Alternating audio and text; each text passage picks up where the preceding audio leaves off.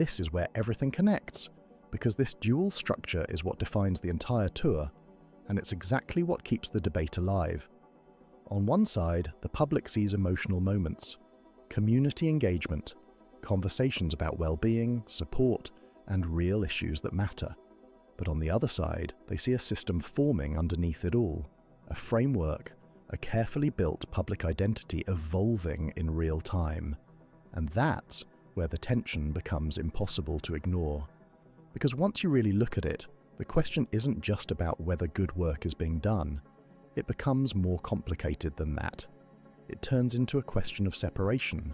Are these meaningful moments standing on their own?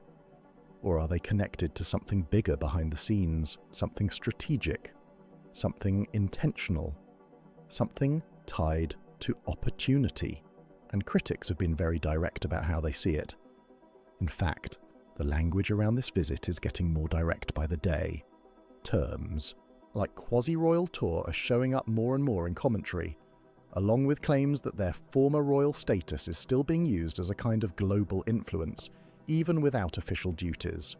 Some commentators are saying that influence naturally turns into serious commercial potential through speaking events, branded wellness retreats, curated public appearances, all of it building into something bigger. And that's exactly where the controversy keeps growing, because even without formal roles, that past identity still carries weight. It still grabs attention. It still pulls in crowds. It still fills seats. And in Australia, you can see that dynamic playing out everywhere. And it's Harry who has sparked outrage in particular, with a tour which is considered cynical, dishonest and insulting to Australians, as Harry and Meghan head to the New World to revive their flagging fortunes and to revive their flagging reputation. From structured engagements to high-profile appearances, from community outreach to premium access events, everything is happening at the same time. And once you look at it through that lens, it changes how every moment is seen. A hospital visit stops being just a hospital visit. It starts to feel like part of a larger narrative. A charity appearance isn't just charity anymore. It becomes positioning, image building, something designed to shape how they're viewed. Even something simple, like walking through a crowd, gets analysed from every angle, pulled apart, questioned, reinterpreted over and over again. And that's the environment they're in now, a space where nothing feels neutral anymore, not even silence. Because one of the most noticeable parts of this entire visit isn't what's being said out loud, it's what isn't being said. The quiet, the restrained reactions, the lack of that overwhelming energy that once followed them everywhere in Australia. It stands out. Back in 2018, it was completely different. They were newly married, still working royals, seen as the future of the monarchy. The atmosphere back then, loud, electric, non-stop excitement everywhere you looked. And that contrast is impossible to ignore now. Now the tone feels different, more controlled, more measured, and in some moments noticeably hesitant. That shift alone tells a story without needing much explanation, and it brings up a question that follows them everywhere they go. The first engagement tomorrow is an event for Movember. They'll be at Whitten Oval, also some Bulldogs players there. That's the first thing they have tomorrow morning. If public perception has changed this much, what does that mean for the identity they're trying to build now? Because one thing is clear, they are still shaping it. Every stop on this tour feeds into that process. Every carefully chosen location adds another layer. Every speech, every interaction, every headline becomes part of a bigger picture of who they are trying to present themselves as, a version of themselves outside the monarchy, outside the system that once defined their entire public role, but still, in many ways, connected to it whether they want that or not. And that's where the contradiction sits. They are no longer working royals. That decision has already been made clear. They stepped away, created distance, chose independence, and started building a different path forward. But the language around them hasn't fully moved on. They're still referred to by their titles, still discussed through a royal lens, still compared to the institution they left behind, and that constant link between past and present is exactly what keeps this visit under such intense attention, because at its core, this isn't just about Australia, it's about identity, it's about perception, It's about who really controls the narrative. It is their first time here since 2018. Very different world for them now. They are no longer royals. They're no longer working royals. They're not addressed as His and Her Royal Highness anymore. They live in California. So a very different memory they will have from when they were here in Melbourne last time.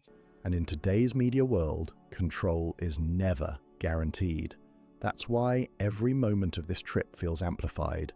Every handshake, every speech, every quiet or restrained reaction from a crowd, even the smallest details, like a soft greeting in a hospital hallway or a quick comment about being back, get pulled into a much bigger story, a story that doesn't fully belong to them anymore. And then there's the financial side, which keeps adding pressure to the whole situation. Despite repeated claims that the trip is privately funded, reports suggesting involvement of public safety resources have kept tensions high and the debate very much alive. The idea that taxpayers could still be indirectly covering parts of the security has sparked real frustration and serious debate. An online petition has already pulled in tens of thousands of signatures, and that number means something. It's not just disagreement, it's pushback building in real time. And in this situation, that pushback isn't only about money, it's about meaning. People are questioning whether a visit like this should have any connection at all to public responsibility or official expectations anymore. And because of that, the same pattern keeps repeating. Every appearance brings praise and criticism at the same time. Every emotional moment gets matched with skepticism. Every attempt at connection is followed by questions about motive. This is absolutely hideous. The Sussexes' money-grabbing fake royal trip to Australia is already a hot mess. It's a public relations dumpster fire. It is a disaster. And underneath all of it, one question keeps getting louder. Are Harry and Meghan still part of a story people believe in? Or are they now performing a version of something that once defined them? Because as this Australian tour reaches its final stretch, there's no clear ending waiting to wrap it all up. No single moment that explains everything. No final answer that settles the debate. Just the reality that the space they now occupy is more complicated than ever. Not fully royal, not fully celebrity. Something in between that's still taking shape, still being debated, still being judged in real time.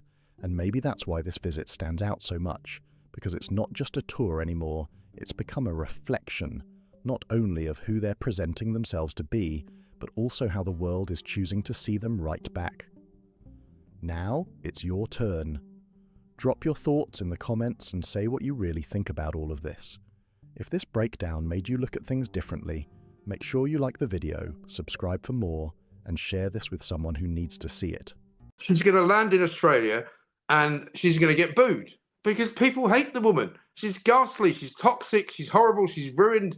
So let me break this down, because this situation has been seriously getting under my skin lately, and once you hear the full picture, you'll see exactly why this whole thing feels so wild. Picture this for a second. Boris Johnson, former UK Prime Minister, a guy many people once linked to strong conservative values, suddenly drops one of the most out-of-touch takes we've heard from a British politician in a long time. And that's saying a lot, because the political scene lately has been full of strange takes and messy commentary. He's out here saying Prince Harry and Meghan Markle should come back to the UK full-time like nothing ever happened. He's basically saying all is forgiven and expects the public to welcome them back with open arms. And I'm sitting here thinking, has he completely lost the plot? Does he actually know how regular people in Britain feel about all this? Boris Johnson, who I think is now a discredited figure in so many ways in British politics thanks to the Boris wave of immigration, has made his most unpopular call yet by arguing for Prince Harry and Meghan Markle to return full-time to the United Kingdom. He says all is forgiven and that we should welcome these two hustlers and race baiters back to the country. Well, I say piss off. But here's where it gets deeper and honestly more suspicious. This doesn't feel like Boris just chasing headlines or trying to stay relevant. This feels calculated, like there's a bigger play happening behind the scenes. There's talk about something called Operation 4, and the whole vibe of it is pushing this idea that the royal family is struggling so badly that bringing Harry and Meghan back is somehow the solution. That narrative just doesn't sit right at all. Now, before even getting into why that sounds like nonsense, you need to understand what's really been going on across the UK lately, because it paints a much bigger picture. Things are getting tense for the monarchy in a very real way. Recently, 2 senior royals got heckled during public appearances, and this wasn't the usual distant shouting from behind barriers. People got close enough to directly call them out and demand answers, especially about the Andrew situation and his links to Jeffrey Epstein. That kind of energy? That's not normal, and it shows just how heated things have become. King Charles was out in Cornwall in St Austell, doing the usual royal duties, meeting people, supporting community projects, especially focused on young people. That's the kind of thing the royals are known for, right? But this is what's really shocked me, actually. Boris Johnson, so he was Prime Minister at the time of Harry and Meghan's Megxit, and now he has revealed what went on behind the scenes and a simple message for both him and his wife. Writing a truly deranged column for the Daily Mail, he said of the Sussexes, "I noticed how much zing they seemed to add, how people's eyes lit up when they came into the room. I had vaguely concluded that Harry and Meghan were a national asset, and I decided to see if I could talk him out of leaving." But then things took a sharp turn. As he's walking through the crowd, someone suddenly shouts at him, "Are you covering for Prince Andrew? How long have you known about Andrew?" It wasn't quiet or polite either. It was loud, direct, and seriously uncomfortable. You could feel the tension, and even the people around him looked unsure about how to react in that moment. And it didn't stop there. Princess Anne, who many see as one of the hardest working royals out there, ended up dealing with the same kind of situation. She was at Worcester College, Oxford, attending the 100th annual conference of the Agricultural Economics Society. Yes, that kind of event. Think about it. That's not exactly a flashy occasion. She's there purely out of duty, representing the crown at something most people wouldn't even pay attention to. And even there, she gets heckled. People shouting about Andrew and Epstein, demanding answers, pushing her on what she knew and when she knew it. Now, look, people are clearly upset, and the Andrew situation has caused serious damage, no question about that. But Princess Anne showing up to an agricultural economics conference and getting dragged into that chaos? That just shows how far this frustration is spreading. But here's where things take an even stranger turn, and the details really matter here. Boris Johnson writes this column in the Daily Mail, and reading it feels like stepping into a completely different reality. He starts talking about Harry and Meghan back when they were still working royals, saying they brought this zing to events. He describes how people lit up when they entered rooms, like they had this special energy. Then he drops this line calling them a national asset. A national asset. Let that really sink in for a second. And it gets even more surprising. Boris claims that when Harry and Meghan were planning to step away, he personally tried to step in and change Harry's mind. He paints this picture of a private meeting, a room cleared out, just the two of them standing face to face. Boris says he approached it in an avuncular way, like he was giving friendly, almost mentor-like advice. And then he throws in this random detail about one of his brothers briefly being in the same school class, like that somehow builds a connection. The whole story feels strange, almost like it's trying too hard to reshape how people remember those moments. So Boris is basically saying he was talking to Harry like they shared this elite Eton background, like that alone made them somehow connected or gave him special insight into Harry's decisions. That's the angle he's pushing here, and it already feels a bit out of touch.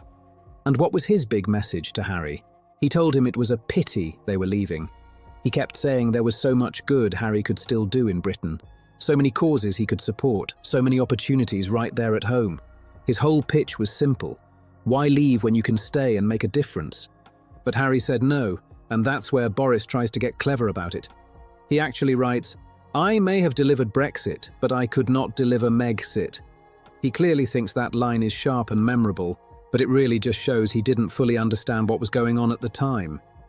Now this is where things go from questionable to genuinely frustrating. Because Boris doesn't stop there. He suddenly flips and starts saying Harry and Meghan should come back. She's copyrighted the As Ever brand, and she's going to land in Australia and she's going to get booed because people hate the woman. She's ghastly, she's toxic, she's horrible, she's ruined a young, once promising man who's now a husk of his former self, who cannot even stand up for himself and who looks for all the world like he doesn't even want to be He claims their time in America has been some huge success story. He even points to this report suggesting Meghan sold nearly 1 million jars of jam. 1 million! That number sounds impressive, but when you actually look into the brand and what's been happening, it tells a very different story. There have been ongoing reports about large amounts of unsold products sitting in storage, with stock piling up and getting close to expiration. From a business perspective, it hasn't exactly been smooth sailing. But Boris is presenting it like she's built some unstoppable business empire. Then he keeps going, saying there's been going to America, trying things out and then walking away if it doesn't work. He brings up names like Gordon Ramsay, Harry Styles, Robbie Williams, and even Piers Morgan to back his point. He even throws in that One Direction eventually went in both directions, like that's supposed to land as some clever joke. But then he drops a line that really stands out, and not in a good way. He says that if Harry and Meghan come back, they would, of course, need to smooth things over with the rest of the family. That part feels way too casual for something that's clearly a lot more complicated behind the scenes. Smooth things over? That's the phrase he uses. He actually describes everything that happened between Harry, Meghan, and the royal family as richly comic family feuds. That wording is wild, and honestly, it doesn't sit right at all. This wasn't some small family disagreement over something trivial like seating plans at a holiday dinner. They went on international television and made serious claims about the royal family, including accusations of institutional racism. They sat down with Oprah Winfrey and spoke about conversations involving the skin color of their unborn child. That's not comic. That's heavy, complicated, and deeply personal. And the timing made it even more intense. These claims were made while Prince Philip was seriously ill, and during a period when Queen Elizabeth II was dealing with major health issues, even if the full situation wasn't publicly known at the time. The weight of all that can't just be brushed off like it's part of some drama series. The impact didn't stop there either. The relationship between Prince William and Prince Harry has reportedly taken a serious hit, and many believe that damage runs deep. That's not something you casually label as a feud and move on from like it's entertainment. So when Boris frames it like that, it raises a bigger question. What is he actually trying to do here? Because this isn't just a random comment that slipped out. It feels intentional, like there's a reason he's pushing this idea now. Who is this really for? Because if you actually listen to public opinion across the UK, there isn't this big push to bring Harry and Meghan back into the fold. Between Harry and Meghan and the royal family as richly comic family feuds is one of the most disgusting understatements of all time. These two cretins literally accuse the British royal family of institutional racism as Prince Philip lay on his deathbed as the late Queen Elizabeth II was battling bone cancer. Prince William will never forgive them, and you want to bring them back to us at a time, by the way, when their charity ventures have failed, when their business ventures have failed, when they've been dumped by Netflix. I mean, seriously, I used to be such a supporter of Boris Johnson, but this man has lost the plot. He is so out of touch with the British populace, and I'm really suspicious as to what this is all about, Mike Graham. A lot of people have strong views on the situation, and it's far from a simple welcome back narrative. And then you look at Boris himself and things start to make more sense. He's no longer in office, no major role lined up, no official position keeping him in the spotlight. Lately, he's been popping up in interviews and discussions trying to stay in the conversation, including talking about major global issues that people have very strong opinions on. It starts to feel like a play for attention, like he's trying to stay relevant and insert himself into a headline-grabbing topic. Pushing the idea of Harry and Meghan returning definitely gets people talking, and that might be exactly the point. But here's where things take another turn, because there's something else developing that's starting to catch attention. Meghan is reportedly planning a move involving Australia, and that's where this story starts to get even more interesting. So now she's reportedly locked in the As Ever brand over in Australia and is getting involved in some kind of wellness retreat setup.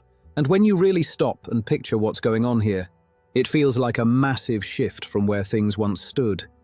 This is someone who once had access to some of the biggest platforms in the world. Queen Elizabeth II had given her the opportunity to spend years working across the Commonwealth, backing major causes, building influence and making a real impact on issues she spoke about publicly. That level of access is rare. And now, the focus seems to be on a high-priced retreat experience where attendees are expected to pay thousands of dollars for a weekend event. Reports suggest prices around $3,000 with shared accommodations and limited amenities included. That's a big ask for something being marketed as a premium experience. From the outside, it raises questions about what this really is. It starts to look less like a mission-driven project and more like a commercial venture designed to generate buzz and attract attention. You can almost see the strategy. Attach a well-known name, create a sense of exclusivity, and let the media do the rest. There's also this attempt to frame it with a kind of royal-adjacent energy, but in reality, it's a private business arrangement. It's not an official visit, not tied to any formal role, just a deal built around appearances and branding. And when this kind of event gets announced, reactions are rarely quiet. Public opinion tends to be strong on both sides, and moments like this often spark intense debate about reputation, credibility, and direction. At the center of it all is a bigger conversation about image and change. Prince Harry was once widely seen as a figure connected to service, especially through initiatives like the Invictus Games, which earned real respect globally. That history is still part of the story. But now, every new move gets analyzed, questioned, and compared to what came before. And whether people see this as reinvention or a step in a different direction entirely, one thing is clear. This situation continues to draw attention and strong reactions wherever it goes. He used to be seen as the fun one, the relatable one, the royal who didn't feel distant or overly polished. People connected with that side of him. Even that wild Vegas story, yeah, it raised eyebrows at the time, but a lot of people brushed it off as him just living freely and being young. In a strange way, it made him feel more human to the public. But fast forward to now, and the picture looks completely different. Instead of that easygoing image, it's been one headline after another tied to legal battles, disputes, and ongoing tension. What is Boris Johnson actually doing here? Who is he working on behalf of? Because there is no public demand to welcome these two cretins back to the country, or am I missing something? No, you're absolutely right, Dan. And I think the problem for Boris is that he's a bit lost. He doesn't really know what to do. He hasn't really got a job now. He hasn't been given a peerage. He hasn't been given a UN ambassadorial role. I mean, he was forced to appear on Laura Kuenssberg's show a few weeks ago, if you remember. His relationship with his family has clearly taken a serious hit, and that part of the story keeps coming up again and again. On the business side, things haven't exactly been smooth either. Major deals that once sounded huge have faced setbacks or ended early. Partnerships with big platforms like Spotify concluded, and other projects have struggled to gain consistent traction. There's been a pattern where big announcements don't always turn into long-term success. And then there's the legal fight with the Daily Mail, which adds another complicated layer to all of this. Now, to be fair, past tabloid practices have faced serious criticism for a reason. There were real scandals involving illegal activities like phone hacking, and people were held accountable for that. Those events are part of documented media history, but this specific case brings its own set of questions. A key part of the claims relied on testimony from individuals connected to past controversies, and that alone has made people look twice at how reliable everything is. One name that came up was Gavin Burrows, who was expected to play a major role in supporting the case. Some of the claims linked to his testimony were extremely dramatic, involving allegations about invasive surveillance methods that many observers found hard to verify, and that's where things took a sharp turn. Toward the final stages of the evidence process, Burrows reportedly stepped back from parts of his earlier statements, raising serious doubts about the strength of the overall case. When situations like this unfold, it doesn't just affect one headline, it reshapes how the entire story is viewed. And in this case, it adds even more uncertainty to an already complicated situation that keeps evolving in the public eye. Now, this is where things really start to fall apart.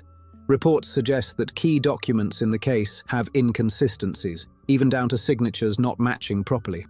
That kind of detail raises serious questions, and it's why people are saying the entire case is getting dangerously close to collapsing. But here's the part that really stands out.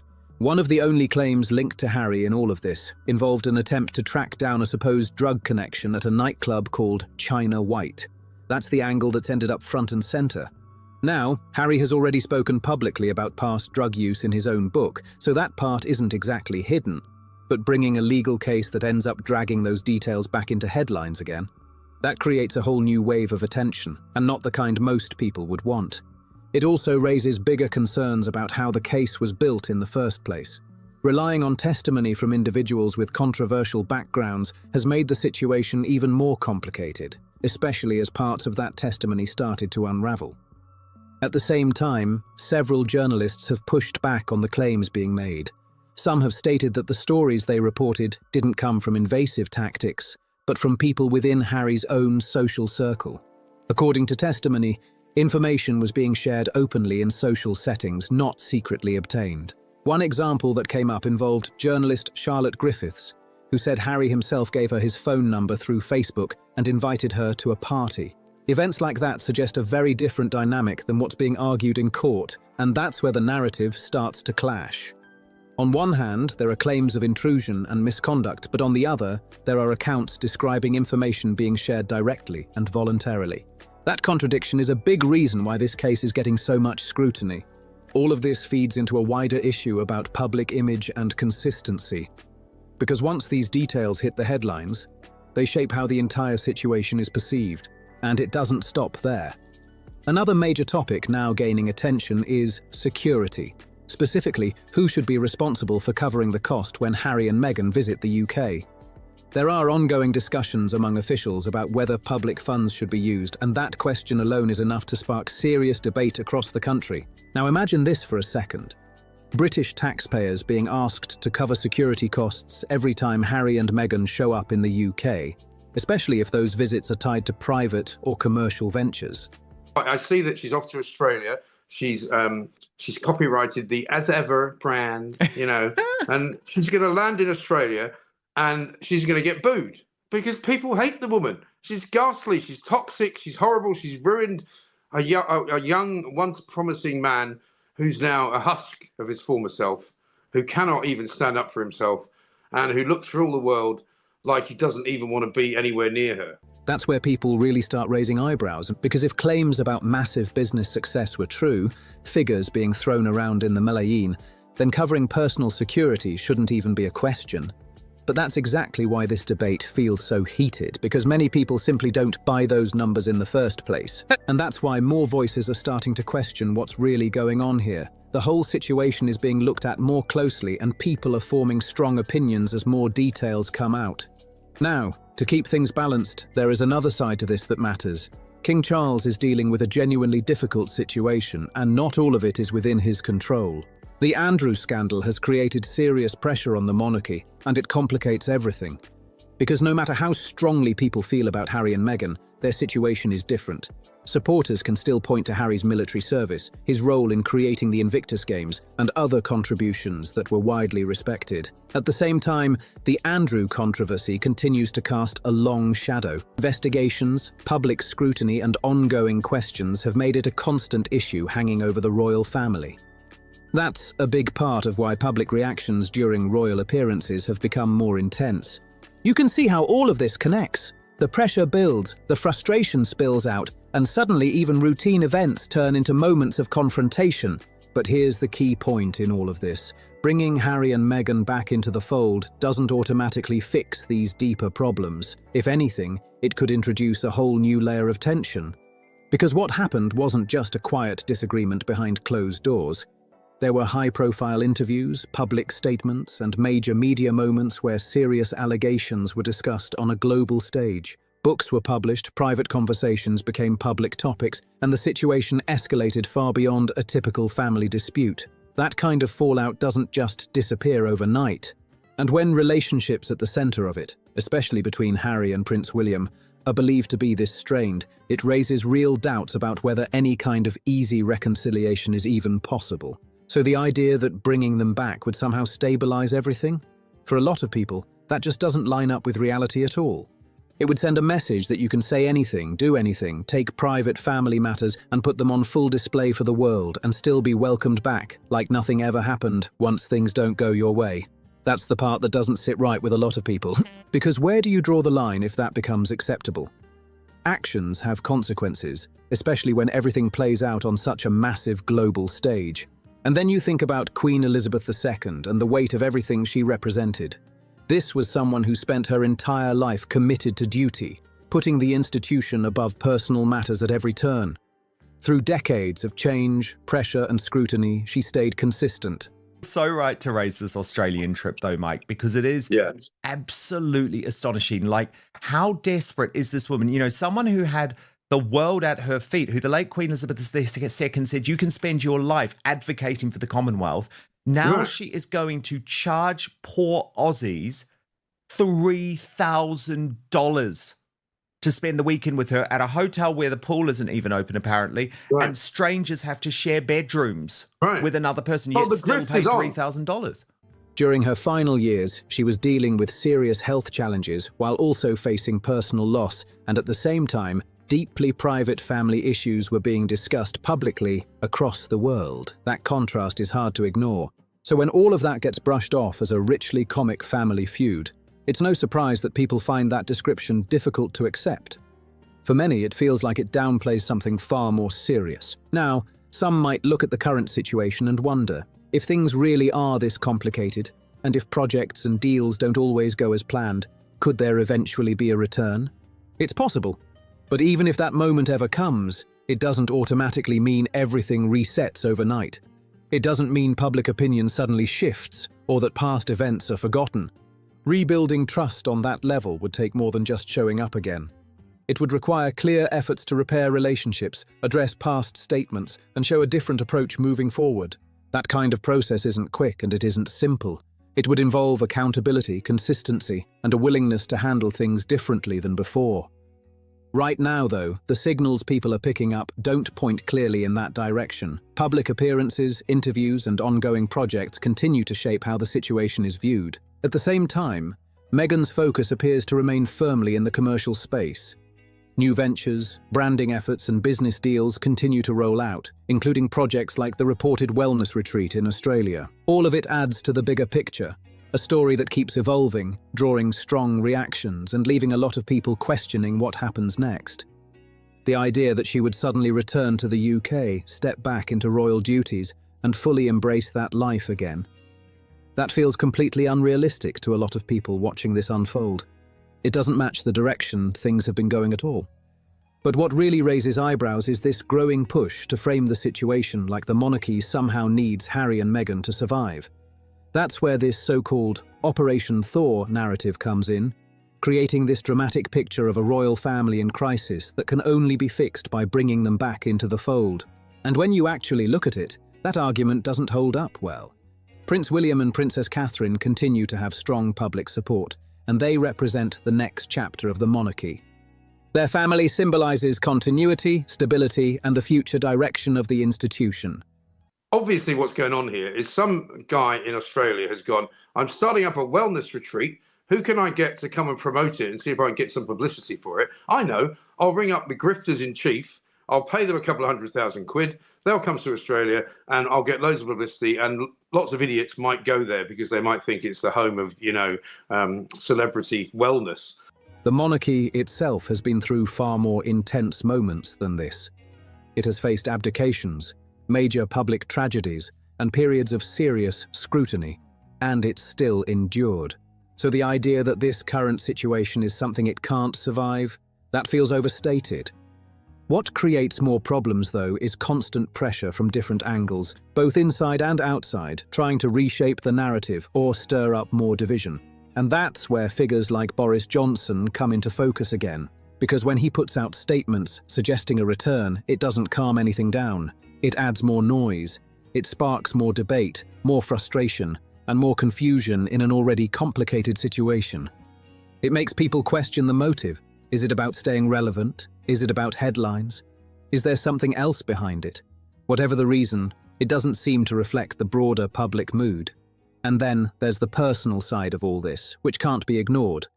The choices that were made, stepping away, speaking publicly, sharing private matters, those were major decisions with long-term consequences. If things haven't turned out the way they were expected to, that doesn't automatically reset everything. It doesn't erase what's already happened or how it was received. Any path forward would require accountability, reflection, and a completely different approach than what's been seen so far.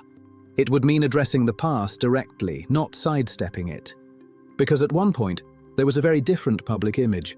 There were real contributions that people respected, including work supporting veterans and raising awareness around important issues like mental health. Those efforts mattered and they were recognized, which is why the contrast with the current situation stands out even more.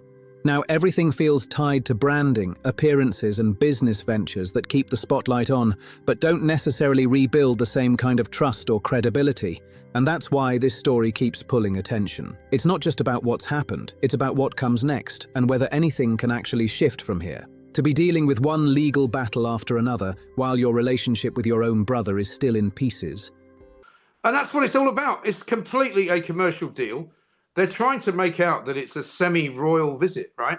It's not. It's literally Harry and Meghan on the grift, hoping against hope that they get a free goodie bag at the end of it that might have a Rolex in it. I mean, it's that shallow.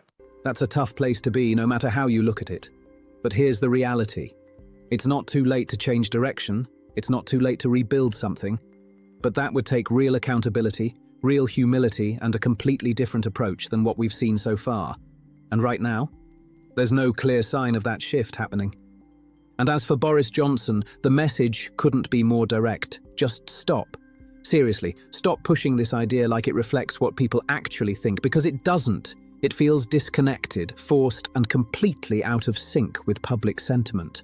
Whatever the motivation is behind it, it's not helping the situation, and it's definitely not helping the country. At some point, reality has to kick in. The monarchy isn't hanging by a thread waiting to be saved. It's been through far bigger storms and come out the other side every single time. It will continue to stand, not because of Harry and Meghan returning, but regardless of it. And the sooner that's accepted, the sooner everything can move forward without all this constant noise and distraction hanging over it. If you made it this far, I appreciate you sticking through it. And if you want more breakdowns like this, real talk, no filter, straight to the point, make sure you hit that like button, subscribe to the channel, and share this with anyone else who's been following this story. Drop your thoughts in the comments too, because this is one of those topics where everyone's got an opinion, and I want to hear yours. The final traces of Prince Harry and Meghan Markle from the British royal family are being erased, and this is far more significant than just the destruction of their former home. Freedom flight. That was the phrase attached to Harry and Meghan when they left the UK in 2020. It carried a powerful image, two people stepping away from something they felt was restrictive, leaving behind royal duties and heading toward the promise of a new life in California. At the time, the story connected with a lot of people. A huge blow-up, a big fight around Harry's plans for summer return to the UK, including spending time at Balmoral, potentially, and reconnecting with The Oprah interview was still ahead, followed by the Netflix series and the memoir. Their departure looked like the start of a major new chapter. But 5 years later, that phrase hits differently. Frogmore Cottage is reportedly being renovated, not to welcome them back, but to remove the traces of their time there. Reports suggest the changes made during their stay are being reversed, with rooms returned to their previous layout. The £2 million renovation funded during that period is, according to reports, being steadily undone. Then there's another detail getting attention. According to commentary cited this week, Prince Andrew was reportedly offered Frogmore Cottage and chose not to move in. One source claimed the property had sat empty for years and that even he did not view it as a suitable option. So now, two images sit side by side. The freedom flight that once symbolized a bold new beginning, and a cottage that reportedly remains unwanted. It may not be the most shocking chapter in the Sussex story. It seems, as it's been revealed through The Sun, that assessments are being made of the property to see if it can be split yet again into either multiple residences, and basically to erase every single trace of Harry and Meghan on the property. And that is a really fascinating. But it could be one of the most revealing. Tonight, we're breaking down what's reportedly happening at Frogmore, what these renovation decisions may signal, and why a recent Geneva appearance sparked attention for unexpected reasons. There's also the ongoing security court battle, and why it continues to matter so much. Then there's the Project Thaw reconciliation theory, which keeps making headlines but repeatedly runs into the same obstacle. Reports often point to a gap between Harry's apparent wish to rebuild family ties and the practical demands tied to the Sussex brand and public profile. Beneath all of that is a bigger question. Has the freedom that was meant to replace royal life actually delivered everything it promised? And what has the trade-off been? To understand that, it helps to look at Windsor, where the Frogmore story is unfolding right now. Frogmore Cottage has a history that matters. Harry and Meghan moved in while serving as senior working royals. The renovation, reportedly costing around £2 million and funded through royal resources. Of course, there was a lot of criticism about what Harry and Meghan, let's say, did. You know, they had to add a yoga room, a 5,000-pound copper tub, and all these sorts of things because Soho House, of course, was involved. I still am absolutely flummoxed by Meghan Markle's obsession with Soho House. I feel like I need to stay there one time and maybe, just maybe, I will understand, but I doubt it. Transformed the property into a brighter, more modern home. Reports from that period often highlighted Meghan's strong involvement in design choices, making the space feel deeply personal. The kitchen became one of the most talked about features and was frequently mentioned in discussions about Meghan's style and preferences. The work carried out at the cottage was not a minor update. It was a carefully planned project with significant personal input.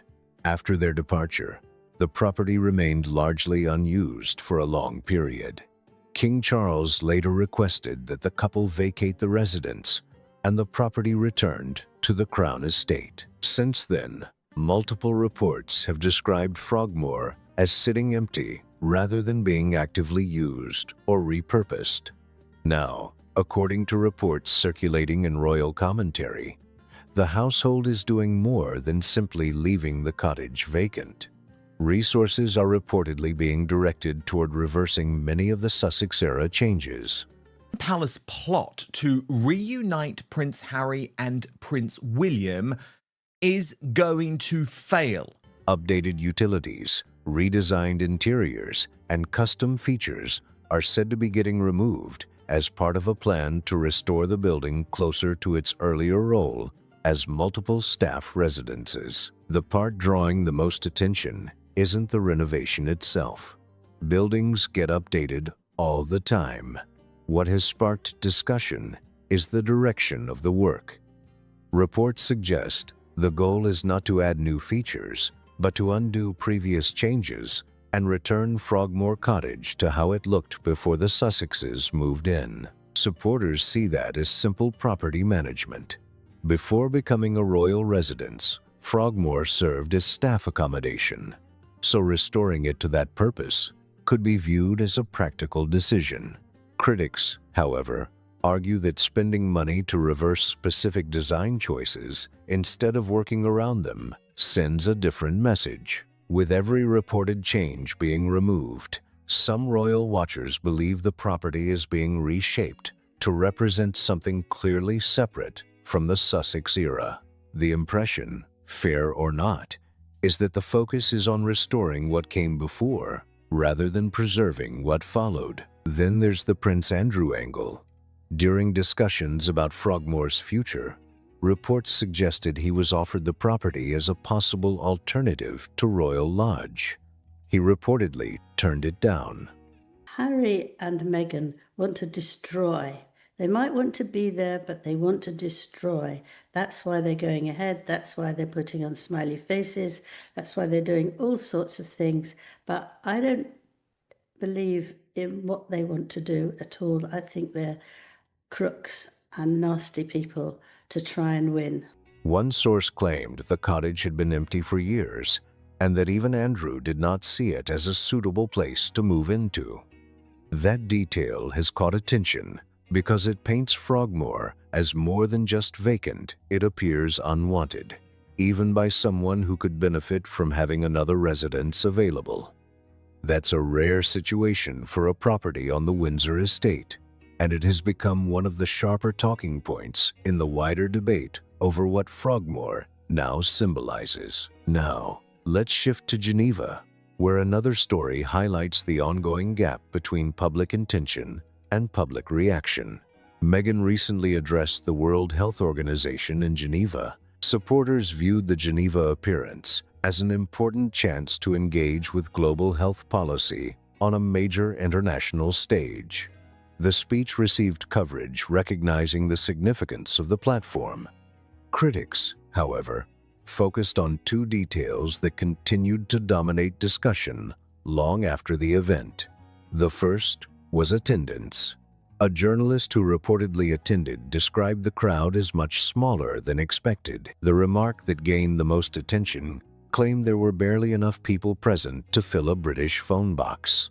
Whether fair or not, that description spread quickly across royal commentary and became one of the most repeated talking points about the event. The World Health Organization remains a major institution, and the event was officially scheduled.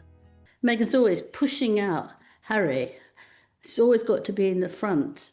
And lots of women would feel like that, but she doesn't. She's often doing an awful lot at the back, masses. And he could really lean on her, and she would trust him, and she would take advice from her. Now, she won't want it, and I'm sure that's why he won't do it. Still, much of the conversation centered on the size of the audience rather than the content of the speech itself. For many commentators, the visuals of the room became a bigger story than the policy issues being discussed. The second issue involved a photograph.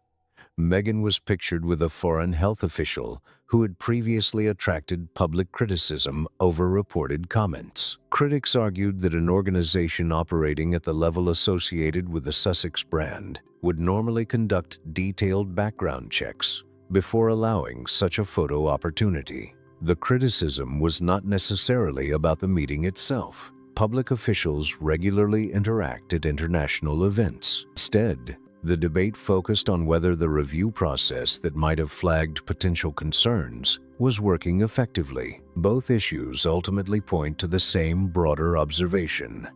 Operating independently means managing public appearances without the extensive review systems often associated with formal royal engagements. Major royal engagements typically involve multiple layers of review, from communications and logistics to security and diplomatic protocol.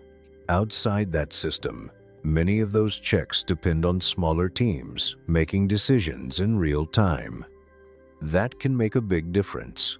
Sometimes, a single overlooked detail ends up becoming the headline, overshadowing the event's original purpose and shaping public discussion in unexpected ways. Now, let's turn to security, because it has quietly become one of the biggest issues in Harry's relationship with both the UK and the royal family. Prince Harry and Meghan Markle are being erased from the history of Frogmore. While the topic receives plenty of coverage, the wider impact is often overlooked. Most reporting focuses on the legal battle itself. What level of protection Harry should receive, what responsibilities the Home Office has, and what legal precedents court decisions may create. Those questions matter, but they are only part of the story. The larger issue is whether the security situation affects Harry's ability to maintain regular ties with the UK. Supporters of his position argue that safety concerns influence how often and how comfortably he can visit the country. In that view, the debate goes far beyond individual trips and touches on broader family and personal connections. His legal disputes over security arrangements have been well documented, involving hearings, rulings, and appeals that have remained a major focus for both his legal team and public statements. Harry's argument has consistently been that potential risks do not disappear simply because he is no longer a working royal. He maintains that security decisions should be based on assessed threats rather than official status alone. Critics see the issue differently. Their view is that the level of protection Harry seeks was originally tied to the responsibilities and visibility that came with being a senior working royal. They argue that the unique risks associated with that role are closely connected to the institution itself and the public profile it provides. That disagreement sits at the heart of the debate and continues to shape discussions about Harry's future relationship with the UK and the royal family. Once that role ends, the calculation changes. The government's responsibility to protect citizens remains, but providing the specific level of security linked to active royal duties becomes a separate question. So far, court decisions have not fully aligned with Harry's position. What makes this issue so important is not just the legal debate, but the real-world impact it creates. Security has become the key that affects everything else. If that issue were resolved, longer visits to the UK could become much easier. So, Angela, to be very clear, what you're saying is that even though Charles himself might be a little bit more forgiving in some ways towards Harry and Meghan, Camilla would simply put a stop to it. Camilla is the one who is very, very clear they are not a good influence. It could potentially allow more time at family events, more opportunities to see King Charles during an acknowledged health challenge, and more chances for informal interactions that might help relationships improve over time. All of that depends on whether Harry feels comfortable and secure while in the country. Managing large-scale private security arrangements can add major logistical challenges, which is why every development in the dispute attracts so much attention. For many observers, the conversation has grown beyond security itself. The reason is simple. People see it as a gateway. If the issue remains unresolved, discussions about rebuilding relationships often stay in the realm of theory rather than reality. That's why each court update sparks such intense interest. Now let's move to reconciliation. Reports suggesting quiet progress behind the scenes have once again gained momentum, and it's worth looking closely at what the available information actually supports and what remains speculation. Over the past 18 months, various versions of the reconciliation narrative have appeared repeatedly, often tied to the familiar Project Thaw storyline. The pattern has become easy to spot. A report emerges suggesting progress, and the conversation quickly reignites. A critical outlet questions the sourcing, and the wider royal commentary world quickly splits along familiar lines. The cycle repeats itself. Stories appear suggesting progress, while the visible reality remains largely unchanged. There has been no major reunion, no clear public reconciliation, no resolution to key disputes, and no obvious movement toward the breakthrough that some reports continue to describe as being close. Much of this narrative has been supported by sources viewed as sympathetic to the Sussexes, while other commentators have argued that the palace's internal position may be far less warm than some headlines suggest. That clash between competing interpretations has never really gone away. Instead, it continues generating coverage from both sides, while the public facts stay much the same. Harry can, because you can't trust him, Harry can take that and say, well, my father, when I saw him yesterday, he told me that I should do this at the court. I should do that at the court. He told me he doesn't want to do this in the court. And, you know, he has done this before. Not so long ago, he did that in the BBC interview. He had an interview with his father. His father said, you know, please keep this secret. He went off and told them at the BBC. So he's not going to say what the king said, but he's going to say something and then pretend it was him who said it.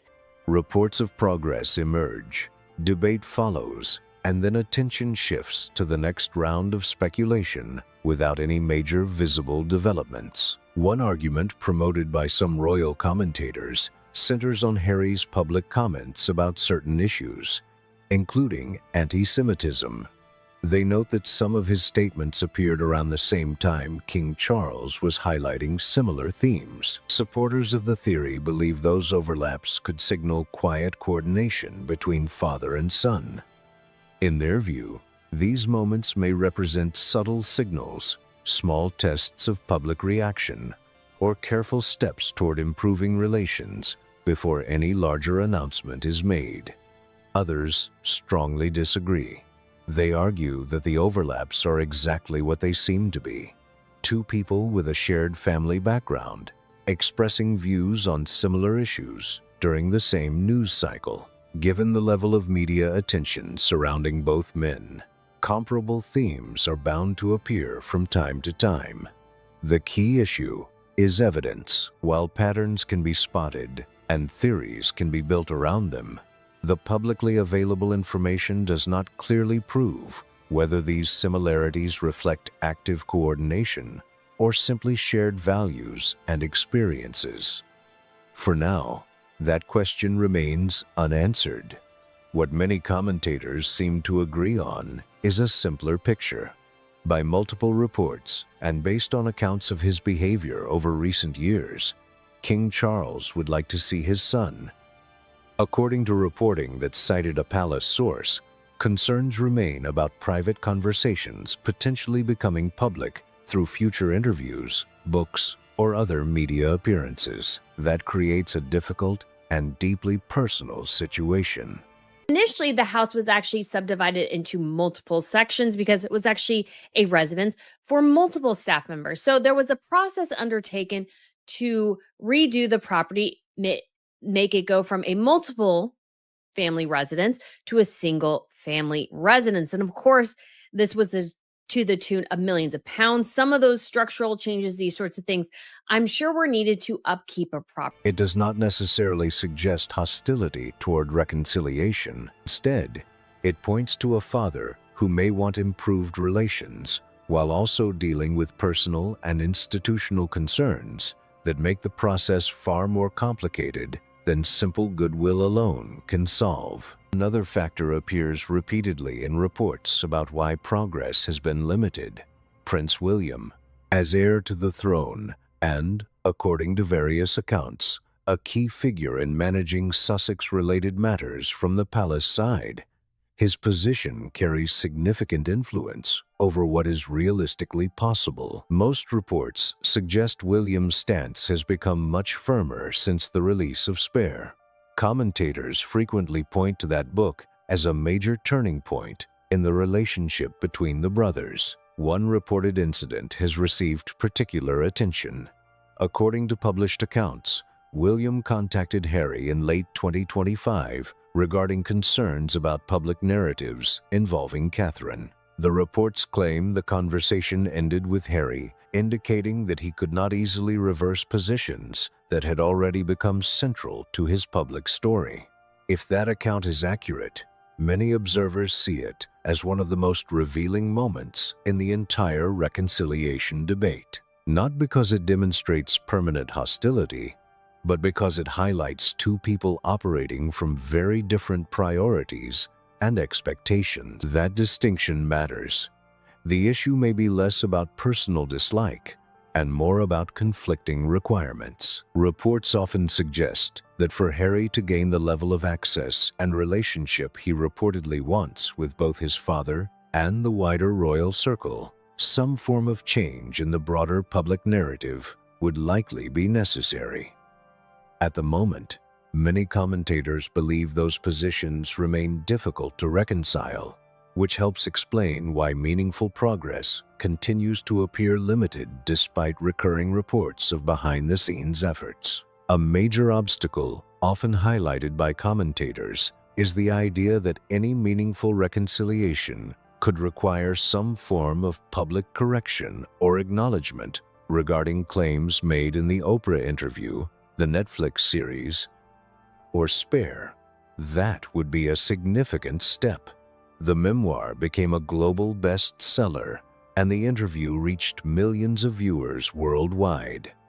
You have to remember how many lies and awful things he said. He tried to mess up Australia, didn't he, was saying what Trump should be doing. It's not his business. He's not anything to do with that. And it could have made it much worse for the king. So he has to get over that, which he did incredibly well. But you can't, and at the court case, you cannot expect the king to say anything because it's his. He's the king. And so therefore, you can't let him say anything at all. Revisiting any part of that public record could carry considerable personal and reputational costs. Some analysts argue that if Prince William were ever to support closer ties between Harry and the royal inner circle, he would likely expect more than private discussions behind closed doors. In this view, any response would need to exist on the same public stage where the original claims were made. That is where many observers see the stalemate. Both sides are often described as having requirements that remain unmet, and the distance between those positions does not appear to be shrinking. As a result, repeated reconciliation stories continue to generate attention without producing visible results. Many reports suggest that the desire for improved relations exists, at least to some degree, on both Charles's and Harry's side.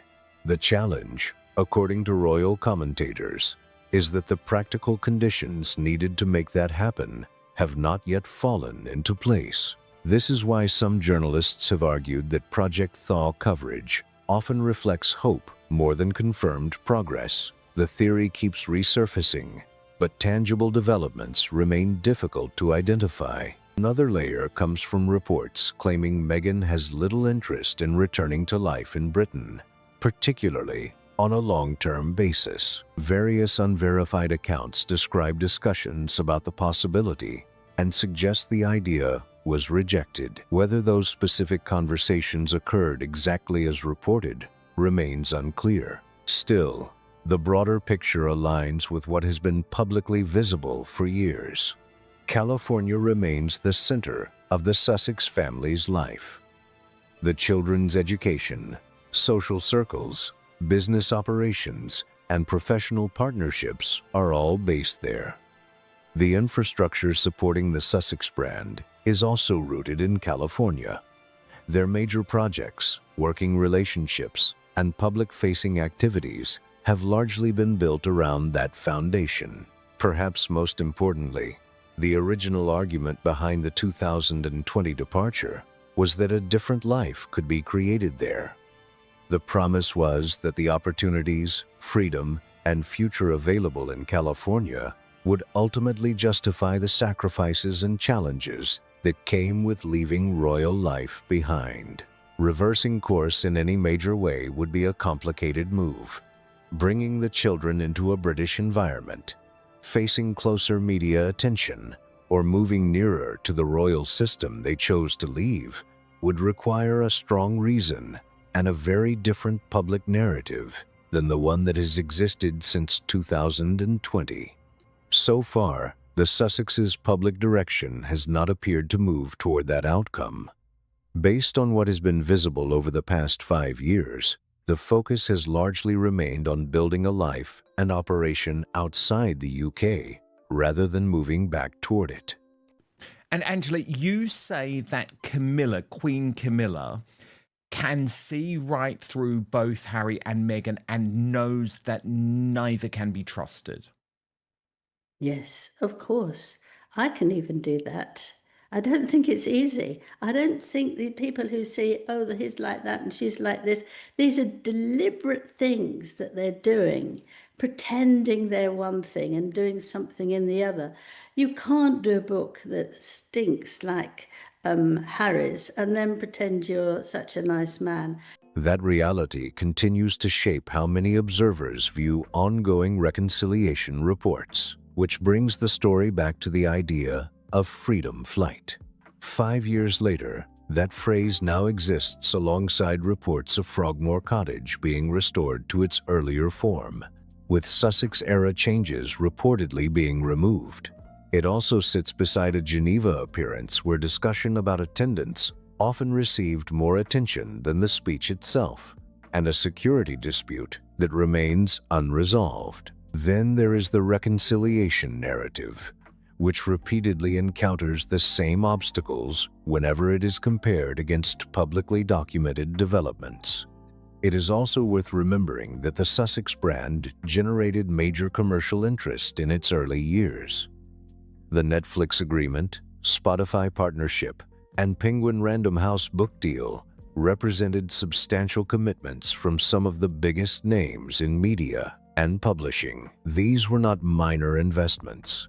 They reflected decisions made after extensive reviews and evaluations by major organizations that believed the opportunities justified significant financial backing. Over time, however, those relationships evolved. Commentators often point out that several companies reassessed their expectations as circumstances changed. Whether viewed positively or negatively, that shift remains an important part of the broader Sussex story because it reflects changing commercial judgments made independently by major institutions rather than through any coordinated effort. Many analysts argue that the original value behind the Sussex brand was closely tied to the royal connection itself, the access, the status, the titles, and the powerful story that came with them. In recent years, some commentators have pointed to changing relationships with major media and publishing companies as evidence that expectations set in 2020 and 2021 did not fully match later commercial results. The security debate, the Frogmore renovations, the reconciliation stories, the Geneva appearance, and discussions about brand performance may seem like separate topics, yet many observers view them as connected pieces of a much larger picture. At the center of that picture is Harry's departure from an institution that provided a unique role, a high level of visibility, and a framework that shaped his relationship with both the public and his family. Much of that influence came not only from who he was as a person, but also from the position he held within the royal system. The move to California was widely presented as the beginning of a new chapter, one that would create different opportunities and a different way of life. The expectation for many supporters was that the benefits of that transition would outweigh what was left behind.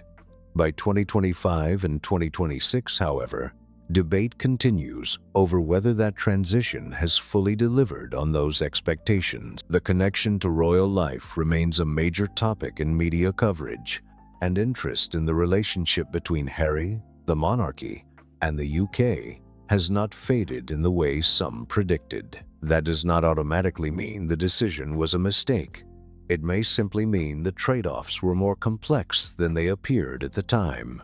You can't have someone like Meghan who said she had terrible 7 years of agony and so awful. And then, 2 weeks later, she wants to come back because she's now been away for 8 years. So what's she talking about? She's just messing you around, and that's what she does. She messes you around. You don't know now about the children's names. You don't know now about whether you should have jam or orange juice or, it's all messy, and that way she can just jump from one thing to another and get nowhere. Personal relationships, institutional ties, public perception, and commercial realities all carry long-term consequences. In many ways, that is the question still hanging over stories about Frogmore Cottage, the unresolved security dispute, and ongoing reconciliation reports. Different events keep raising the same issue.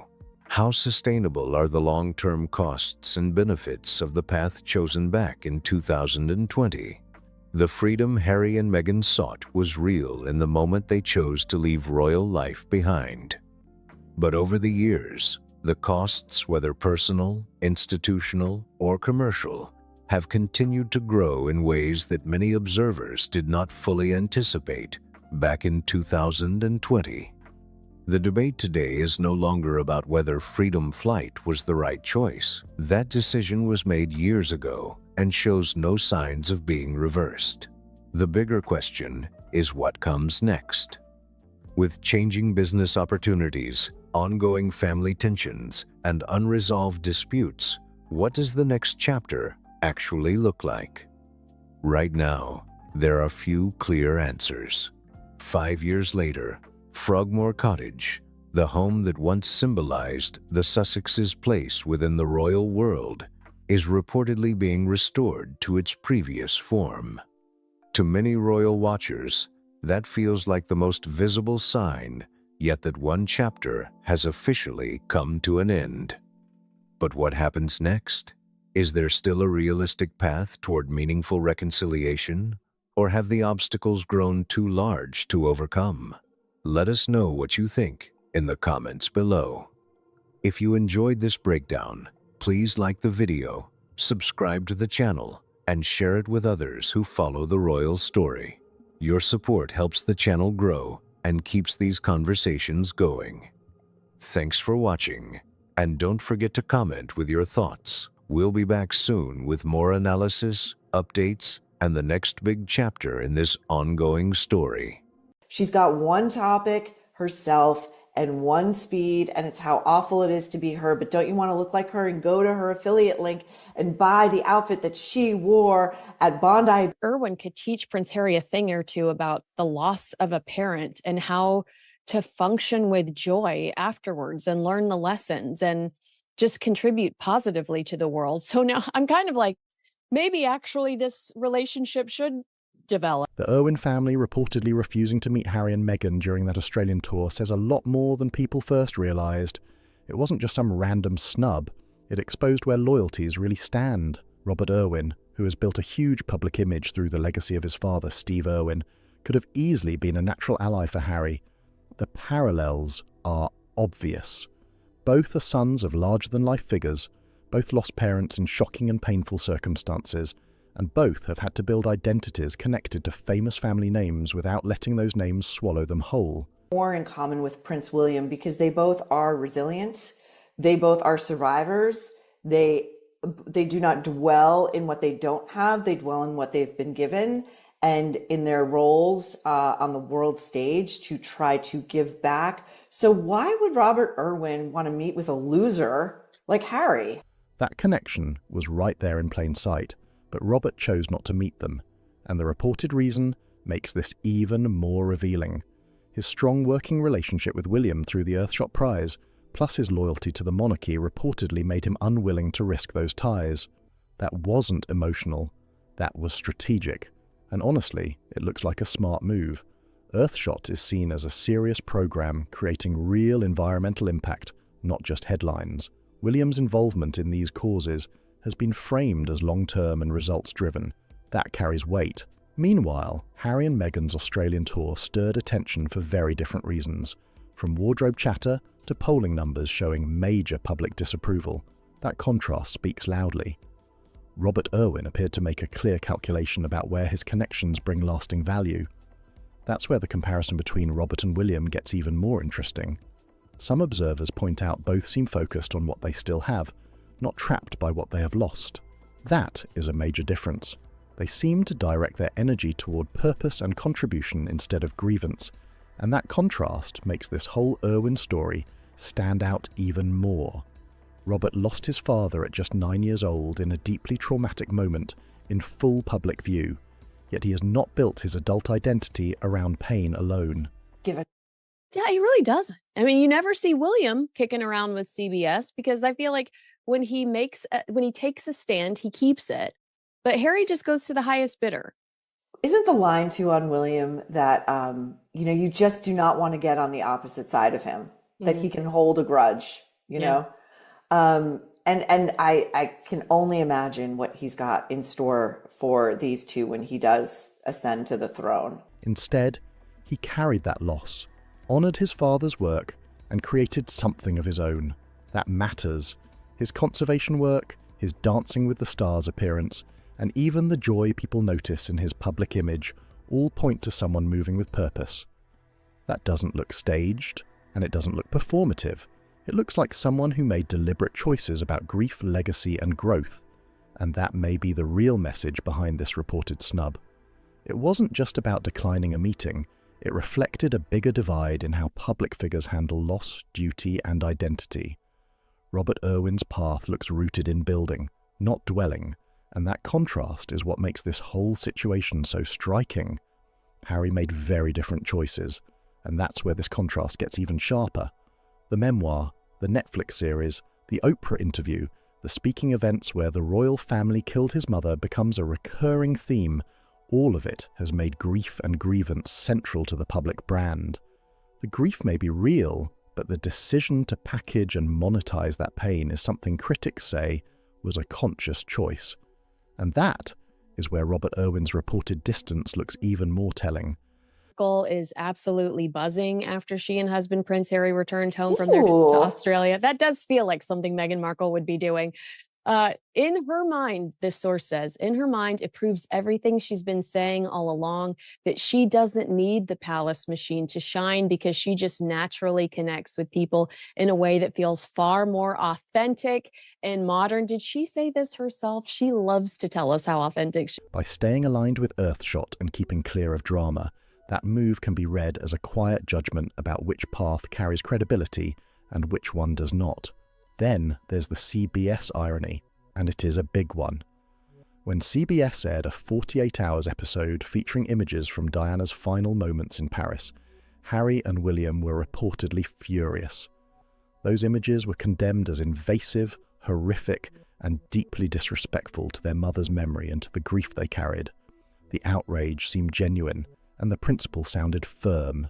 But years later, Harry gave one of his biggest American interviews to Anderson Cooper on 60 Minutes on CBS. That contradiction raised eyebrows. Critics say the principle appeared solid until business and publicity made it inconvenient. That is why some see a pattern: principles spoken loudly, then bent quietly when the stakes change. That same tension shows up in the quote from In Touch, where a source claimed Meghan believed the Australian tour proved she didn't need the palace machine to shine and could even outshine Princess Kate. Whether people believe that or not, the quote fed a larger criticism already growing, that image management often clashes with claims of authenticity, because this is where critics push hard. You can't present yourself as standing for authentic connection and community, then have public moments followed by commercial rollouts tied to image and branding. They do so carrying with them the stories, insights, and partnerships forged over these 4 days, grounded in a continued commitment to supporting communities and building a more connected, compassionate future. I mean, what the hell does that even? You can't say you left royal life because of over-commercialization, then face accusations that royal status is still being used when useful. That inconsistency is what keeps fueling debate. And many say this isn't subtle, and it definitely isn't new.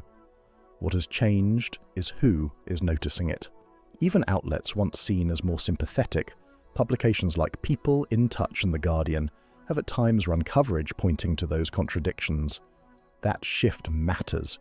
Even the Australian tour, once promoted as a triumph, came wrapped in official language about stories, insights, and partnerships forged over 4 days. But critics argue the deeper story was something else entirely. It was about perception, about reputation, and about whether the gap between message and conduct has become too visible to ignore. And that may be why the Irwin angle hit so hard. It wasn't just about one declined meeting. To some observers, it symbolized a bigger verdict forming around who is seen as building something lasting, and who is seen as turning every conflict into content. That is the scandal people keep circling back to. In there, they toss all these generalities around, like building communities and taking stories and blah, blah, blah. It's like, what does it mean? Yeah. What did you do? What did you actually? That phrase about a continued commitment to supporting communities and building a more connected, compassionate future sounded polished, but critics slammed it as pure word salad with no substance. Big language, dramatic tone. But where were the specifics? What communities exactly? What partnerships? What measurable outcomes came from it? 61% of the people surveyed in Britain said that they did not want Harry and Meghan to continue to monetize their titles. Those questions kept coming. Critics pointed out that traditional royal tours were usually tied to concrete deliverables, trade support. Diplomatic ties strengthened, charities spotlighted, causes advanced with institutional backing. There was usually something tangible to point to. But with the Sussex tour, critics argued the departure statement was packed with vague language and short on hard results. And that became a major talking point. Instead of clear institutional outcomes, skeptics said the attention seemed to flow toward commercial activity, fashion exposure, branded associations, and retreat promotion. That contrast did not go unnoticed. Then came the editorial reactions, and some were brutal. One assessment reportedly said the blend of charity messaging and commercial style left people confused at best and irritated at worst, even warning it might be something to think twice about before repeating. That was a striking verdict, especially because it did not come from a clearly hostile outlet. What do you think would happen first? The palace stepping in and saying, check yourself before you wreck yourself, or Harry and Meghan listening to legitimate feedback like we're seeing circulating all over the internet, all over the world, and going, no, that this doesn't work. Maybe we need to reconsider how we do this going forward. Well, like all narcissists, true malignant narcissists, they never admit that they're wrong. And when that criticism was stacked beside polling numbers and sharp commentary from Australian analysts, it created what many saw as one of the toughest media reviews the Sussex operation has faced in years. That is where the comparison to the 2018 tour got even more dramatic. Back in 2018, criticism centred more around cost, with the broader narrative still framing the tour as a success. But critics say the 2026 verdict looked far harsher. This time the words being thrown around were confused, irritating, and even unsuccessful. That is a massive shift in tone. Then there is the polling, and this is where the pressure grows. Reports that 61% of surveyed Britons did not want Harry and Meghan continuing to monetize their titles have been framed by critics as an early public verdict before any summer return even begins. That makes the coming return look like more than just a visit. It looks like a test. The Sussex team may describe its model as a blueprint and a proven success, but critics argue the public reaction suggests something very different. To them, it looks like a model many people do not want repeated. And that is the real question hanging over everything now. Does that polling reflect lasting opposition, or can carefully managed coverage shift perceptions? The summer return may end up answering that in a very public way, and that is where the real drama could explode. Callaghan's claim that the palace will stay maddeningly passive under Charles, and that the strongest response to Harry's summer return may simply be grey rocking, paints a very revealing picture of what could be coming. No dramatic showdown, no public clash, just silence. And sometimes silence can hit harder than confrontation. The argument is that Charles does not rush in to intervene. William keeps that wall of silence firmly in place. And the institutions Harry hopes to engage with around Invictus will make their own cold calculations about whether involvement serves them. Rocking when Harry returns to England this summer. I doubt Meghan will be in tow. I think, like all great bullies, allegedly, reportedly, she is a bully. She is also a coward. Yeah. She can dish it out. She cannot take it. And then I think we'll be getting some leaks as usual from Camp Sussex that, like, you know, a reconciliation is in the cards. Things are different now. That always comes out of Camp Sussex. That is where the real drama may unfold, not through royal statements, but through quiet doors opening or staying shut. Then came the sharp comment that Meghan may not be in tow, with critics framing it as reluctance to face the same scrutiny she often directs outward. That kind of line sparked attention because it feeds a broader narrative already surrounding the summer visit. Whether fair or not, it added even more heat. And then the Sarah Ferguson angle exploded into the mix.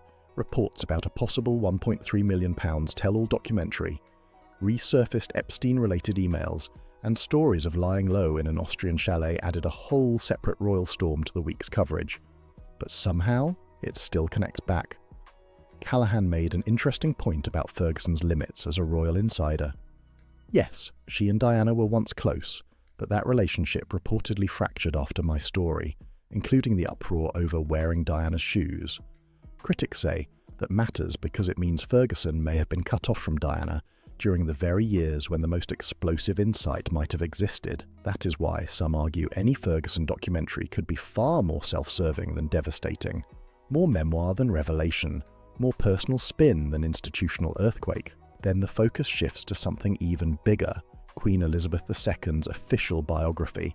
And this is where it gets truly fascinating. Who writes it? Why has it taken so long? And will the Diana years be handled honestly?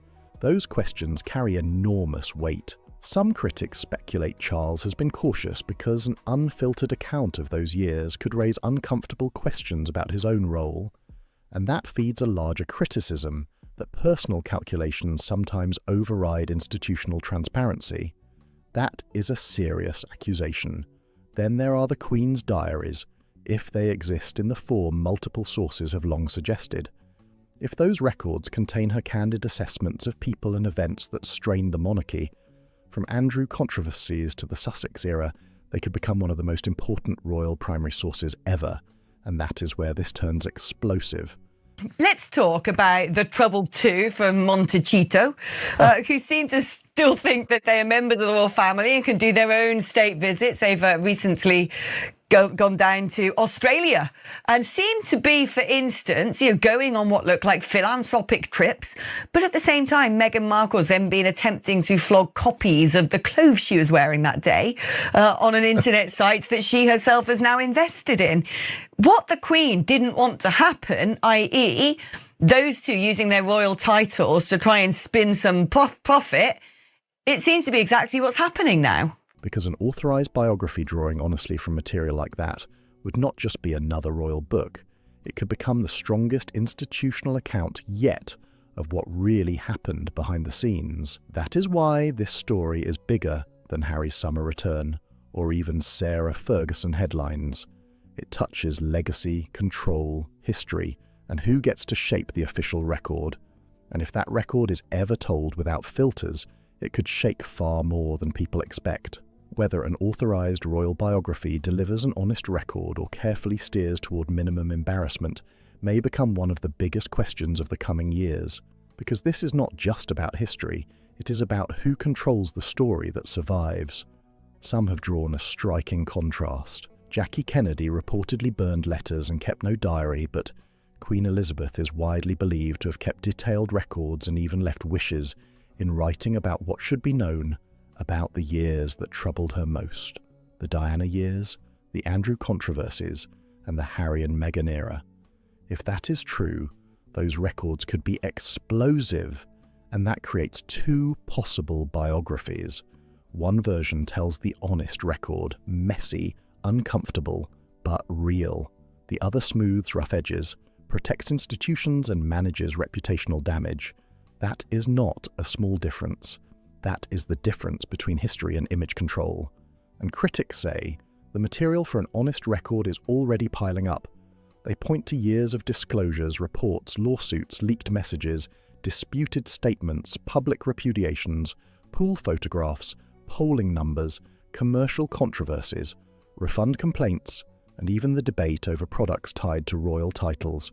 Supporters and critics may interpret those events differently, but all of it forms part of the broader record. That is what makes this so significant. A biographer willing to use all of it could produce something far more revealing than a ceremonial royal account.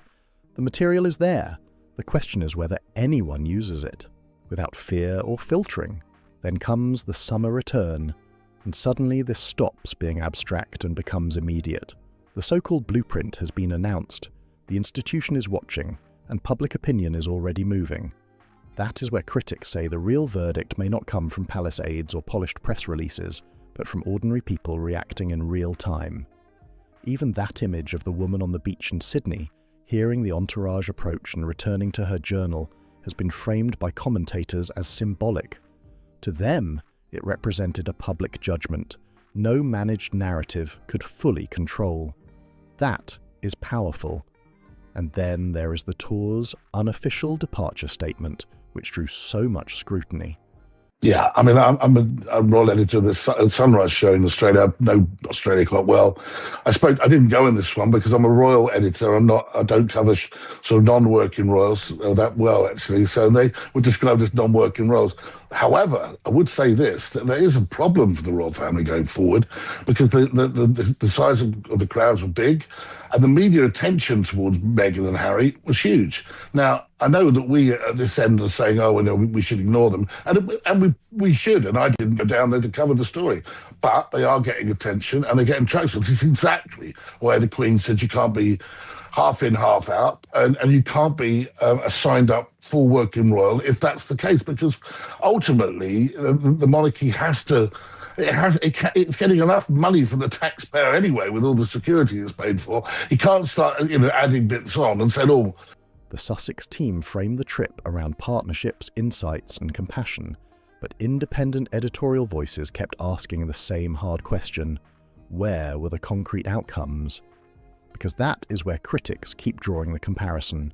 Working royals traditionally return from tours with documented results, charities issuing statements, donations announced, programs highlighted, causes advanced, something measurable left behind. That is what people look for. And that is why this debate keeps growing.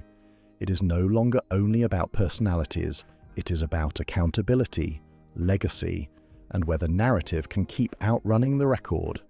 Because if an honest biography ever pulls all these threads together, it may tell a far more dramatic story than any headline has yet revealed. Critics say the biggest difference comes down to one thing: documentation. With traditional royal tours, diplomatic outcomes are often recorded through Foreign Office channels, trade support can be reflected through business groups, and the impact of visits is measured by institutions outside the palace itself. That matters because the results are not just claimed, they are independently documented. And that is exactly where critics say the Sussex tour faced hard questions. They argue the departure statement was full of broad language but lacked evidence of specific outcomes. No detailed institutional record, no major announced deliverables, no clearly documented follow-through tied to many of the stops. That became a major point of criticism. Questions were raised about whether visits to places like the Royal Children's Hospital in Melbourne or the Macaulay Refuge translated into any publicly announced additional support. Critics said they saw symbolic visits, photographs and publicity, but not the kind of measurable commitments they associate with traditional royal engagements. The Bondi Beach visit drew similar reactions. Some critics argued what followed looked more focused on imagery than institutional action. They pointed to publicity around fashion and retail links, claiming attention drifted toward commercial association instead of charitable outcomes. That fueled even more debate, and this is where the criticism gets sharp. Some argued the language about compassion and connection sounded meaningful, but remained so broad it was hard to verify. Powerful words, but where were the specifics? That question kept echoing. Then critics drew the comparison with Catherine and other working royals. They argue official engagements often produce a paper trail, organisations issue statements, funding gets announced, patronages are strengthened, programmes are highlighted. There is usually a concrete record showing what actually happened. That is the key distinction critics keep hammering. Or get paid for appearances and then boost it by investing in companies that are set to flogging your wares. It's ridiculous, and they must realise that. Unless, I know that Harry's not the sharpest tool in the shed, but he knows exactly what he's doing. If something substantial happened, they say the departure summary should contain specifics. If it leans heavily on sweeping generalities, they argue it can look more like managed performance than documented impact. That is a brutal contrast. And then there is what some call the other record, the unofficial one built from headlines and controversy. Critics point to reports about 47 paying guests, the 30-minute event, refund complaints, clothing listings, formal complaints, and even references to empty barricades. Fair or unfair, they say that became a competing narrative running alongside the official one, and that may be the real battle here. Two records exist at once, the polished narrative and the critical one. The question is which record lasts and which one history ends up believing. That is where the real tension sits, and it is why this story keeps pulling people back in. The comparison itself has become a verdict, and that is where this gets intense. Callaghan's point about the repeated reconciliation leaks after nearly every reported Harry Charles contact has fueled a major question: is reconciliation being pursued or publicly staged? Critics have noticed a pattern. Reports surface claiming reconciliation is in the cards. Then come stories of palace frustration that even private efforts at repair were allegedly leaked. And that, they argue, exposes the deeper institutional trust problem at the centre of everything, because real reconciliation depends on privacy, and critics argue that is exactly what has been missing. The concern they raise is simple but serious. If every private interaction risks turning up later in media briefings, framed to support one side's narrative, how can trust ever rebuild? That is where some commentators connect this to what has been described as the Queen's late-stage wiring concern, the reported fear that private conversations could later be documented and deployed. In her case, some link those worries to streaming content. In Charles's case, critics say the concern has shifted toward an ongoing public relations cycle where interactions can be interpreted in ways that deepen tension instead of healing it. And if that is true, it creates a brutal paradox. Every attempt at repair may carry the seeds of new damage. The very trust reconciliation requires gets weakened by the fear that private goodwill may become public material. He's still got the title Prince, of course, but he's not a working royal. And yet the monarchy in this country represents our head of state, went along to Ukraine and seemed to make a sort of veiled, barbed comment about perhaps the lack of American involvement in that war. This is essentially a rogue member of our royal family meddling in foreign affairs decisions. That is a serious obstacle. Some critics go even further, arguing the conflict itself carries value, because ongoing estrangement keeps the drama alive, and drama keeps attention alive. That is where the accusations turn explosive. To be fair, multiple accounts have suggested Harry's desire for reconciliation may be sincere, but critics say the operational reality often appears to cut against that goal. They argue the recurring leak and response cycle keeps undermining the very thing it claims to seek, and that contradiction keeps raising eyebrows. Some reporting has framed this as diverging goals: personal reconciliation on one side, ongoing conflict serving broader commercial or media interests on the other. That interpretation is heavily debated, but it has become a major talking point. And then the pressure grows with outside reactions, including reports involving Australian political criticism and demands tied to security reimbursement, developments Harry was reportedly said to have found devastating and exhausting. That only adds another layer of strain, and that may be the biggest irony of all. The louder reconciliation gets discussed publicly, the harder critics say it becomes to achieve privately. Because if every bridge-building moment becomes part of the conflict narrative, the bridge never gets built. And that is the contradiction people keep coming back to again and again. Critics say this goes right to the heart of the half-in, half-out problem, and that is where the controversy gets explosive. The argument is simple. You cannot carry out quasi-royal engagements in Commonwealth countries, generate commercial opportunities around those appearances, and at the same time argue taxpayers should cover security, because the events also have a charitable side.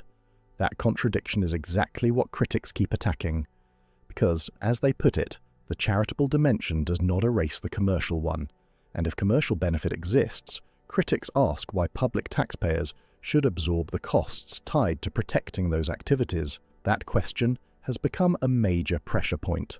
Much of this now turns on security debates, legal reviews, and whether there can be some accommodation. But critics say transparency is the key issue. If activities carry a commercial component, they argue that should be openly acknowledged when questions of public cost are raised. That is where the fight keeps intensifying. Then came the petition, and that added serious heat. You're spot on, Well, number one, in Australia, of course, the king is not only the king of this country, he's the king of Australia. So Harry going down there and having security being paid for by the Australian taxpayer, not the British taxpayer, that's just as problematic for the king. On the second point, he's now living in America with his American citizen wife, and obviously she clearly supports the Democratic Party or the Meghan party. Maybe she's going to stand one day, who knows? But the reality is, Harry, by going very partisan, is embarrassing his father just before he arrives on what I believe is one of the most important missions of his short reign. And it's difficult enough as it is without these sort of silly comments from Harry. I'm not saying I disagree with what Harry said, but the timing is wrong. Reports that 45,000 Australians signed opposition to the visit and rejected taxpayer-funded security were framed by critics as more than just polling. It was organised resistance, and critics say there is a big difference between passive disapproval and people actively signing their names in protest. That is why some say this number carried weight beyond raw percentages. Yes, the Roy Morgan disapproval figures drew huge attention, but critics argue a petition signals something different, active opposition, not just frustration measured in a survey. That made it harder to dismiss. And for a tour some supporters described as a roaring success and even a blueprint for future tours, critics say that is a data point impossible to ignore, because blueprints are supposed to inspire replication, not trigger backlash. Then attention shifts to Britain, where critics say a similar dynamic could emerge during the summer return. With deeper institutional memory and years of accumulated grievances, some argue the scrutiny may be even tougher. Polling suggesting 61% of Britons opposed continued monetisation of royal titles has been framed by critics as Britain's version of that Australian resistance. Not a petition movement, but still majority-level opposition. And that matters. Of course, supporters may hope summer coverage shifts perceptions. Critics, meanwhile, argue the honest record keeps building regardless. And that is where Robert Irwin's reported refusal to meet the couple becomes symbolic again, because critics see that as a microcosm of a broader public verdict. Here was someone who, on paper, had every reason to connect, shared themes of parental loss, Australian prominence, environmental overlap, yet reportedly kept his distance. And to critics, that looked less like one social choice, and more like a quiet signal of where sentiment may be moving. That is why this story keeps hitting nerves. In the end, critics say Robert Irwin made a simple calculation: the costs of association outweighed the benefits, and that may be one of the clearest signals in this whole saga. The reputational risk, being linked to figures critics accuse of generating controversy wherever they go, may simply have looked too high. And for someone whose earthshot relationship ties closely to William, that calculation may have been even more obvious. Because what exactly was the upside? Critics argue no major conservation breakthrough was likely to come from a zoo visit, no meaningful development for Robert's mission, no concrete gain for his public work. So from that view, the choice looked practical, not personal. And that makes it even more striking. And it doesn't help. You can't, again, it's a question of wanting your cake and eat it. That's what it basically boils down to here. He wants to have the attention of a prince to make these statements, but yet he wants to be a private person and he wants to make his money and be paid for such appearances. Let's be very, very blunt. If he was just a retired army captain, no one would give a damn. Then comes that powerful image of the woman on the beach. The entourage approaches. She looks up, then goes back to writing. Such a quiet moment, but critics have treated it almost like a symbol. To them, it captured public indifference in one scene, and they say the same verdict showed up again and again in the Roy Morgan numbers, in editorials warning against repeating what they called a confused model, in the petition signatures, in the British polling, in reports and commentary piling up from multiple directions, different voices, different forms. But critics argue the pattern looks remarkably similar. That is what makes this bigger than one tour, because supporters may have framed it as a roaring success, even a blueprint for the future, but critics say much of the outside reaction pointed the other way. And that clash of narratives is at the heart of everything. Look at the details critics keep pointing to: the 47 paying guests, the product controversies, Robert Irwin's refusal, the woman on the beach, the 45,000 petition signatures, the 61% British polling, the Roy Morgan disapproval figures, financial reporting, royal disclosures. Critics say each piece alone may be debated, but together they form a much larger picture, and that is the real bombshell. The same assessment appears from different angles, through public reaction, media scrutiny, and institutional silence. Critics say that is not random, that is a pattern. And as some commentators put it, the permanent record does not disappear, it accumulates.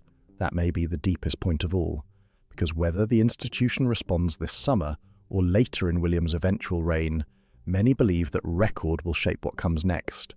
Even Harry's own spare audiobook reflection, describing waiting after Philip's funeral and seeing Charles and William approach united in a way he found threatening, has been seen as one of the most revealing passages of all.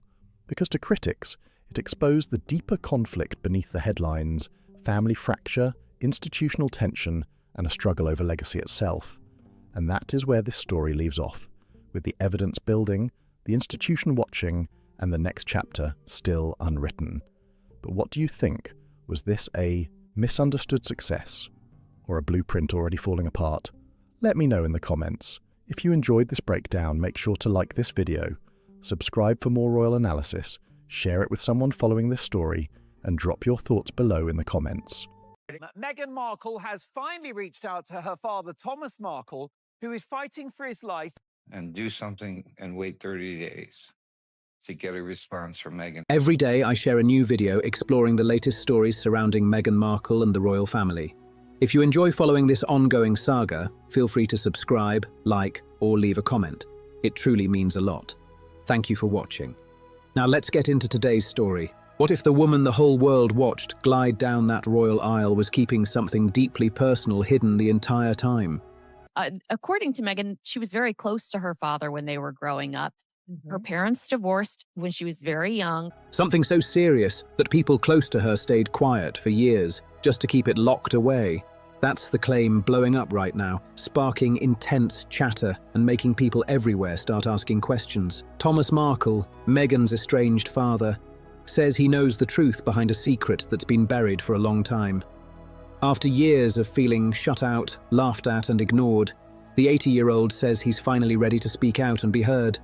Seriously unwell father, Thomas Markle Sr., who's 81 years of age, fighting for his life in hospital.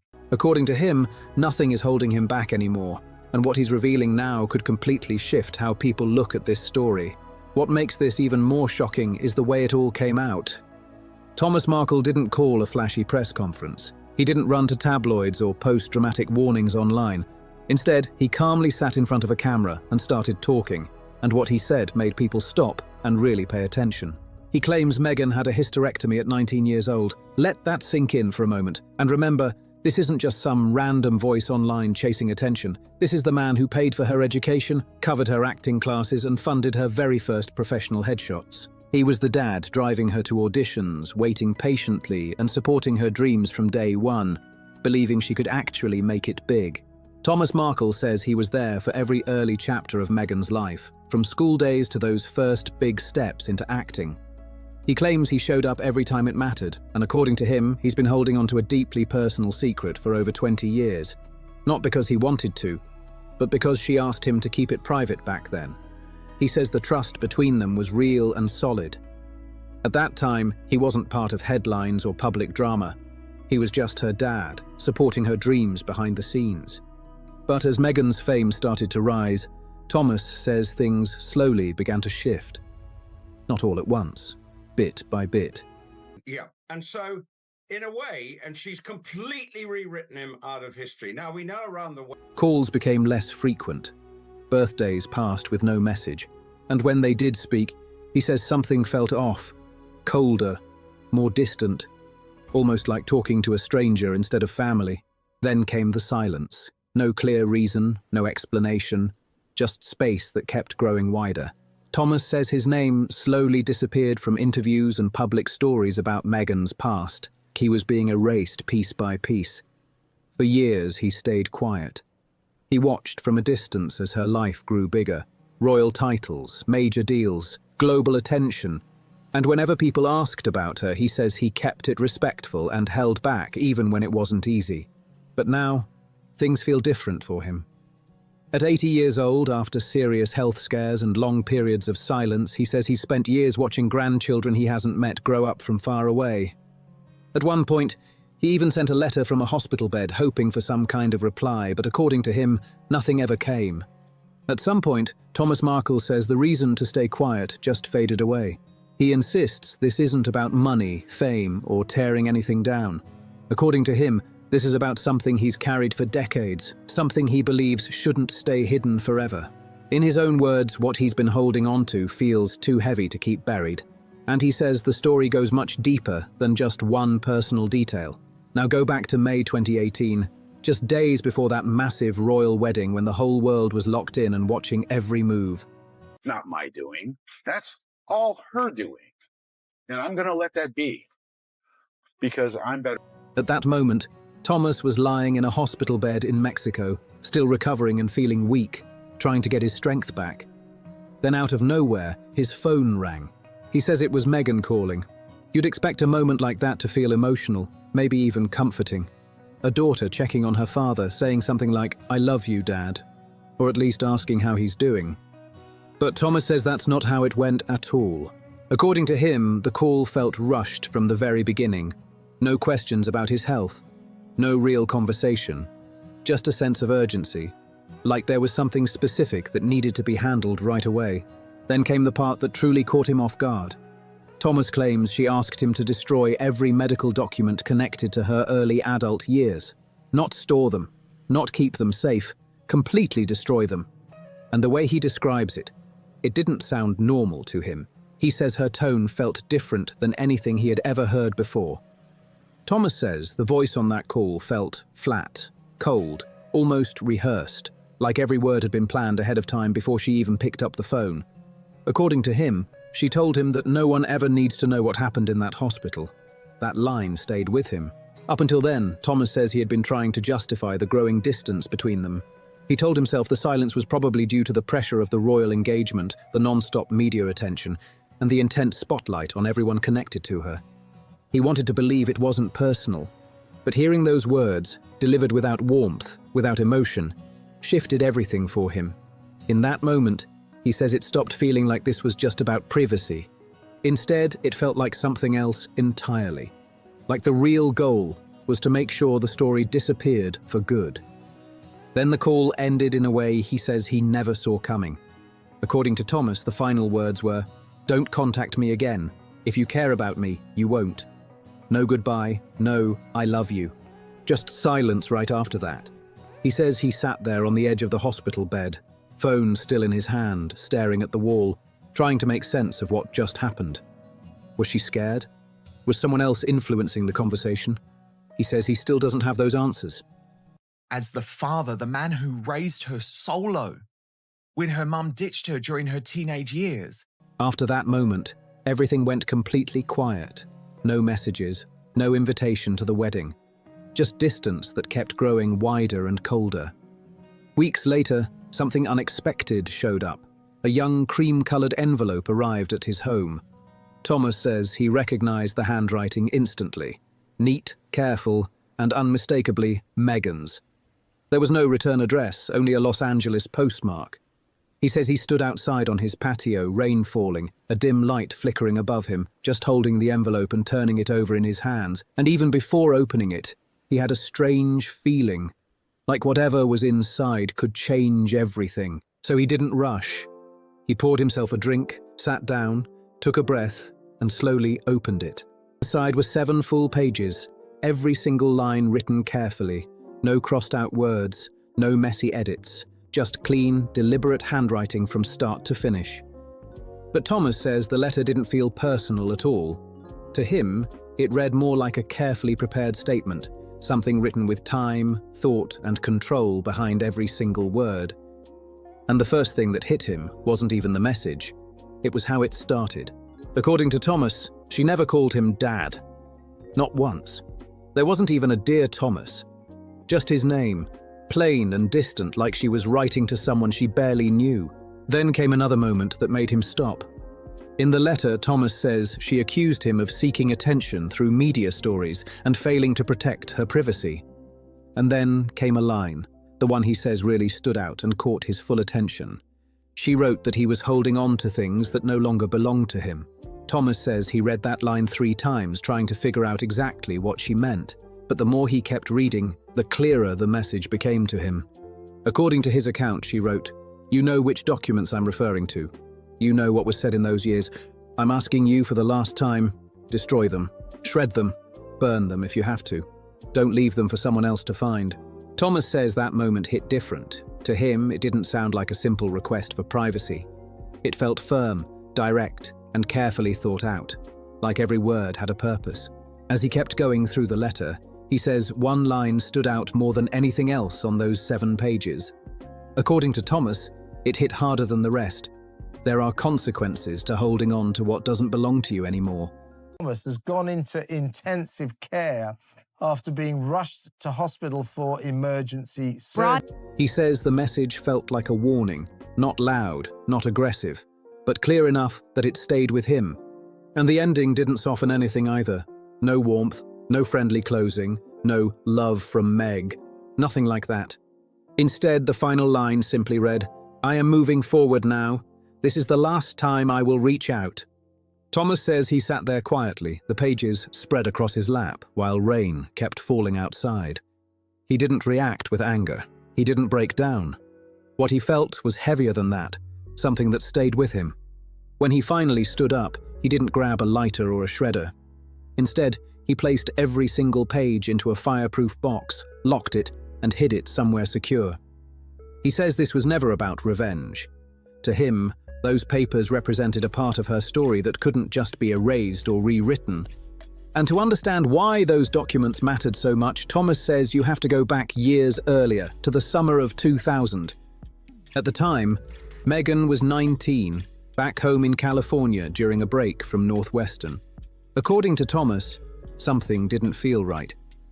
He says she hadn't been acting like herself for a while. He remembers her dealing with strong fatigue and painful cramping that just wouldn't go away. At first, they thought it might be stress from school or being away from home. But the discomfort didn't stop. Eventually, doctors started mentioning the possibility of something more serious. Thomas says that entire period felt tense, and Meghan seemed very anxious throughout it. According to him, she wanted everything handled quietly, completely private. He says she asked him not to tell Samantha and not to turn it into a big family situation. She just wanted to deal with it and move forward without attention. So he says he respected that and supported her the best way he could. Thomas claims he paid for the procedure himself, straight out of pocket. No insurance, no complicated paper trail, just a father stepping in during a difficult moment to help his daughter. According to him, the clinic was small, discreet, and located in West Hollywood. He describes it as the kind of place where privacy came first. No questions, no attention, nothing extra. He also claims Meghan was checked in under a different name. Instead of a full identity, the paperwork listed her as Patient 1472. No last name, no public link, just a number tied to a file. Thomas says he arrived later to pick her up after everything was done. She doesn't want me to see them. That's the way it's going to be. I won't. But when he stepped into the hallway, something immediately caught his attention. Meghan wasn't alone. Standing right next to her was a woman he didn't recognize. Short, dark hair, designer sunglasses, and a calm hand resting on Meghan's shoulder. At first, he thought she might be part of the clinic staff, maybe a nurse or someone working there. But then Meghan looked up and saw him, and he says her reaction threw him off completely. Instead of relief, he claims her expression looked more like panic. No one said a word. According to Thomas, they just moved through the hallway in silence, step by step, like nobody wanted to explain anything in that moment. Weeks later, he says he finally found out who that woman was, and that answer raised even more questions. Someone from Meghan's early acting circle. Thomas says he won't reveal the name publicly, not out of fear, but because, in his words, she's still out there and remembers exactly what happened that day. And this is where the story takes another strange turn. Thomas says that while standing in that hallway, he was fumbling with his phone, trying to call Samantha to give a quick, vague update. In the middle of it, he accidentally tapped the camera button without even realizing it. He claims he didn't notice anything at the time, but days later, while scrolling through his gallery, he found it, a blurry, accidental photo from that exact moment. According to him, the image showed Meghan, the woman standing beside her, and a nurse further down the hallway looking in their direction. The timestamp, he says, matched that exact day at the clinic. Thomas insists he never meant to take the photo, but he kept it anyway. Long before royal headlines, before the global spotlight and all the attention, there was someone else in Meghan's life, Trevor Engelson. Trevor was a young film producer building his career in Hollywood. When they met in the early 2000s, Thomas says the relationship seemed real and steady. Trevor would come by the Markle home, bring wine, watch old movies with the family, and even call Thomas Sir. They stayed together for nearly a decade before finally getting married in 2011. By many accounts, Trevor wasn't just someone passing through, he was a major part of Meghan's life for years. Which is why what happened next feels so unexpected. Just 2 years after the wedding, the marriage suddenly ended. Thomas says there wasn't a loud fight or dramatic scene. No big public fallout. Instead, one morning, Trevor reportedly opened an envelope at his apartment, and inside were both wedding rings. No note, no call, no explanation, just silence. And later, through a mutual friend, Thomas says only one word ever made it back to him: closure. According to Thomas, the story involving Trevor didn't end with that quiet breakup. He says he always believed Trevor knew something about Meghan's medical history, not because she openly told him, but because of something Trevor reportedly discovered early in their relationship. Thomas claims Trevor once came across a medical referral letter connected to Meghan. The detail that stood out: father, the Duchess of Sussex, has managed to get a letter delivered to his bedside. On December 10th, a spokesperson for the He says the letter was addressed under a different name and sent to a P.O. box in Beverly Hills. That discovery, according to Thomas, raised questions right away. Instead of confronting Meghan directly, Thomas says Trevor approached him privately, and according to his memory, Trevor kept it simple. He asked one question: "Is Meg okay?" Then he followed it with a line Thomas says he never forgot: "I just want to make sure she's being honest with herself." That moment stuck with him for years. Because later, when Meghan's life exploded into global attention, royal headlines, major interviews, documentaries, media outlets started digging into her past. And Trevor's name quickly moved to the top of their list. Reporters and tabloids, according to Thomas, kept reaching out again and again, hoping Trevor would finally speak. Some of those offers were said to be very tempting. But Trevor never said a word. No interviews, no anonymous leaks, nothing. For years, that silence looked like respect, maybe even loyalty. But Thomas believes it meant something deeper. Then came a moment at Trevor's own wedding years later that raised even more questions. According to people who were there, Trevor became emotional during a toast near the end of the night.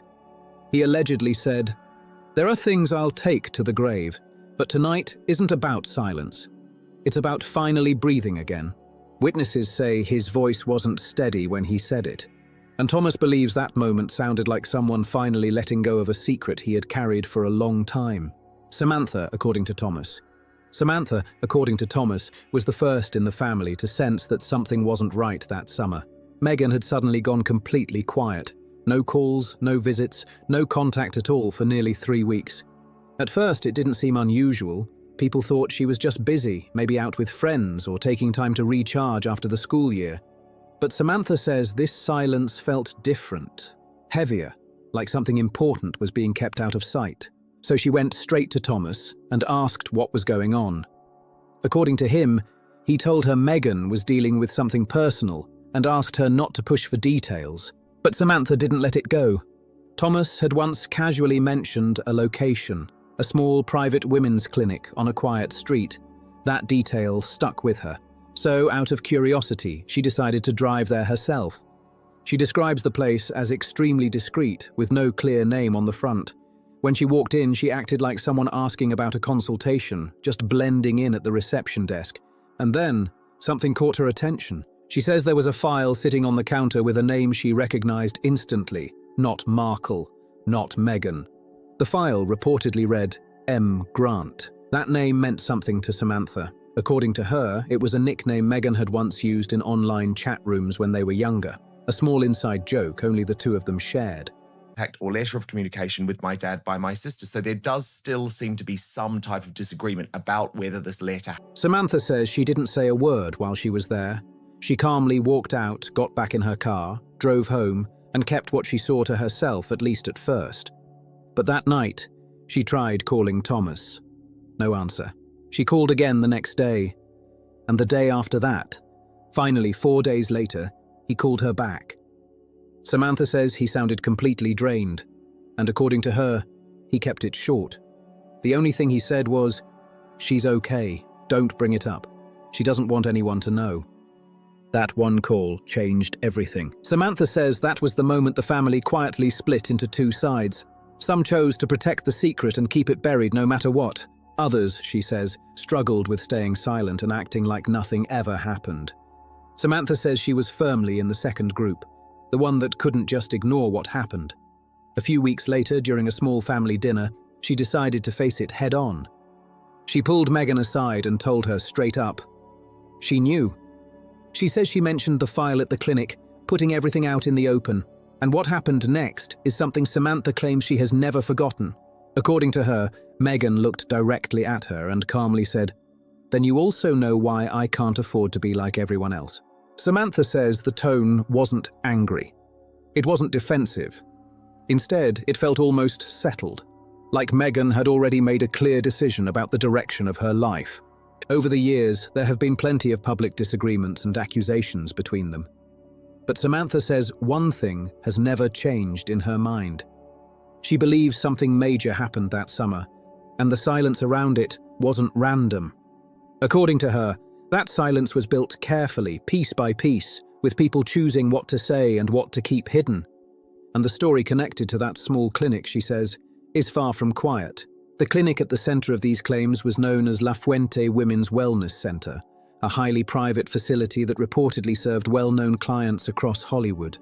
For years, actresses, executives, and influential families were said to visit there. Staff members were placed under strict confidentiality rules from the moment they were hired. According to reports, discretion wasn't just a policy. It was the entire foundation of how the clinic operated. Employees were expected to stay silent about everything: who came in, who left, and what happened behind closed doors during appointments.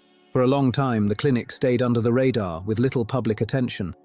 Means not to offer him a message of hope, not to pray for his... But that started to change when journalists began asking questions. In 2024, reporters who tried to visit the location described heavy security. Some say they were stopped at the gate by private guards with tinted windows covering much of the building.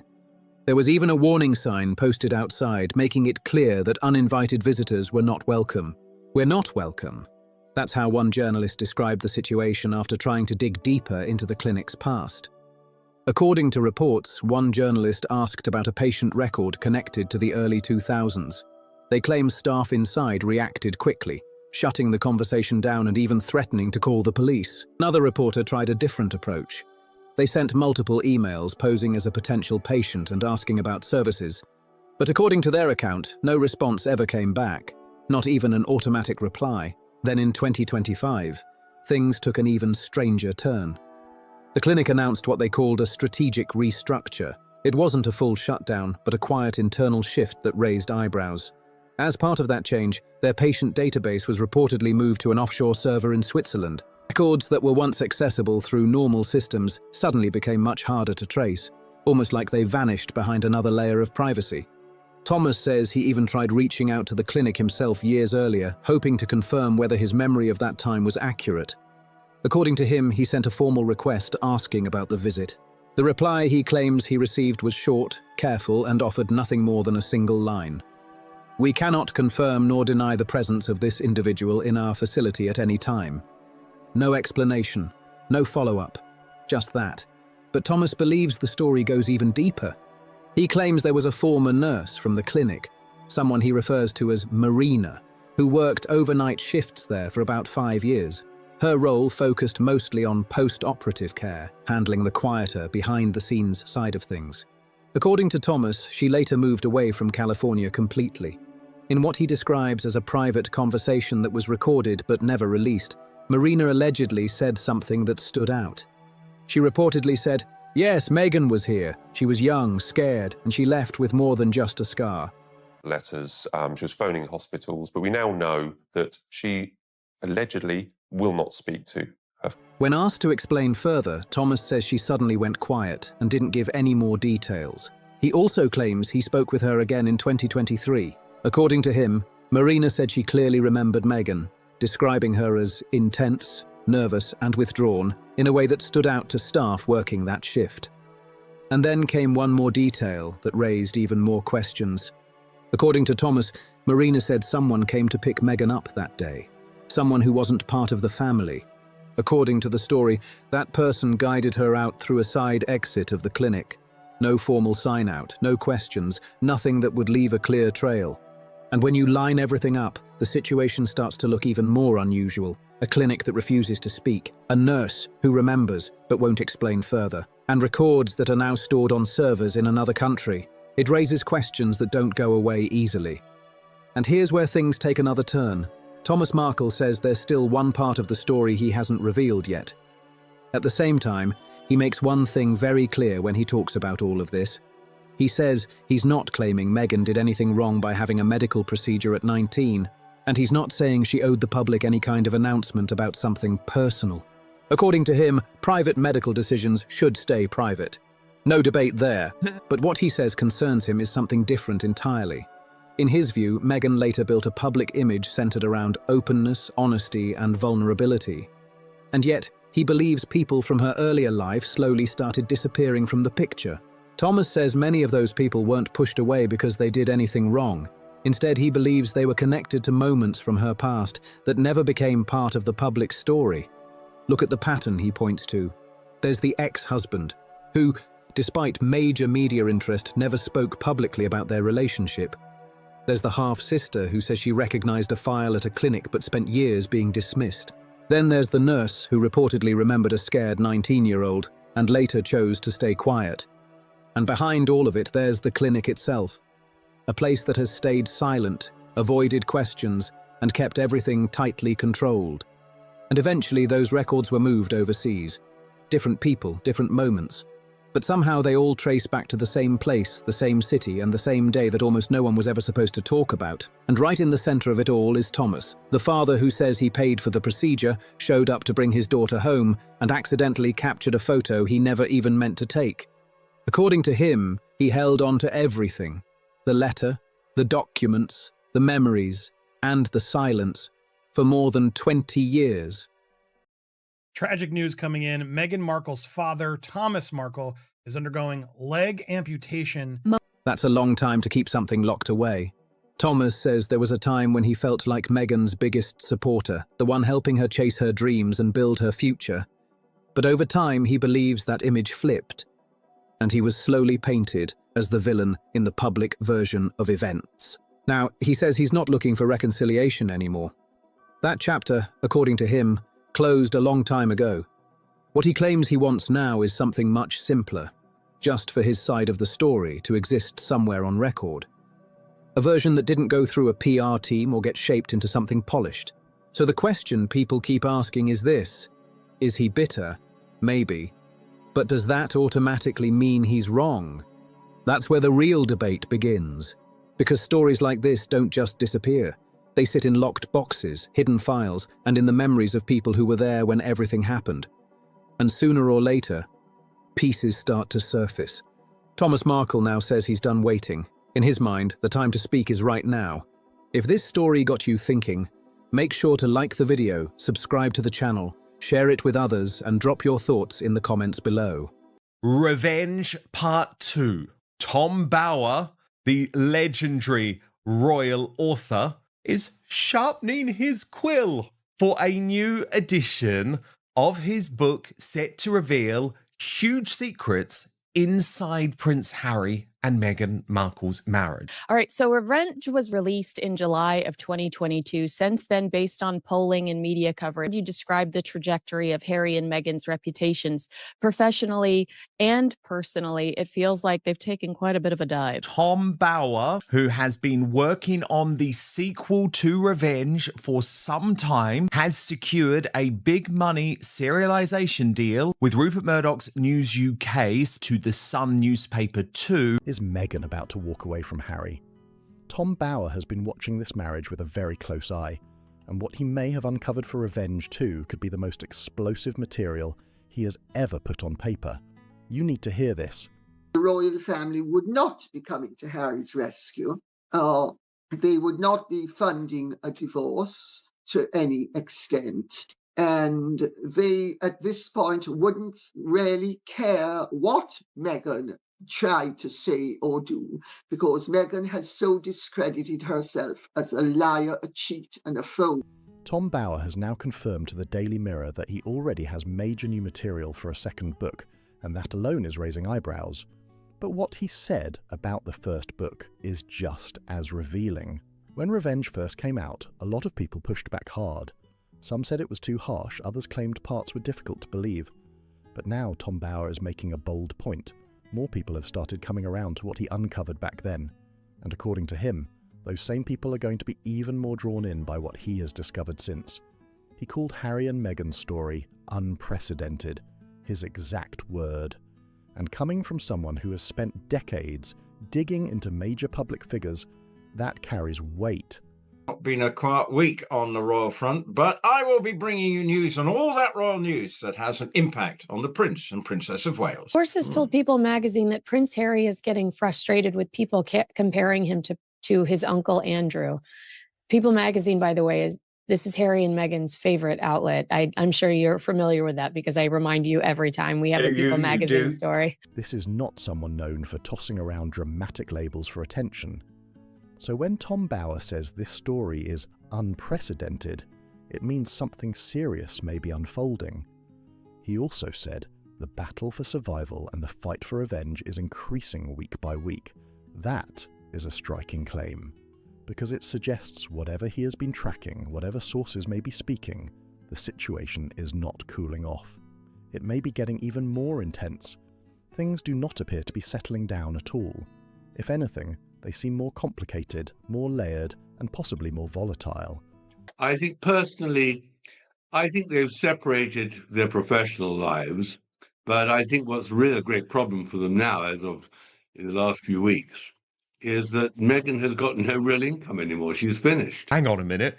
Every single thing he has written about Meghan and Harry has been a work of fiction. And that matters when you understand how Tom Bower works. His background is not casual celebrity gossip. It is serious investigation. Before journalism, he trained as a barrister, and that shaped how he operates. Everything he writes is legally checked, carefully sourced, and heavily scrutinized. That gives his claims a different kind of weight. He was even physically at the Invictus Games doing research for the first book. He did not stay at a distance, he went right into the middle of it, and even when confronted by Sussex supporters while he was there, he kept going. He did not back off, and that only adds more intrigue to what he may be preparing next. So when Tom Bower says he has new material, this is not being framed as gossip or random rumour. In addition to his London court wrangle, Meghan was also notably absent, of course, from the King's coronation, MIA, during the promotion of his awful tell-all memoir, Spare. So, Tom, what are you hearing about this? Why is Meghan backing away? This is someone known for building what he presents as a serious, tightly sourced case. And that is why this latest development is turning heads. But here is what may be the most telling part of this whole moment. At the exact same time, Tom Bower steps forward saying, there is even more to this story. Omid Scobie, long seen as Meghan's biggest media ally, has announced he is stepping away from writing about Harry and Meghan completely. That timing is hard to ignore. Scobie is moving into fiction while Tom Bower is moving deeper into investigation. One appears to be retreating, the other pressing forward.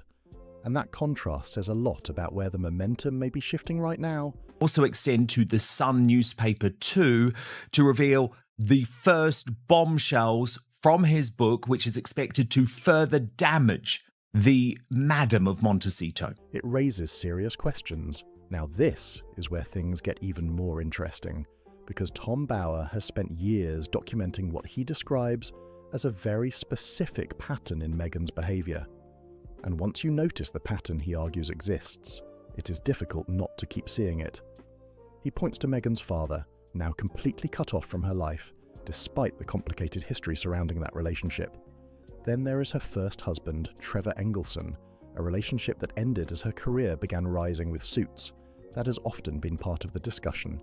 Then there is the Canadian boyfriend before Harry, a relationship critics have pointed to when talking about timing and ambition. Does she envisage a divorce between Harry and Meghan Markle? If so, how does she think it will play out, and how much is she likely to get? I hear she wants ridiculous amounts, which is ridiculous for the son of a spare. Also, how does she see the children's, and she's put the children's in inverted commas, time being split between them, and how does she think their lives will be if they stay with Meghan Markle? Will Harry want them to know about their royal ancestry? And then Omid Scobie, often described as an unofficial spokesperson, who wrote 2 books many believed echoed her perspective. But now, with Endgame struggling and the Sussex brand facing scrutiny, even that alliance appears changed. That gets attention, and it does not stop there. Staff, advisors, people close to the royal family and beyond, stories of relationships fading, allies going quiet, and key figures falling away have surfaced again and again. Harry must be nuts. This is one of the text messages his friends were sending around to each other after Meghan's first introduction to Harry's friends in 2017 during a shooting weekend at Sandringham. And so he became hypersensitive and blamed the media for the crashes of his relationships, never thinking that they could have something to do with himself. So he's a very complicated, depressed, unintelligent man who is seeking a role and has got really nobody on whom he could rely, which is in the end where Meghan stepped in. I mean, a needy man met a woman who could help him with his needs. Tom Bower laid out this pattern in Revenge. His argument was that Meghan moves toward what serves her interests and moves away from what no longer does.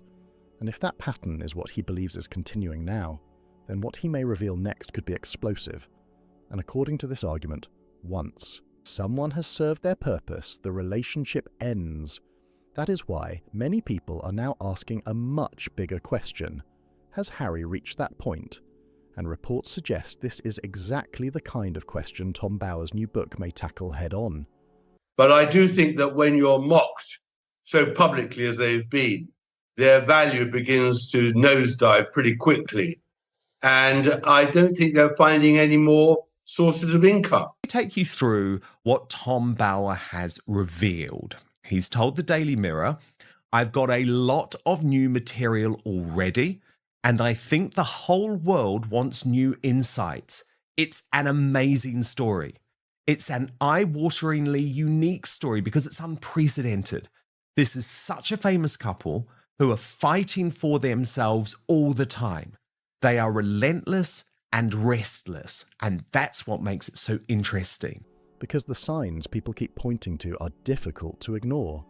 Meghan has appeared increasingly absent during some of Harry's most public and damaging moments. The court appearances, the PR setbacks, the brutal headlines, the controversies that kept growing. Many noticed she was not visibly by his side through much of it. That has fueled speculation. Critics point out she has not publicly stepped in to help manage those storms, nor offered much visible support while Harry has faced intense scrutiny. Tom Bower, he is a very thorough journalist. He has worked on a huge number of bombshell books about a huge number of major personalities. He does his research. He's been at the Invictus Games. He's been following Harry and Meghan around. I know for the first book, Revenge, and I'm very happy to say this, I spoke to him in some detail about what I knew. And I think that the book provided a lot of insight, actually, into the truth about Meghan Markle. Of course, we have been reporting the truth of these things for a long time too. But Harry and Meghan are going to be petrified about the idea of Tom Bower snooping back into their married life, right? Just at the time that odd little bloke, Omid Scobie, who for many years has been the #1 propagandist for the Sussexes, has announced that he's quitting writing Meghan hagiographies altogether. No more is he going to stand up for this woman. Instead, he's writing a fictitious. And to people who believe they have seen a pattern in other relationships tied to her past, that absence feels familiar. That is where the conversation gets explosive. Tom Bower has spoken directly about what he sees as a deeper crisis at the centre of this marriage, and his explanation is blunt. He argues Meghan's goal is to become a billionaire celebrity, that this is the ambition driving everything, a huge claim, and he suggests every major decision runs through that lens. Then comes the clash he says sits at the heart of it all. According to Bower, Harry does not understand that world at all. They have both been wounded, and what's fascinating about them is they don't stop fighting back, and the fight back is just as important as their survival. This battle for survival and the fight for revenge is increasing by the week. A lot of people were skeptical of the first book and couldn't quite believe it. Now more are converted to what I discovered then, and they'll be fascinated by what I've discovered now. So much has changed over the last 3 years, and so many new things have come out about them. What happened to Meghan's mother? I mean, nobody's really talking about that. Meghan lived with her father most of her teenage years, and I'm just wondering, I thought Tom would do it in his last book, but he didn't, so that's obviously a very tricky one. But I hope that this one will come out with that, because I think it's a very, very important thing for us to know, because I think it made Meghan or it didn't make Meghan. He argues Harry has never had to seriously worry about money, never had to chase opportunity, never faced financial insecurity or career humiliation the way ordinary people do. He grew up far removed from that pressure, and Bower contrasts that with Meghan's background. He argues she spent years working hard, trying to break through, feeling underestimated, and developing a powerful hunger for status and financial security. In his view, that ambition is intense and deeply rooted, and this is where he suggests the tension grows. Because if one person is driven by relentless ambition and the other does not fully relate to that mindset, what happens when those worlds collide? Look back at it, Dan, because you've got to look at what my book revealed about her. She's a scheming woman. Revenge. She's always been plotting. She's always been looking how she can use people for her own benefit. Well, that's why I wonder if she wants Harry to be weak, you see. But it's not that she wants him to be weak. She probably no longer sees his purpose. She doesn't see what he can still do for her, because he's done everything. He's given her the title. He's given her fame. What is the next step? And the terrible tragedy, which is now unfolding, is she dumped her father, she dumped her first husband, she dumped the boyfriend in Canada, she dumps people who aren't in any use to her. Is she going to dump Harry now? Is what we're seeing now the slow motion of Meghan Part 9 as she attempts the next step in her extraordinary career?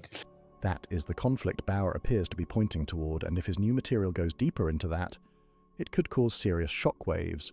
So you have what looks like two people under the same roof pulling in completely different directions, and that may be where the real tension starts.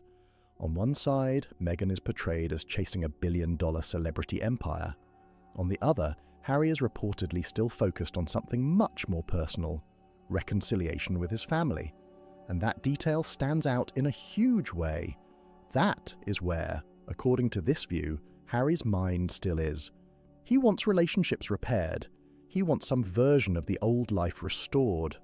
He may still be holding on to the idea that things with his family can somehow be fixed. He is honestly reminding me of Michael Jackson these days. He really is. Very, very odd. Very odd what he's trying to do with his looks, given that he claims to be proudly mixed race, and yet he seems to be trying to adjust his appearance to appear more like a white man.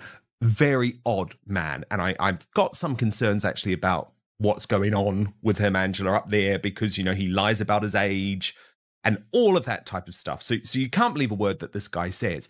But rather than write a new chapter in his Harry and Meghan trilogy, sort of like, oh, didn't they triumph in Hollywood? Didn't this all work out? He's walked away, Angela, because he knows that's just not a palatable story. His last book was a disastrous flop, Endgame, barely sold any copies. Yeah, he got media attention. But Tom Bower is incredibly direct about this. He says there is zero chance of reconciliation. That is a dramatic claim. According to Bower, the anger from William and Kate has not softened, has not faded, and is not something time will simply heal. He describes it as irreconcilable. So if Harry is still hoping for something that no longer exists, while Meghan is pursuing something Harry may not be able to deliver, that points to two very different futures colliding. They are not on the same page. They may not even be in the same chapter. And while all this is said to be happening behind closed doors, the public story has been adding pressure all on its own, because the business ventures have faced very visible struggles, and people have noticed. Take the candles everyone talked about. Luxury candles arriving without wicks. That exploded across social media. People could not stop reacting. Then came the jam launch, which got a mixed and often critical reception. And critics say there has been a pattern. Projects announced with huge fanfare, only to quietly fade away. Hasn't got the status she craves. She hasn't got the pulling power. He's stuck in California, clinging onto his royal status as she is.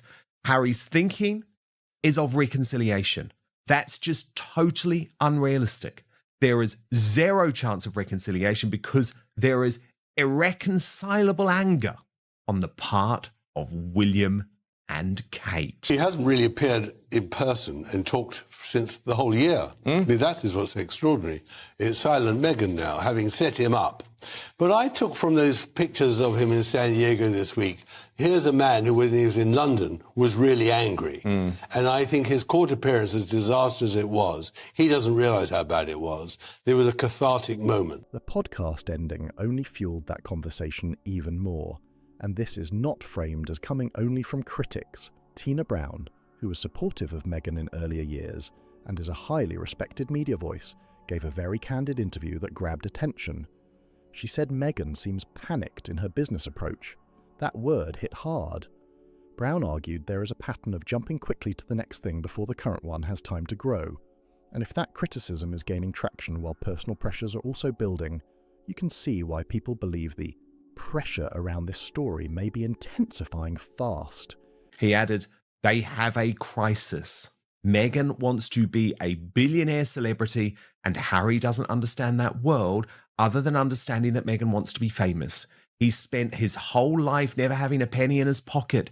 He's never regularly travelled on the tube, never had to worry about having a car or a job. So he doesn't understand where she's coming from, which is that she worked phenomenally hard, struggled hard, and was constantly humiliated and wants the security of finance and status. Tina Brown's argument was striking.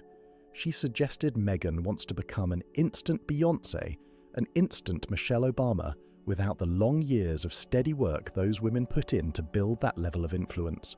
And her point was simple. There are no shortcuts to that. You cannot rush that kind of legacy. What makes that even more interesting is how closely that lines up with what Tom Bower identified years ago. In Revenge, he argued Meghan struggles with taking advice, not because the advice lacks value, but because she wants things done her way. I think it's going to be explosive because Meghan Markle can't control this narrative. Tom Bower is incredibly well respected. And at the end of the day, we want the truth, and we can't get the truth from the Royal Rota. We can't get the truth from Meghan Markle or Prince Harry. They are pathological liars. They cherry pick what they want to believe or what they want us to believe. I just don't know, because it's so heartless to treat this fellow like this. And I can't see how she could really treat him so appallingly, the father of her children. But her absence from everything is by now seeming pretty suspicious. Her silence since Christmas, really, before Christmas, is really pretty odd. And there's got to be a reason. My suspicion is that she's plotting. I've always said she's going to do something big. We've been saying that now for weeks, so we've still got to wait. And then Tina Brown came out saying something remarkably similar. That got attention. Brown suggested people who tried to advise her often came away feeling there was no point, because the advice would not be acted on. And when very different voices start making similar observations, people notice. That is where this starts feeling bigger than ordinary criticism. But here is the detail Tom Bower added that really stands out. He argues Harry is now essentially Meghan's main advisor, while Harry himself takes advice mainly from Meghan. Think about that dynamic. Two people relying heavily on each other while appearing to shut out outside guidance. That creates a bubble. And Harry is just, I think, out of his depth. He has no idea anymore what he's being played at. He has no idea the game that he's actually engaged in. And it can only end in tragedy. You guys, there's no wick. Wait, producer Kylie, there's no wick, right? Am I crazy? Where's the thing that I light? This has to be a joke. No, I'm not even kidding. I'm not kidding. You guys, this isn't a stunt. There's literally nothing to light in here. No, it's not pasted down. My producer's in my ear. Is it pasted down? No, it's not pasted down. Zoom in. There's literally nothing. There's nothing to light on the candle. This is like Meghan Markle's career. Failure to launch. Oh my God. Wait, this is not a joke. I ordered Meghan Markle's candle. There's nothing to light. I literally want a refund. Meghan Markle, send me a frickin' refund. So I paid, how much did I pay for this? $64. And critics say the results of decisions made inside that bubble may be playing out in public. And then comes the huge question Bower seems to be building toward for Revenge 2. If the doors Harry's name and title once opened begin closing, and some believe there are already signs of that, what does the Empire look like then? That is a serious question. Now come back to Omid Scobie, because this deserves attention all on its own. For years he was seen as one of the biggest media voices in Harry and Meghan's corner. He co-wrote Finding Freedom, defended them repeatedly, pushed their narrative in interviews and appeared closely connected to their camp. Brown, in just one moment, she's made a whole load of fascinating new claims, highly respected royal author too. And Meghan is so determined. You know, she's going back 5 years now, and she wants to get her own back. And it's going to be very difficult for her, but she's going to fight and fight and fight. And Harry is doing that as well. But he's made so many errors that I don't think he'll stand a chance. That was a major role. Then came Endgame, which generated headlines, some for the wrong reasons, but did not become the triumph many expected. And now, instead of writing a third book or telling some uplifting next chapter about building something meaningful, he is stepping away from writing about them altogether. He is simply not doing it. And for many watching this story, that silence may speak louder than anything. He is writing fiction now, a made-up story about the royal family. And even that came with drama.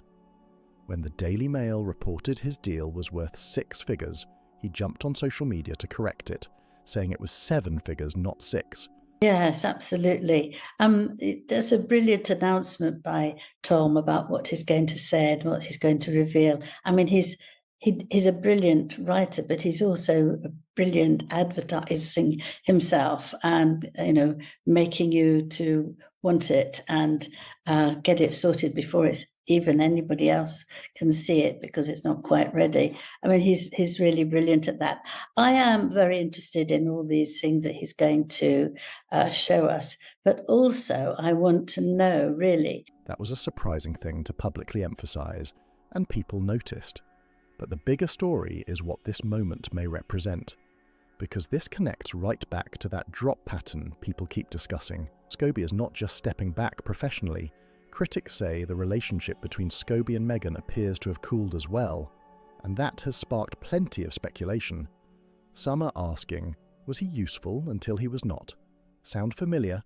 That is why Tom Bower stepping forward at the same moment Scobie steps back feels so striking. For some, it looks like a changing of the guard in who may shape the next chapter of this story. One voice exits as another moves in harder than ever. That contrast is hard to ignore. Now, the most recent controversy that has really stirred debate is Harry and Meghan's trip to Jordan. This became a huge talking point. They travelled to the Middle East during a period of rising tensions in the region, the truth about the babies, the 2 children that we don't really know. So I think there's an awful lot to find out, and I hope that Tom does cover that, as well as them being in a crisis, which actually we can understand immediately, because their lives are dreadful, really. When you've got that revenge that you hang on to, no matter what else you do. Something widely reported at the time, and the reaction was intense. And the reason it hit so hard was the security argument, because Harry has spent years in legal battles arguing he cannot safely travel in the United Kingdom without government-funded security. That has been central to his public case. It has been one of his biggest arguments. So when he and Meghan travelled to Jordan during a tense regional moment, critics immediately pointed to what they saw as an inconsistency. They asked how security is framed as an overwhelming concern in one context, but appears handled differently in another. That question exploded into controversy, and that is why this trip became more than just another headline. For some observers, it fed a bigger narrative about contradictions, pressure, and credibility. And when you put that beside everything Tom Bower is reportedly building toward, it starts to look like even more material for an explosive next chapter. And people online and in the press were anything but quiet about it. Didn't sell anything, didn't sell anywhere near as much as one of your books, for example. And now he's given up on writing about the truth. He's actually going to be writing a fictitious tale of a handsome prince within the royal family. And how cringe is this, Angela?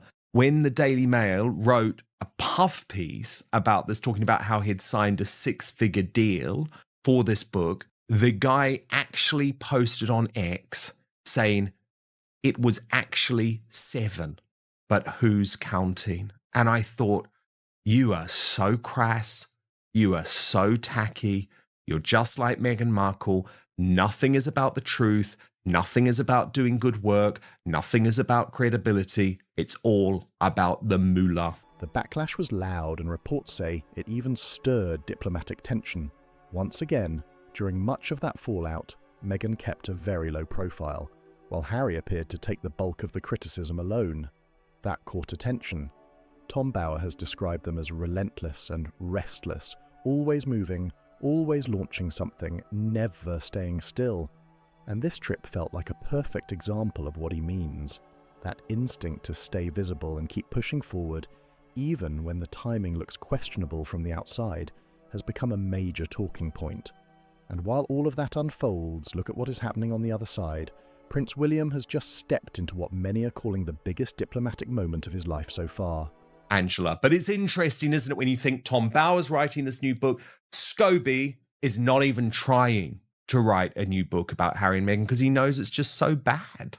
Yes, I think that he is also got quite a lot of feeling of revenge, because he was quite close to Meghan, wasn't he, for quite a long time, and they were near, and he would go and see her a lot and talk about it, and he was her voice. He is representing King Charles at the funeral of Pope Francis, a moment carrying enormous global attention.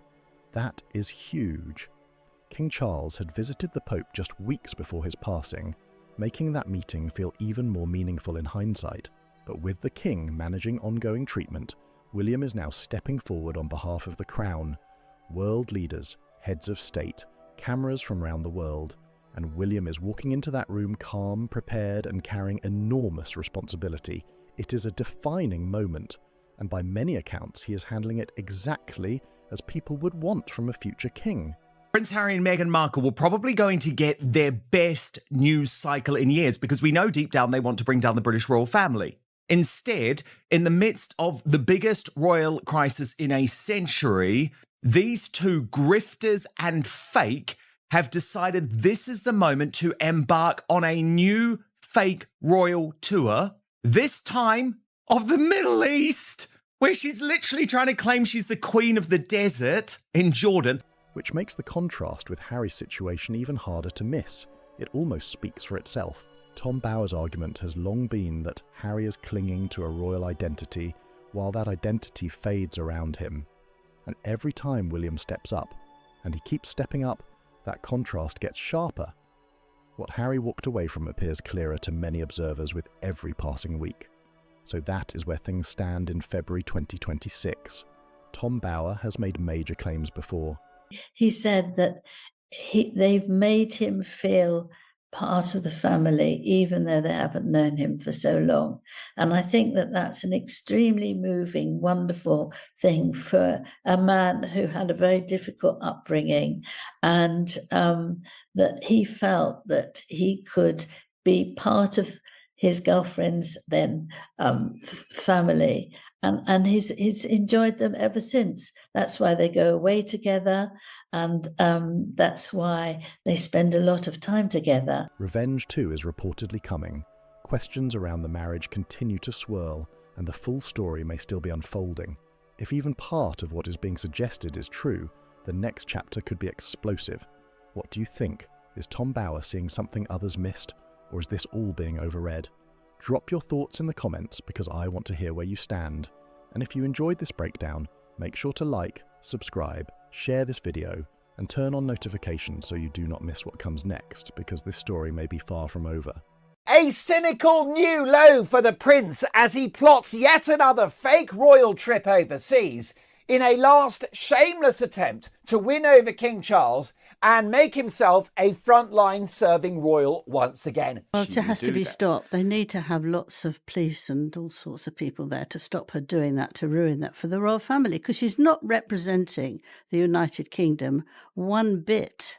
She's representing herself, and I don't think she should be allowed to do that. Harry sees this trip as a potential game changer in his relationship with the family, and our source goes on to say Harry wants to turn heads, wow everyone, and show the royals what they're missing. The timing of this news is loud, almost too loud to ignore. Prince Harry and Meghan Markle just confirmed they're heading to Australia in mid-April, and on the surface it sounds clean and official. Prince Harry and Meghan Markle are once again proving why they are such a danger to the British royal family as the couple announced a tour of the Commonwealth of Australia. And now, while they're saying this is a mix of private, philanthropic, and business related, their spokesperson says the trip will include private business and philanthropic events, all very polished and put together. But look a little closer, and things start to feel off. This announcement didn't land during a win or a big success moment, not even close. It dropped right after a major shock hit the headlines. Netflix has officially cut ties with Meghan, and that changes everything. The same platform that was supposed to hold up their entire media empire has stepped back completely. No new shows, no extensions, nothing lined up. Just a sudden stop that caught a lot of people off guard. And then right on cue, the Australia trip gets announced. That timing has people talking. Many are already calling it exactly what it looks like, a strategic distraction. Harry wants to be a frontline serving royal because he's bored in America and he's flat broke. Don't forget the deals are disappearing and Netflix have just pulled the plug. In today's media world, one flashy international appearance can flip the narrative overnight. Eye-catching photos, public appearances, new outfits, and suddenly the conversation shifts fast. Instead of people focusing on a business setback, all eyes turn to travel plans and public moments. Now think back for a second. The last time Harry and Meghan were in Australia was 2018 during their royal tour, and the energy back then was completely different. Crowds showed up in huge numbers. The media couldn't get enough, and their image felt powerful and rising. Fast forward 7 years and the situation has clearly changed. They're no longer working royals, and the media empire they were building through streaming deals and big partnerships has taken a serious hit. Netflix was supposed to be a major piece of that plan, but now that deal is done, and the future looks a lot less certain. Then, almost instantly, a brand new headline takes over. She walked out of a market that had been done specially for her, that had taken days, if not weeks, to be ready. Yeah, and asked to be paid. And asked to be paid. But she didn't like that either. She felt uncomfortable. And she just hated it there, and she didn't want to go. Rather like she doesn't like the royal family. She hates it, but there's all sorts of rumours that she wants to go back. It's the same thing in Australia. She didn't like it. She hated it, but she wanted to, she wants... Australia, Sydney, Melbourne, glamour, buzz, excitement everywhere, and just like that, the focus shifts fast. Now, the question isn't whether this is just a normal visit anymore. Not at all. The real question is, why now, right after such a major setback? Because when a huge partnership falls apart like that, there's usually a move that follows. And it's not random. One strategy keeps showing up every time. Create noise, grab attention, and flip the whole story around. Suddenly, it's not about what went wrong, it's about what's happening next. So the Sussexes have announced that they're planning a major trip to Australia next month, April 2026.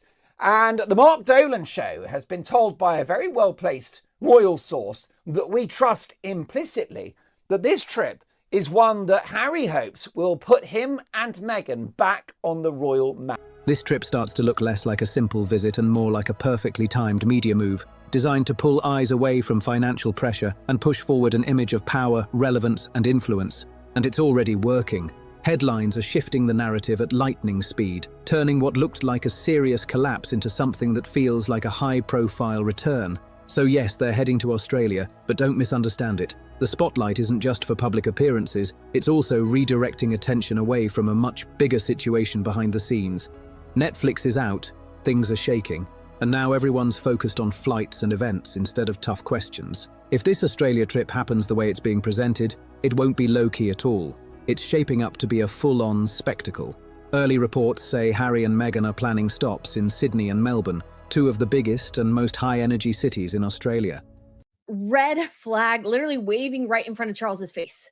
It's waving right in front of his face about Harry and Meghan, and he just seems unable to recognize how past actions, past dealings with Andrew have resulted in Harry and Meghan, and how that's just going to get worse. Their spokesperson describes it as a mix of private business and philanthropic work, very polished, very controlled, very official sounding. But here's where things get interesting. There are no real specifics yet. No confirmed schedule, no named partners, no clear organizations attached. Just a promise that more details will come later, and that kind of vague rollout has people paying attention.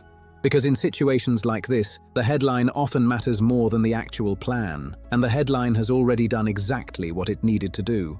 Within hours, media outlets across the world were pushing the story. Reports highlighted their return to Australia after more than 7 years. Old photos from the 2018 tour started popping up again, and conversations about their past popularity came rushing back. Some even started guessing how crowds might react this time. Just like that, the entire narrative flipped almost overnight. Instead of people focusing on Meghan's sudden fallout with Netflix, the whole conversation flipped into talk about an international comeback tour. Yes, Harry and Meghan went to Nigeria back in 2024, but going to Australia, really making this seem like another attempt at a cosplay royal tour on in a country so closely connected to the monarchy, should be very, very disturbing to those working in Buckingham Palace right now. And that kind of shift doesn't just happen by accident. Not at all. One report even hinted that Meghan could show up on an Australian podcast called Her Best Life, hosted by media personality Jackie O. Henderson. On top of that, there are whispers she might step into a live event tied to that same brand. Maybe a celebrity Q&A, maybe something built to pull in attention and get people talking fast. Nothing is officially confirmed yet, but that's exactly the point. The rumors themselves are doing all the work. They build hype, spark curiosity, and most importantly, they create headlines that spread everywhere. And once the cameras start flashing, everything changes again. Picture this: glossy shots at Sydney Harbour, polished appearances, red carpet energy in Melbourne. Suddenly, the narrative shifts all over again. Now it's about outfits, appearances, and celebrity moments. Exactly the kind of attention that can push messy business headlines out of view. Because let's be real, that spotlight was starting to feel very intense. The collapse of the Netflix deal is raising serious questions about whether the Sussex business model can actually hold up long term. That partnership was meant to be the solid base for everything they were building after stepping away from royal duties. Instead, reports suggest it ended suddenly, leaving a major gap in what they were trying to grow. And that makes the timing of this Australia trip even more interesting. Big international visits aren't just about showing up somewhere. They reset how people see things. They rebuild an image of influence, remind the world of status, and most importantly, They create the feeling that everything is still moving forward smoothly, even when things behind the scenes might be saying something very different. Now, our insider has said, and I quote, Harry believes that the optics of this Australia trip will be perfect. You heard me right. Harry believes the optics of this Australia trip will be perfect. Revisiting a country where the couple last visited as frontline members of the royal family in 2018. Our source goes on to say, Harry is hoping to tap into some of the magic of that last trip 7 years ago, where he believes that he and Meghan truly shone. He thinks that his father, the king, will be impressed with this Australian trip and will reach out. If this really is a calculated media move, then these Australia headlines aren't just about sightseeing at all. They're about buying time. Time to reshape the narrative, time to redirect attention, and time to convince people that the Netflix fallout isn't something bigger waiting to unfold. And this is where things start to get even more complicated. The Netflix deal was supposed to be the crown jewel of the Sussex media empire, a massive partnership filled with shows, documentaries, and content meant to lock in their status as global media figures. But according to reports, it didn't just slow down. It completely fell apart. Netflix didn't quietly step back. They shut projects down, walked away from future plans, and ended the collaboration. That kind of shift hits hard. Suddenly, everything that brand was built around starts to shake. That strong entry into streaming? Gone. The momentum that once made everything feel unstoppable? It takes a serious hit. Meanwhile, the public is seeing bright headlines about Australia, with no clear view of what's happening behind the scenes, and that's where the picture starts to come together. This Australia trip doesn't just look like a series of public appearances anymore. It looks like a distraction timed to pull attention away from a struggling situation. Sydney, Melbourne, high-profile events, polished photos, social media buzz everywhere.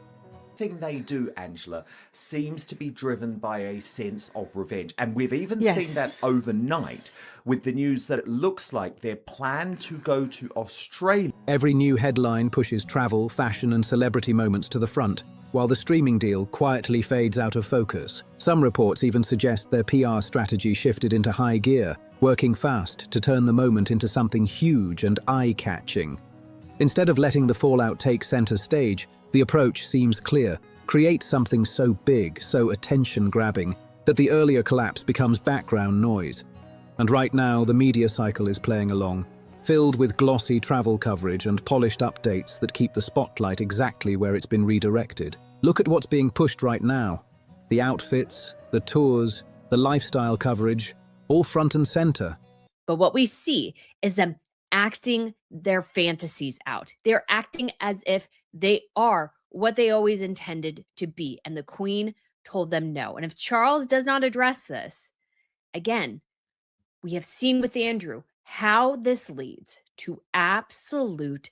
Meanwhile, the real issue, the Netflix exit, is quietly fading into the background. And let's be honest, in entertainment, headlines aren't just information. They act like shields. They distract, they redirect, and sometimes they completely reshape how a story is seen. And right now, that distraction showed up at the perfect moment. Because this wasn't just about losing one deal, it hit the core of the entire brand. Without Netflix in the picture, every future move gets questioned. Streaming projects, lifestyle ventures, speaking appearances, all of it comes under a microscope. People start asking, how stable is this really? How strong is the foundation? And slowly, the cracks start to show. But here's where it flips again. The Australia trip instantly boosts their image. Suddenly, they're seen as entrepreneurs, philanthropists, global figures moving from one major city to the next. And while that image grows, the story that actually matters, the Netflix fallout, keeps slipping further out of sight. The strategy looks obvious: glamour over reality, distraction over difficulty, headlines over hard questions. The public sees excitement, travel, big moments, while the deeper issues quietly fade in the court of public opinion. All that glossy Australia coverage buys something valuable: time. Time to reshape the narrative, time to manage perception, and time to make sure the failure story doesn't take over completely. Because when a major deal collapses, sometimes the only way to control the narrative is to go bigger, louder, and more eye-catching than ever. A spectacle so polished that the cracks underneath don't get noticed. Now, looking closer at this Australia trip, it doesn't feel like a simple getaway at all. It's being framed like a carefully planned media rollout, something designed to grab attention at every step. People will say wow, right? So he wants to turn heads and wow everyone. People will say wow when he goes to Australia. They'll say, wow, this couple are so embarrassing. Wow, this couple are deluded. Wow, this couple are living on another planet. Reports say Harry and Meghan are expected to visit Sydney and Melbourne, two of the biggest cities in Australia. But here's the detail that stands out. Almost nothing has been fully confirmed. No exact venues, no named partners, no detailed schedule, just broad statements and promises that more information is coming later.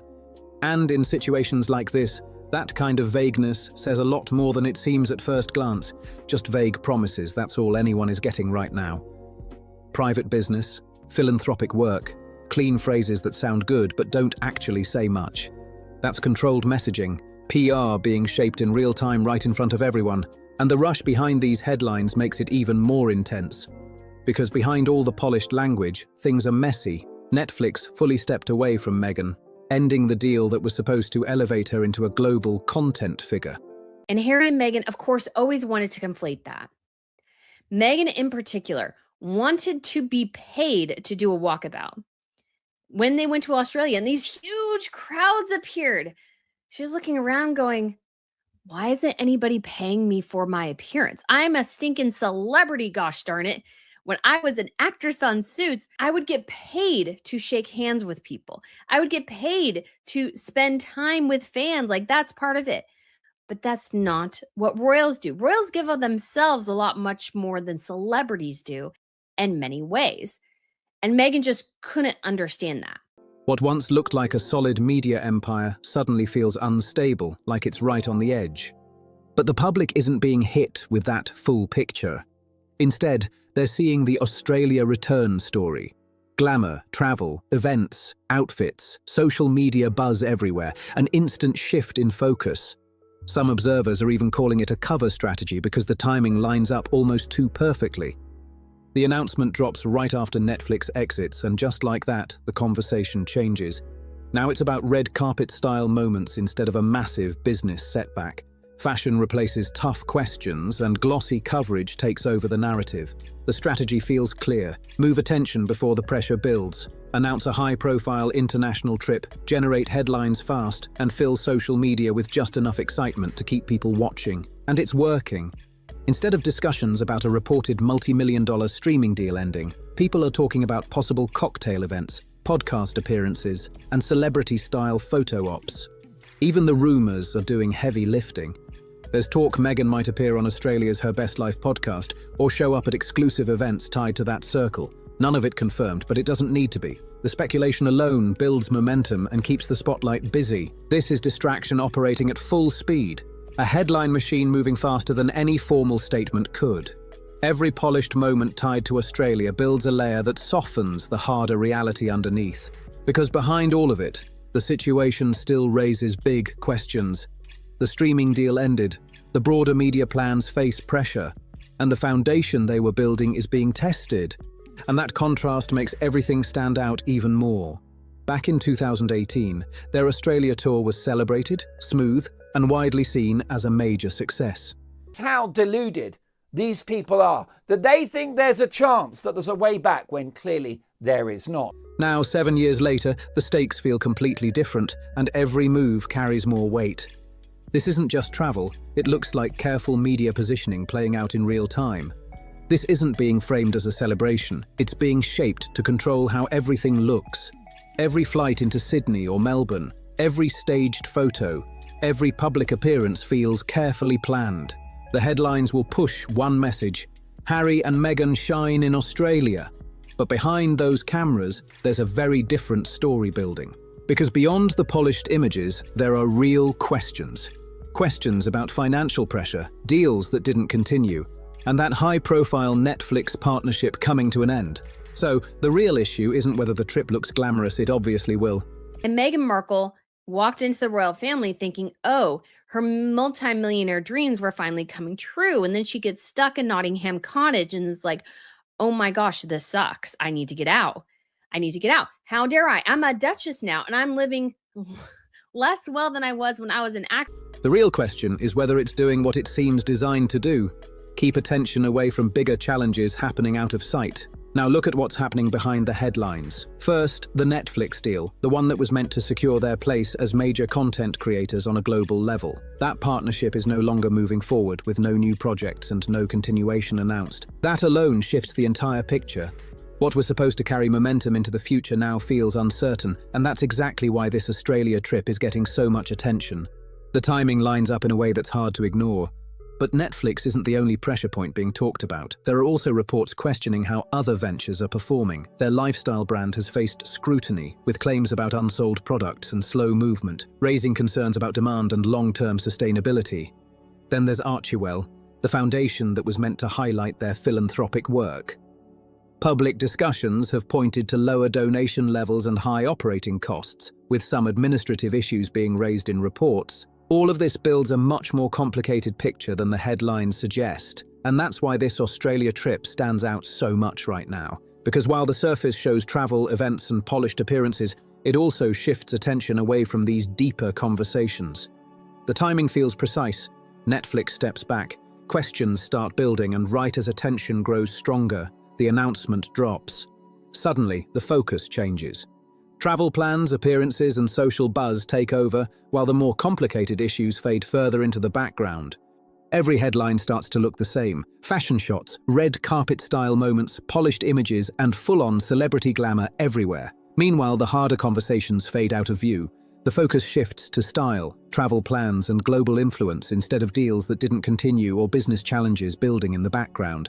According to some reports, the PR strategy feels intense, almost like a race to replace negative coverage with something bigger and more eye-catching.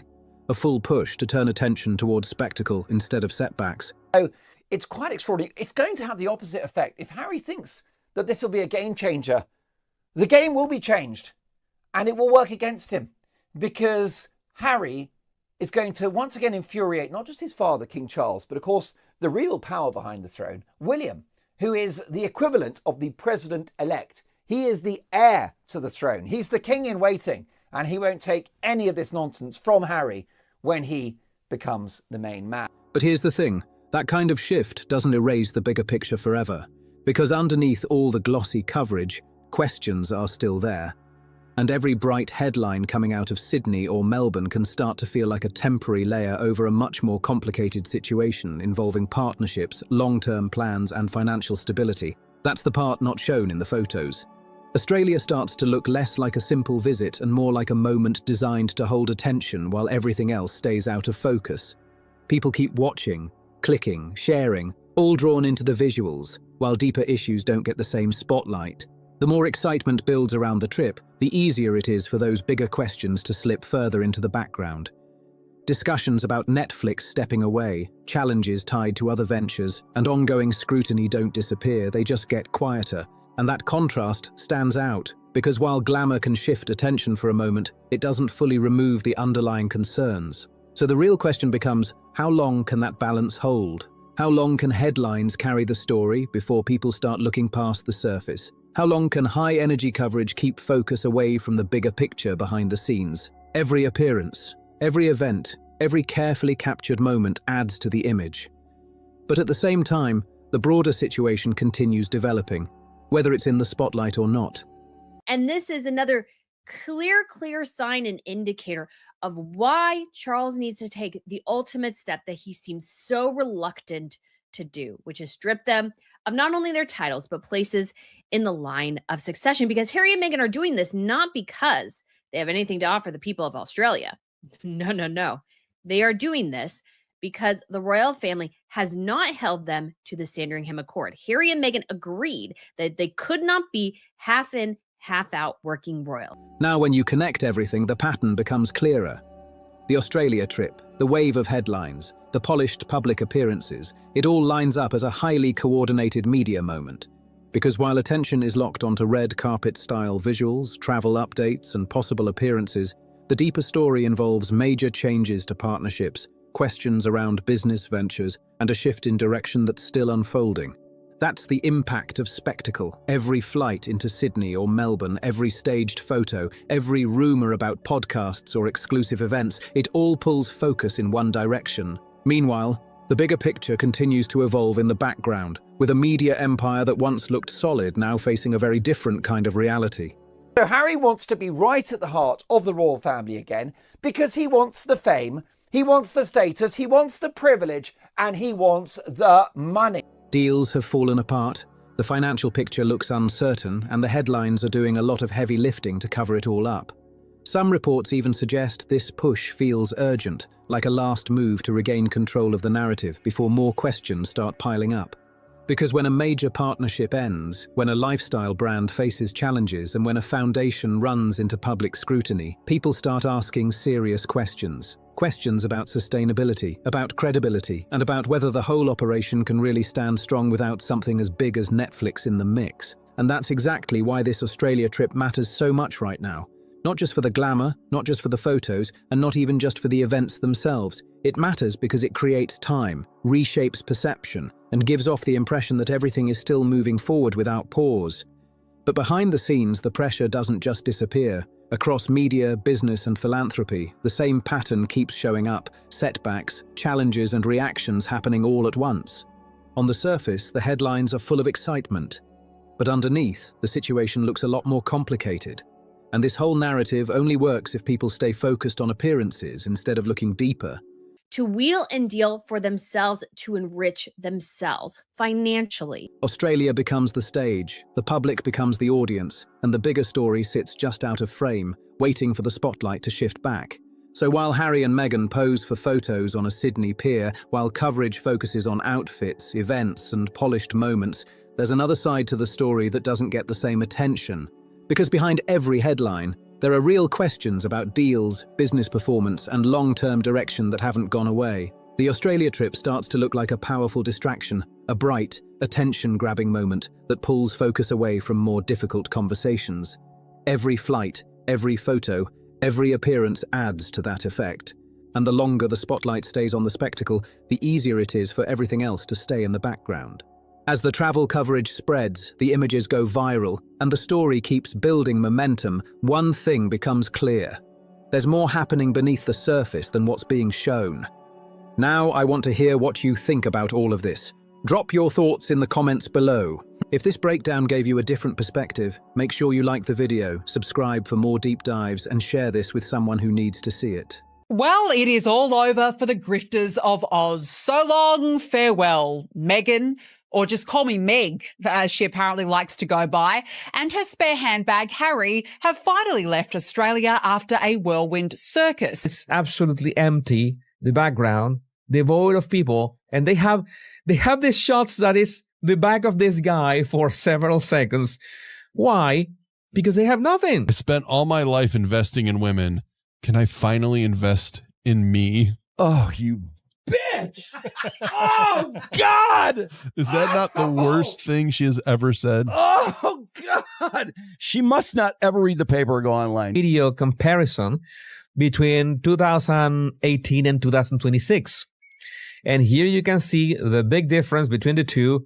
You have actual crowds, you had actual expectation, people. There was a lot of energy back then that is undeniable compared to what is this? 47 people actually said yes out loud. Just 47, not 4,000, not even 447. Out of the entire country of Australia. Charlotte Griffiths, Miss G-String, Prince Harry's little bit on the side, all of a sudden is starting to drop truth bombs. Do you think it is because we've now all read the messages and we do have the proof? Only 47 people thought dropping $3,000 for a weekend with the Duchess of Sussex made sense. And even that number feels a little generous. Because when those photos slipped out, and they always do, the scene told a different story. Even so, it's Meghan, the Duchess of Sussexes. How could Meghan, the Duchess of Sussexes, drive this small a crowd? Harry's face is like, wait, hang on, where? Where is everyone gone? Why am I not loved? Meghan probably thought the same. This has got to be the scam of the century. Attendees fooled into paying big bucks for a weekend with Meghan. I'd be calling for a refund. That's why we're going to have the restraining order. We don't want you and your constant dramas and your constant messy revenge moves anywhere near our British royal family. Tables sitting untouched in the back, glasses still flipped upside down, napkins folded like a restaurant waiting for guests who never showed up. This was hyped up as the big comeback, the moment Harry and Meghan would step back into the spotlight and remind everyone why they matter. But instead of cheers or even backlash, Australia delivered something way colder. Pure silence. Now rewind to where it really fell apart, the Her Best Life retreat. Yes, that was the actual name. Yeah, you see nobody in there. Nobody's there for the oracles. There are a few really cringe moments. Markle's buying into this one-off where they immediately made anything she wore anywhere available to purchase as soon as she appeared. She's invested in it, and she's posting all her outfits. Grifting is one thing, but carrying out a faux royal visit to a children's hospital while flogging your outfits online appears to have crossed a line. Set at the Intercontinental Coogee Beach in Sydney, 5-star luxury, ocean views, all the glam you could imagine. Prices kicked off at $2,699, and the top package climbed past $3,200. What were people promised? An intimate, immersive, life-changing weekend with Meghan, Duchess of Sussex. A chance to connect, feel inspired, and walk away transformed. For $3,000. But what did they really get? Meghan showed up at 5 p.m, sat down for a Q&A on stage, and just 2 hours later she was gone. A little bit of footage from Her Best Life retreat. Grug suggests there are about 60 people in this clip. Certainly not near 300. Looks like the event was quite a bust. No wonder Meghan didn't want to take a round. Yeah, I guess she saw the crowd. And it was 2 minutes in and she already wanted to leave. These are some shots of the crowds having, a good time. Meghan had already left. But that's it. That was... How many people are in there? Some tables have only 3 people at them and some have 4. This was a massive, massive fail. Do that just to act like they're important, like they're the president or something. They're nobody! Well, I mean, the good thing is the security line wouldn't have taken long because it's probably like 47 people, yeah. Slipping into a Range Rover, headed to a rugby match with Harry. 2 hours. That's it. She stayed just 2 hours at a weekend retreat. People paid thousands to attend. And during that short time... No photos allowed, no filming at all. Security checking bags at the door. It was airport level strict. And if you wanted a group photo with Meghan, that would cost you an extra $500 on top of the $3,000 you already paid. Their problem. They have a huge problem that they are basically not drawing any crowds. They are not pulling any people for their events. They are overpriced in their event. Markle spends 2 hours with these women. Oh, there's the Moe ready to go. 2 hours. And bear in mind they paid 3,200 Australian dollars for a chance to spend time with her. 2 hours. Now really think about that for a second. You've dropped $3,000, booked a flight to Sydney, checked into a fancy hotel, picked out your outfit, built up all that excitement, and then the person you came to see walks in, sits down and spends about 90 minutes talking about how difficult her life has been.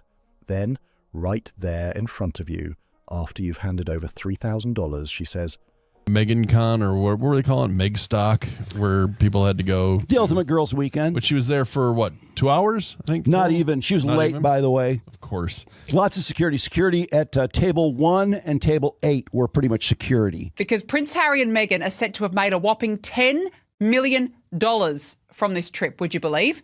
According to expert Ted Jenkin, this is extraordinary, Meghan and Harry could make more money from audience, aggregation, premium access, brand leverage.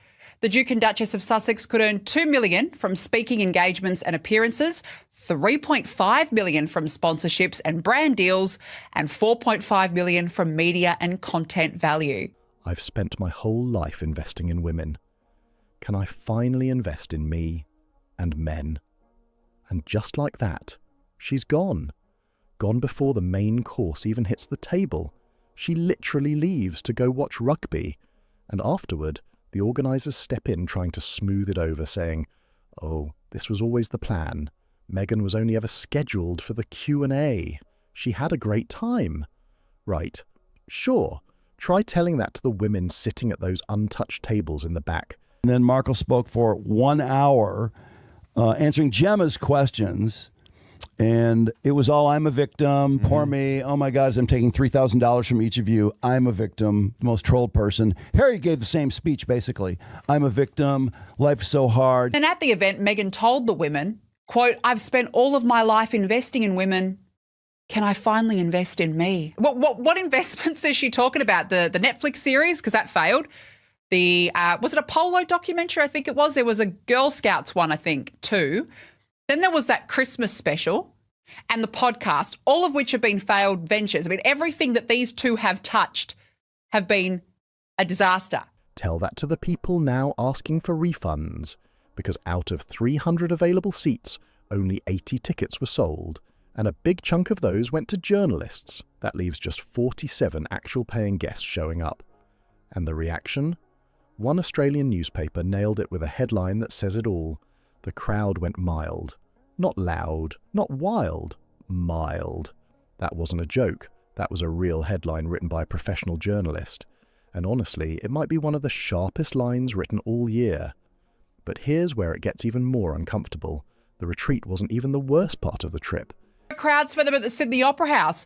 And if you look closely, they clearly expected crowds because you could see there the barricades were up. There were like fences up, waiting in anticipation, and there was nobody. Headline, I don't know which paper it was, one of the big Australia papers, headline was, and the crowd went mild. The Sydney paper had a headline about the gruesome twosome turn Australia into their own ATM. Yeah. Inside a hotel, you can hide empty seats, shift camera angles, keep things looking polished. Out on the streets of Sydney, there's no hiding anything. Harry and Meghan showed up expecting what exactly? A repeat of 2018, when massive crowds lined the sidewalks and filled every corner just to catch a glimpse. Back when people were actually excited to see them, when the energy was real and crowds showed up without being asked. That's what was expected. But what showed up this time? These are the worst takes. There's the worst one, the worst offenders. You see the barriers, you see all the empty space, you see the 30 or 40 people there in the background, that's it. And you see Harry and Meghan walk in, and who is around them? There's just nobody. And it's a far cry from the tens of thousands who lined up and camped out, as you can see there, 8 years ago when they last came. I mean, look at the crowds then, the signs, the Aussie flags. They loved them.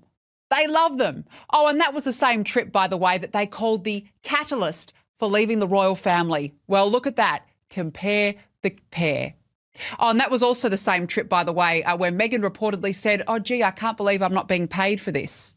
Seriously. Crowd control without the crowd. Barriers lined both sides of the street.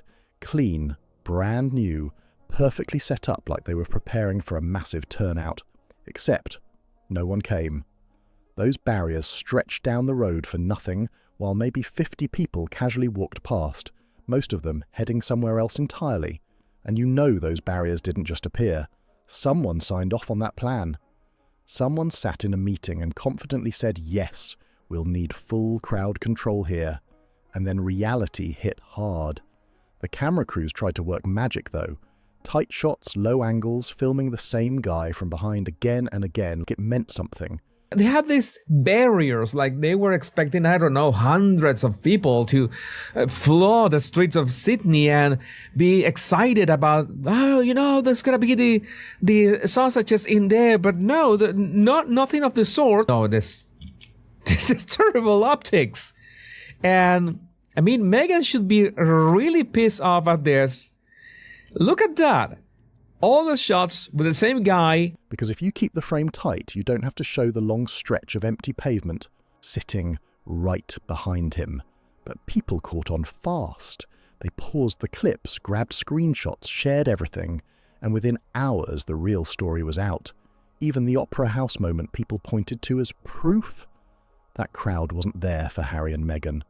Those were parents lining up with their kids for free school holiday events. They were there for a puppet show. And honestly, at that point, who could blame them? Now, this next part shifts the tone because it's not funny and it didn't sit right with a lot of people watching it unfold. And you have this extreme, framed camera angles of how many people we're talking about here, like 40 people as well. And they're really trying to make this seem in some shots that people were caring about them when they actually didn't. Perfect blueprint to completely fade into obscurity, because this is what our eyes are seeing. You cannot make this up. This is not AI. This is the harsh reality. These phonies could go up and feign like they care so much about these kids. What? Well, she's done BS? that. She's done that multiple times. I mean, the first big time was Uvalde, right? When all those kids were killed down in Texas, and she showed up with a camera crew to, I guess, stare at. To give away bosses. donuts or something. It's like, but they film it, of course. If they didn't film it, it doesn't count, and they wouldn't do it. At the Royal Children's Hospital in Melbourne, the visit was presented as a heartfelt tribute to Princess Diana's legacy, connecting with children going through serious illness. And there was a moment that sounded genuinely kind. A 12-year-old girl named Novi said Harry told her to stay brave, and it lifted her spirits. That part matters. But then reports started coming out that raised real concern. Claims that seriously ill children, including those going through intensive treatment, were brought into a common area to be present during the visit, reportedly without masks. Except when you go to Children's Hospital, and you're talking to props. Yeah, you're using these children with cancer who've lost their hair as props so you can sell your latest outfit. That's disgusting. Mm-hmm. I'm disgusted with the hospital. Just the way the hospital lined them up in the atrium, because remember, let's make this quick. Yeah. It should be in there quick. So probably her people were pushing them no, they can't go from room to room to room. That takes too long. Get these fucking sick kids and get them together in the atrium so they only have to walk in and they can walk in and walk out. And get the sickest fucking kids you've got in here. And I want some bald kids. And if not, shave their heads. That detail is what left many parents, healthcare workers and observers questioning how the situation was handled. Surrounded by people who had just flown in from overseas and spent days shaking hands all across the country, doctors will tell you straight, when a child is going through chemotherapy, even a minor infection isn't just uncomfortable, it can turn serious fast. These aren't kids dealing with a simple cold. These are children in critical conditions fighting through intense treatment. And yet, someone thought it made sense to bring them into a busy public space during a high-profile visit. And then, this is the part that really got people talking. Oh, and Meghan was on this fake tour as well, wearing designer clothes, which she put on a platform. It's an AI platform, which she's an investor in, so that people can buy what she was wearing. And she wore this $1,200 dress. This was to a visit at a hospital in Melbourne. And then she later wore that same dress to a homelessness shelter for women and popped it up on her platform, $1,200 dress. And no doubt getting kickbacks from that. She's literally profiting off events which should have been low-key engagements for her to go out and do some charity work. Within minutes of leaving that hospital, the outfit Meghan was wearing reportedly appeared online for purchase on her fashion website. That sequence didn't go unnoticed. One commentator summed up the frustration, saying, if they didn't film it, it doesn't count, and if they did film it, make sure the checkout button is ready. That line spread quickly because it captured how the situation felt to many watching. The reaction across Australia was strong. Formal complaints were reportedly submitted, and people started calling for answers because moments like that make people stop and question what they're really seeing. Then came Bondi Beach. Harry and Meghan visited to meet survivors and first responders connected to the December 2025 attack during a Hanukkah event, an incident that deeply affected the community and left lasting grief. Like $50,000 worth of jewelry at this homeless shelter for women. Where can I buy it? I can show you on one off. No, this is psychotic. I mean, this is crazy. I can't believe this is the schemingest, weaseliest move I've ever seen her make. See that? She did it again this week, which she, they had that Bondi terror attack. The anti-Semitic. Yeah, she went to Bondi Beach. They put that outfit up. This is where 15 people were murdered on Hanukkah. I mean, you don't want the look. 4 months ago. You don't want the look of somebody honoring. I know. What is that? Did anyone order a hero? Showing up to acknowledge something like that matters. But again, attention shifted When people noticed that the outfit worn at the memorial site was also promoted online shortly after, people pay attention to timing. And when moments feel mixed with promotion, it leaves an impression that sticks. But the moment that really exploded online wasn't about clothing at all. It was about a woman on the sand, as Harry, Meghan and their large group moved along Bondi Beach, which, by the way, looked pretty quiet that day. There was a woman lying on the sand, sunbathing, just minding her own business and enjoying a public space. Can't believe she did that. And I can't believe they gathered first responders and survivors for Meghan Markle and Harry to go there and sell her outfits. That is so gross. Yeah. What is wrong? First of all, what's wrong with her? Look at how unbothered Aussies are by these two.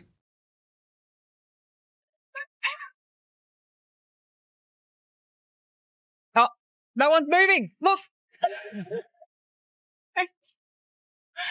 Nothing. I mean, no one is moving. That woman on the sand, please somebody find her and give her a medal. That is quintessentially Aussie. We love the sunshine. We love the beach. We ain't moving for nobody, especially these two non-royals. And, you know, they're here to make money. And the big question people started asking was simple. Did the entourage just walk around her? There was open beach in every direction, hundreds of meters of it. Plenty of space to walk around without coming close to anyone. But instead, they walked straight past her, right around her feet, near her head, like she wasn't even there. And this woman, honestly iconic, didn't move at all. Didn't flinch, didn't look up, didn't react. Not even a glance. She just stayed exactly where she was, completely unbothered. She ended up becoming the accidental symbol of the whole trip. Because in that one moment, she reflected what a lot of people felt all week. No reaction, no interest, just carrying on. And then... And this lady couldn't give a single F about Meghan and Harry. 0 F's given. Not one F given. No, that was brutal. All of this. Meghan was trying to do the Catherine shot. What is the Catherine shot? As you know, Catherine with children. But children, you know that they gravitate towards Catherine. And Meghan wants to do the same. There was the little girl with the drawing. This clip blew up, millions of views in under 24 hours. You watch it once, and it clicks immediately why people couldn't stop sharing it. Meghan is on the beach, moving through the moment, making appearances, being seen. Nearby, there's a young girl sitting quietly, focused on her sketchbook. Meghan leans in, and the girl looks up. Then, calmly and without hesitation, she pulls the sketchbook back, closes it, and holds it close to her chest, out of reach. No noise, no scene, no overreaction. Just a quiet, clear choice. Girl, put the book away from Meghan. No, you're not gonna touch my book. You're not gonna touch my drawings. Get away, you witch. Yeah, I'm not saying that the girl said that, of course. I'm just making things up. Meghan, you're not made for this. I'm telling you, not as a friend. You know that I'm not your friend, but I'm telling you, as an advisor, as PR, do not get your videos around children. This is going to happen. Maybe the girl was so sweet, but at the same time, she didn't like the bad juju of the Duchess of Sussexes. A small moment, but it said a lot to the people watching, like, no, this is mine. The reaction online was intense. Comments everywhere, people reading into it, analysing every second. Some said, children know. They always know. Others saw it as something simple and personal. And sure, maybe the girl just didn't want to share her drawing. That's completely fair. But the fact that millions of people watched that clip and felt something bigger behind it, that's what made it stand out. When a moment like that turns into a talking point across the internet, it says something about how the public is viewing things right now. Now here's a number that really puts everything side by side. For 10 years, I've been bullied and attacked, and I was the most trolled person in the entire world. Man, woman. I'm still here. She claimed that she was the most trolled person in the world, says the woman who's made a career out of trolling the royal family, who reportedly claimed the monarchy was racist and who allegedly bullied her own staff. And let's not forget, Harry is also being sued for defamation by the charity he co-founded following allegations of bullying there too. Her and Harry are the ultimate victims. They will screw anyone over to make money. Us. This guy has been handed everything and more in his life. He has lived a very, very privileged life with no money issues, and yet he talks about it like he's lived the hardest life of anyone. And let's not forget, Prince William lost his mother too, and he hasn't gone around and demanded sympathy left, right and centre. Same weekend, same country, around the same time, Pamela Anderson held a public event. About 2,000 people showed up. Tickets, around $85. Now compare that. Pamela Anderson, $85 tickets, 2,000 attendees. Meghan Markle, $3,000 tickets, 47 people. That's roughly a 40-to-1 difference in turnout at less than 3% of the price. Those numbers speak loudly all on their own. I'll just leave that there for a second. Let it sit. Because what this trip really showed goes way beyond empty seats, leaked photos, or that moment on the beach. For years now, Harry and Meghan seem to have been working off one big misunderstanding. That attention means support. That headlines mean loyalty. That controversy keeps everything alive. I couldn't get her therapy, remember? Yeah. Because they didn't have an HR department? Exactly, yeah. So there was no way to get a therapist. Nope. There was no... He knows Elton John, who will buy his carbon... he will erase his carbon footprint, but Elton John won't help him find a therapist. I mean, at that time, he also knew the king or the queen at that time. The firm denied it. So apparently they could only find one therapist, and Harry's like, I need it more than you. So, yeah. Sorority girl, actress, influencer, victim. But that's not how it works. People tune in the way they slow down to look at something shocking, curious, maybe even confused. Not always, because they feel connected. And that kind of attention, it doesn't last forever. In Australia this week, it looked like that energy had faded. They stepped away from royal life saying they wanted privacy and independence. Yet there were crowd control setups on quiet streets. They spoke about wanting a more normal path. Yet events came with high price tags for short appearances. They've also spoken about supporting important causes.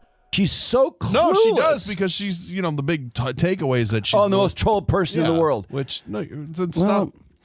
She also trolled her husband's family. Yeah, and her dad. 6-episode series for millions and millions of dollars. In my opinion, should be kept well away from the children and from William and Catherine. He has proved not to just betray his brother, to hurt his brother. To me, I think he's proved that he's almost unstable with his hatred. But when timing around public moments and promotions overlaps, people notice and they start asking questions. At some point, when actions and messaging don't line up cleanly, it becomes harder for people to overlook. And this time, nothing seemed to slip past unnoticed. Meanwhile, back in the UK, a completely different conversation has been building, one that carries a lot more weight than anything tied to a single event. People close to royal circles, speaking publicly and on record, have described the relationship between Prince William and Prince Harry as deeply strained. Not just distant, not temporary, seriously fractured. Prince William is done with him. He is done with him. I don't think there's any coming back. When you think about how Prince William has always been, he's always had a tight circle of friends, and it's always been a known thing with Prince William. If you betray him, you're out. That's it. It's done. Is William at the stage now where you could say that he genuinely, and I don't know whether this is too strong a word, but hates his brother? I don't think it's too strong a word. Some reports even use strong language, suggesting there's no clear path to reconciliation right now. And discussions have started to surface about future royal events, major ones, where Harry's role or presence is now being openly questioned. If that direction holds, it could mean missing out on historic family moments that once would have been unthinkable. That shift says a lot about where things stand today. Think about that for a second. Prince William has absolutely no intention of his younger brother being at that event. And that would be a seismic moment, Tash, because that would be saying, it's done, it's over, forever. Restraining order will be absolutely necessary. His security and his police protection will be told, that man stays away from my family and my children. He's proved that he's almost unstable with his hatred and this blame. He seems to have focused Prince William is the cause of everything. And it's turned into something that I wouldn't blame Prince William if when his father's gone, he actually gets a full restraining order against Harry. Two brothers who once walked side by side behind their mother's coffin, who stood together again at their grandmother's funeral. And now there are reports suggesting things have become so strained that distance between their families is being seriously discussed. That's no longer just a disagreement. That's something deeper, something that doesn't fade quickly. And then you look back at everything else, after the Netflix deals, after the Oprah interview, after the book, the documentaries, years of constant headlines and global attention. After all of that, 47 people. I'm going to zoom in because Meghan blinking is out of control, and even with the low quality of the video, you can see it for yourself. Here it goes. Look at Meghan blinking, the crazy blinking. She is really upset. 47 people in a half-empty hotel ballroom, glasses untouched at the back tables, a woman on the beach who didn't even look up, a little girl who quietly held onto her drawing, and a brother who, according to reports, may have reached his limit. Australia didn't need protests, loud backlash, or dramatic scenes. There were no banners, no shouting crowds, no big public pushback. They just didn't show up. And that silence, that calm, uninterested, unimpressed silence, hit harder than anything else. William will not have Harry at the coronation. And actually, finally, an acknowledgement, and I know you feel a bit queasy about this, Tash, and I do understand there is a big debate about it, but finally, an acknowledgement from the mainstream media too, that at some point we are going to have to deal with this because Charles's health is really not good. Because criticism can be debated, headlines can be spun, negative press can be brushed off. That's why we're gonna have the restraining order. We don't want you and your constant dramas and your constant messy revenge moves anywhere near our British royal family. But an empty room, that speaks for itself every single time. If this video hit different for you, don't just scroll past. Hit like, subscribe, and share it with someone who needs to see this. And drop a comment below. What moment from this Australia trip stood out the most to you? I'm reading through all of them. Meghan Markle's fakery with British Airways has just been exposed. There's a card sitting on Meghan's Instagram right now, and 3 things about it instantly raise questions. Not because of tabloids, palace gossip, or random insiders trying to push an agenda. No, the issues come straight from the card itself, the airline's own public website, and one very basic question the glowing media coverage somehow skipped over completely. And the question really isn't complicated, just 7 words. But once you actually slow down and read the card carefully, those 7 words suddenly become way more important than anything written in the People exclusive, the Hello feature, or even the GB News coverage combined.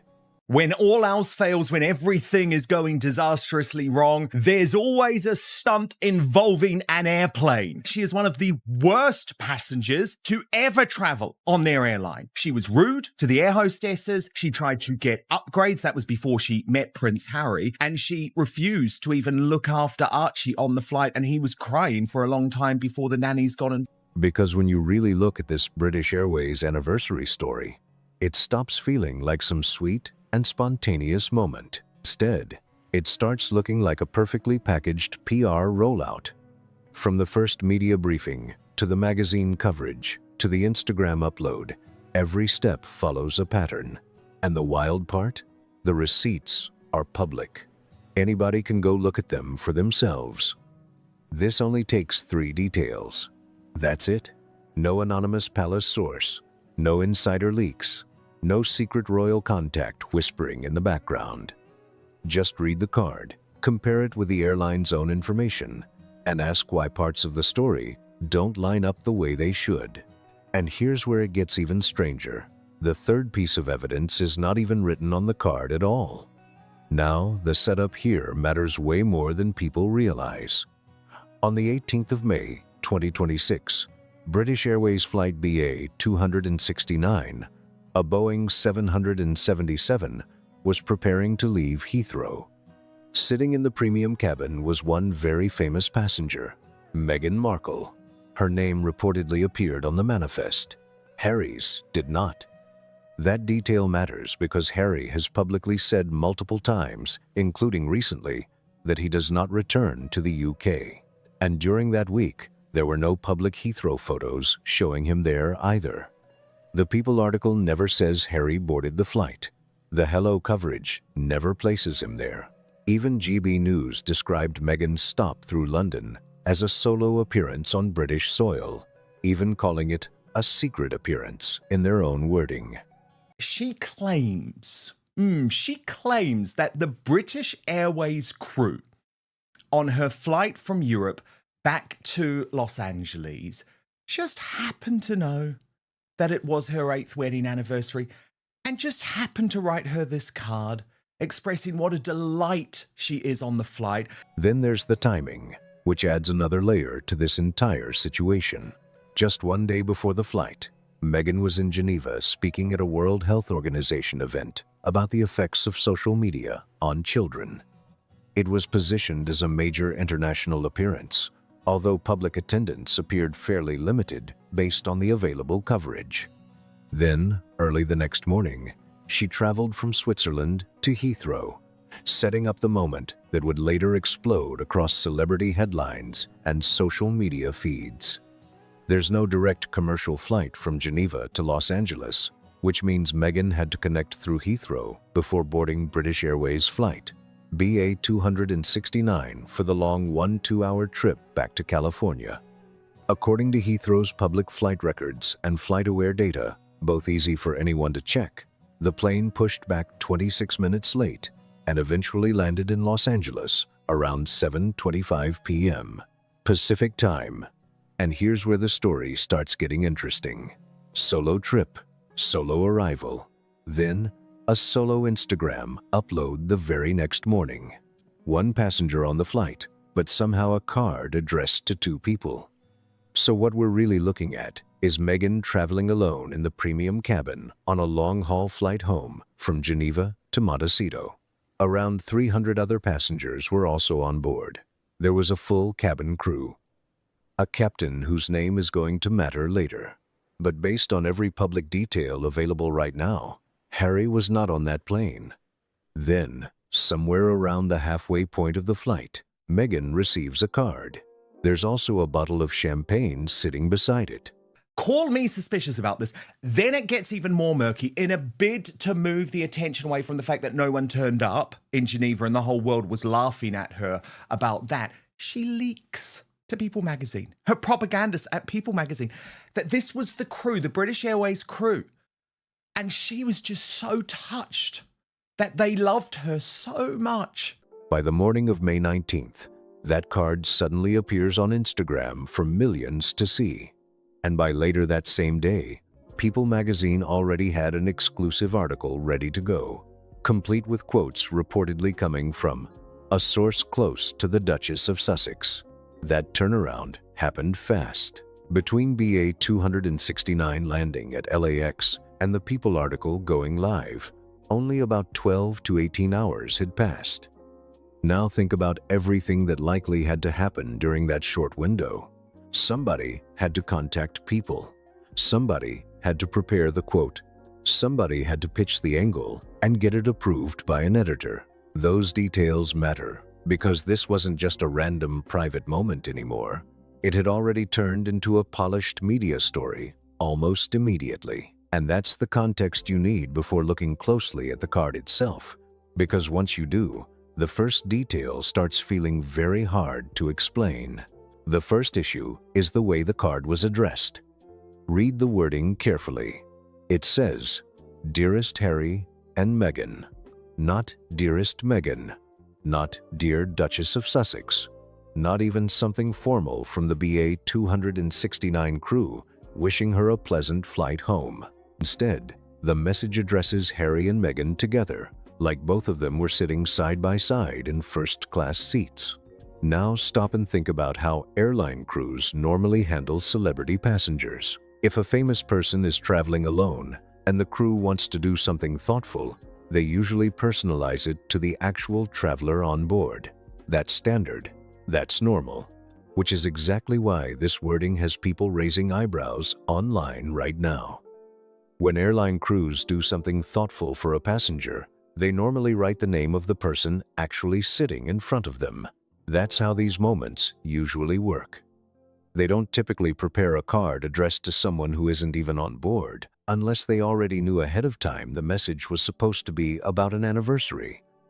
Or unless somebody gave them instructions, a script, or at least names to copy onto the card before it was delivered. And that leads straight into the question almost nobody in the friendly media coverage bothered to ask directly. How did the British Airways crew already know the card should say Harry and Meghan, when only Meghan appears connected to the flight through the public record? Because remember, this wasn't written as Happy Anniversary Meghan. Here's the article. Meghan Markle was moved by the kindness of a British Airways flight crew who helped ring in her wedding anniversary with Prince Harry. The Duke and Duchess of Sussex marked 8 years of marriage on Tuesday and shared a glimpse of the heartfelt gesture she received while travelling home from Geneva, Switzerland the day before. Posting to her Instagram stories, Meghan revealed a handwritten note from the British Airways flight crew thanking them publicly for helping make the occasion special.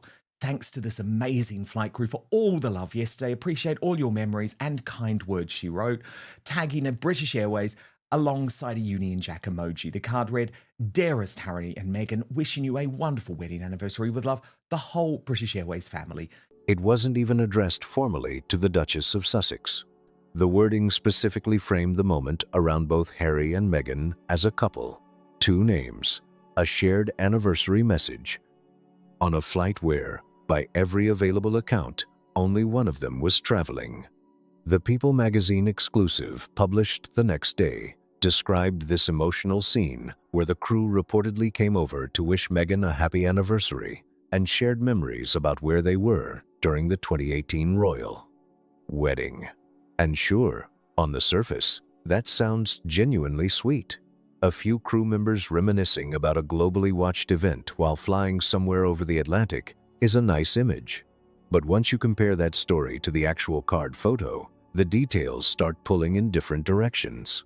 Because the card wasn't written like a casual surprise for one celebrity passenger, it looked prepared around the idea of a royal couple together. And the only source saying this whole thing was spontaneous came from an unnamed person described merely as close to the Duchess of Sussex, speaking to People magazine, the same outlet that has consistently received carefully packaged Sussex exclusives for years. By now, People have noticed the pattern. People doesn't usually get random accidental royal stories out of nowhere. Their Sussex coverage almost always appears highly coordinated, polished, and sourced through people connected closely enough to communicate on behalf of the couple. So in the article credits, a source close to the Duchess, that doesn't sound like some random passenger witnessing a touching moment from seat 32B. It sounds like someone involved in media communication around the Sussex brand and public image. That changes the entire framing of the story, because the wording on the card becomes much more important once you look at it through that lens. Again, it specifically says, "Dearest Harry and Meghan." That detail matters because it shapes who the card appears to have been prepared for, and that picture doesn't fully match who was reportedly on board the aircraft. So there are really only a couple of possibilities here. Either the crew independently chose to address someone who wasn't present, which would be unusual for a supposedly spontaneous in-flight gesture, or the crew had advanced context that the card was intended for a couple celebrating their anniversary. And those are 2 very different scenarios. Then there's another detail people online started zooming in on almost immediately: the handwriting itself. The main body of the card appears written in one style, neat, polished, and carefully done. But the captain's message at the bottom looks noticeably different, almost like a second person added their own section later. At minimum, it appears that more than one person contributed to the card, which means this probably wasn't one flight attendant grabbing a pen quickly during turbulence and scribbling out a casual note. Multiple people seem to have participated in creating one carefully presented card for one highly recognizable passenger, and that makes the whole situation look far more organized than spontaneous. Whoever wrote the main message on that card made a very specific choice. They addressed both Harry and Meghan together, even though only one half of that marriage appears connected to the flight itself. That didn't happen by accident. Somebody physically sat there with a pen and decided the card should be written to both of them. And that's only the first issue. The second detail gets even more interesting once you focus on the captain's note written separately at the bottom of the card. It reads, "Lovely to have you on board. Congratulations on the anniversary. Signed by Captain Ed French." Now read that carefully again. That's not some rushed "congrats" scribbled under another person's message. It's not just a signature added afterward. It's a complete sentence, fully written out, fully punctuated. A source close to the Duchess of Sussex, this is how much she wants people to know about this card, right? Tells people Meghan's flight crew was so lovely on her way back from Geneva. They all came to say happy anniversary and shared their memories of where they were on the day. I thought Meghan thought the whole thing was horrible. The crew's gesture also included treats for the couple's children. They wrote Harry and Meghan a card and gave them a bottle of champagne and British candies for Harry and the kids, the source adds. It was very special and so appreciated by Meghan, who wanted to publicly thank them. She was truly so touched. A direct acknowledgement from the captain himself about a very specific personal occasion connected to the passenger on board and her husband, who wasn't there. Take away all the celebrity headlines for a second and just look at the situation logically. You're the captain of a Boeing 777 preparing for a packed 1-2 hour transatlantic flight. You've got hundreds of passengers on board, safety checks to complete, flight systems to monitor, crew coordination, departure timing, operational procedures. The workload is massive before the plane even leaves the gate. And somewhere in the middle of all that, the captain personally writes a polished anniversary message tied to one passenger's marriage? That stands out, because again, this wasn't written like a generic airline greeting. He didn't simply sign beneath another crew member's note saying, "Best wishes." He specifically referenced the anniversary himself in his own handwriting, separated clearly from the rest of the card, so it looked personal and direct. "Lovely to have you on board. Congratulations on the anniversary." That wording matters because it shows awareness of a very specific date, an event connected to Meghan's personal life. And here's where aviation procedure becomes important. Captains don't walk into flights blindly. Every commercial airline conducts pre-flight briefings. Passenger manifests are reviewed. Airlines identify premium travelers, VIPs, public figures, celebrities, and passengers requiring extra discretion or special handling. That's standard across the industry. British Airways is no exception. So for Captain Ed French to already know this passenger's wedding anniversary was happening at that exact time, somebody likely provided that information beforehand. And realistically, there are only a few ways that could have happened. One possibility is Meghan's team informed British Airways in advance. That's actually common for high-profile travelers arranging celebrations, surprises, or personalized onboard experiences. Airlines deal with celebrity logistics all the time. Another possibility is British Airways' internal customer systems flag the anniversary automatically through an executive travel profile or loyalty account. Airlines absolutely track customer preferences and milestones for premium passengers, and British Airways has publicly discussed personalized passenger services before. But either way, this doesn't really fit the image of a random, spontaneous moment suddenly happening in the middle of a flight. Because the captain's note suggests preparation, awareness, coordination. Somebody knew the occasion ahead of time and made sure it was acknowledged on board. And once you realize that, the entire story starts looking less like a surprise emotional gesture and more like a carefully managed celebrity moment that was always intended to become public afterward. Or the third possibility is that the captain somehow spent part of his pre-flight preparation personally researching the wedding anniversaries of celebrity passengers before takeoff. And realistically, those are the only three explanations. There really isn't a fourth option sitting out there waiting to be discovered.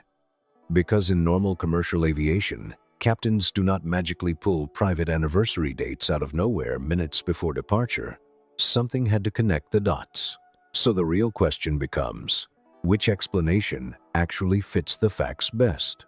As a big, fat fake. So look at this. Tash revealed, wait, what? Meghan arranged an anniversary card to be given to her on her flight. She pre-ordered and then gave the exclusive to People magazine. And then Tash delivered the receipts. And this is where the guessing starts running out, because British Airways has already explained in its own published policies exactly how one of those possibilities could happen. Now here comes the third detail, and honestly, it may be the biggest one in the entire story. And interestingly, it's not written on the card Meghan shared to millions of followers at all. It's written on British Airways' own legal and privacy pages online. According to the airline's publicly available privacy policy, British Airways uses Executive Club customer data to help crews personalize interactions and welcome passengers on board. That includes access to loyalty program details, travel preferences, flight history, and certain customer milestones tied to premium traveler profiles. In other words, the airline has already documented the exact system that could explain how a captain might know about a passenger's anniversary before the plane even leaves the gate. And that matters because it changes the entire framing of the story. This isn't some internet conspiracy theory or wild speculation stitched together by gossip accounts. British Airways itself publicly explains that personalized passenger recognition exists as part of their customer experience systems. The information is right there in their own published materials, because privacy laws require airlines to disclose how customer data may be used. Now, to be completely fair, British Airways has never publicly confirmed whether that system was specifically used for Meghan's flight. They haven't issued a statement saying it was. They also haven't denied it either. And that silence is what started getting people's attention. Several UK outlets reportedly reached out for clarification after the story exploded online. Questions were raised by publications including the Daily Mail, the Telegraph, the Sun, and the Express about how the anniversary details were known on board. But according to reports, British Airways didn't provide public answers to those inquiries. And in the world of celebrity PR, that kind of silence can become its own story. Because normally, when a global airline suddenly receives positive celebrity publicity, especially publicity involving passenger moment shared to millions of social media followers, companies usually lean into it hard. They issue warm statements, they celebrate the crew, they amplify the feel-good coverage. That's standard public relations strategy. Something simple like, "We're delighted our crew helped make the Duchess of Sussex's journey special," would have instantly closed the conversation and framed the whole thing as a positive human interest moment. But that didn't happen. Instead, there was no public confirmation explaining whether the anniversary recognition came from staff initiative, internal passenger systems, advanced coordination, or something else entirely. And when there's a polished celebrity story, a carefully photographed card, a magazine exclusive ready within hours, and unanswered questions sitting quietly in the background, people naturally start looking closer at how the whole moment came together in the first place. A simple two-sentence statement would have cost British Airways absolutely nothing. It would have boosted the feel-good angle, generated more positive headlines, and probably been repeated by every outlet already covering the story. But that never happened. The airline at the center of this supposedly spontaneous anniversary moment was reportedly asked directly by several major newspapers whether the story unfolded the way it was being presented publicly. And instead of confirming it, British Airways stayed completely silent. That silence matters, because this isn't the kind of situation where the company simply didn't notice the story online. The coverage was everywhere. Celebrity outlets, royal reporters, social media accounts. The story exploded fast. So when an airline chooses not to comment under those conditions, people naturally start asking why. And silence in corporate PR is usually a deliberate decision, not an accident. It suggests the airline looked at the questions being asked and decided that giving a detailed public answer could create complications. Maybe confirming too much would raise questions about prearranged publicity. Maybe it would lead to conversations about customer data usage. Or maybe there's another reason entirely that only British Airways knows. But either way, if confirming the story exactly as presented were simple and risk-free, most companies would do it immediately. Instead, there was nothing. And around the same time, royal reporters covering the Sussex media machine were already noticing how carefully orchestrated that entire week of content appeared to be. The Daily Beast's Tom Sykes, who reportedly traveled to Geneva earlier that week to cover Meghan's World Health Organization appearance, opened his anniversary coverage by pointing out that Meghan marked the occasion the same way she often does, with an Instagram post. That observation may sound small, but royal correspondents pay close attention to timing, rollout strategy, and which stories land where. They watch the media choreography closely. Then came comments from Daily Mail columnist Alison Boshoff during an episode of Palace Confidential. Looking at the flood of anniversary-related content released that week, including wedding photos, lifestyle branding, product promotion, and the airline card itself, Boshoff suggested the rollout looked tied to broader commercial visibility around Meghan's brand ventures. Her exact words were, "I fear this huge photo dump was intended to funnel people to the brand, because this year they really have to make money." That's not a random internet comment. Look at this. And we're going to read through this together because Meghan's just been well and truly rumbled. When booking, this is on BA, you can add a complimentary personalized message for your partner. Let the flight attendants know it is your anniversary when you board, especially if you are celebrating a major milestone like a 10th or 25th anniversary. It is up to the crew's discretion, but they often present couples with a complimentary bottle of bubble and a signed crew card. Since BA does not centrally arrange standalone cards, it is best to bring your own special card on board if you hand it to a crew member. That's a veteran entertainment and royal reporter publicly analyzing the same week of content everyone else was watching. And Richard Eden, sitting beside her on the panel, pushed the criticism even further. Referring to parts of the broader media strategy, he said, "I find something slightly repulsive about the way they're using their children for commercial gain." Those comments came directly from established royal commentators discussing the Sussex publicity strategy in real time.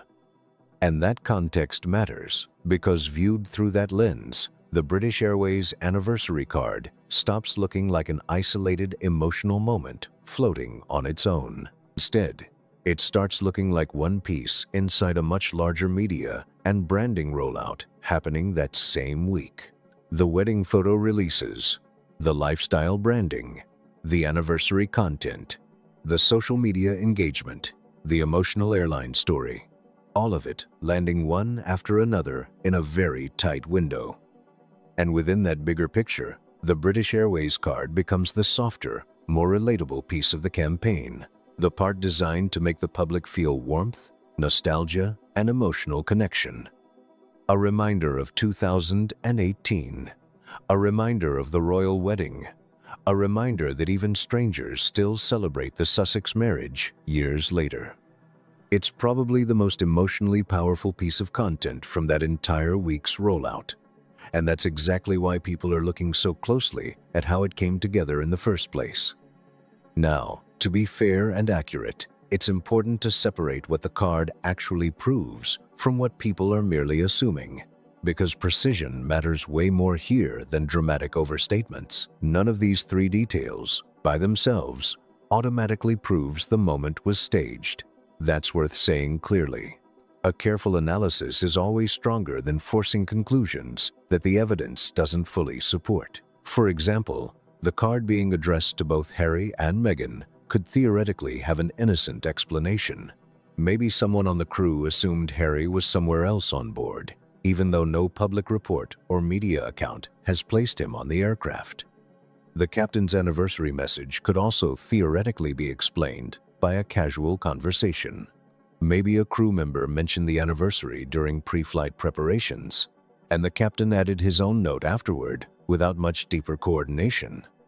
And yes, British Airways' privacy policy describing personalized customer recognition systems does not automatically prove those systems were specifically used on this exact flight.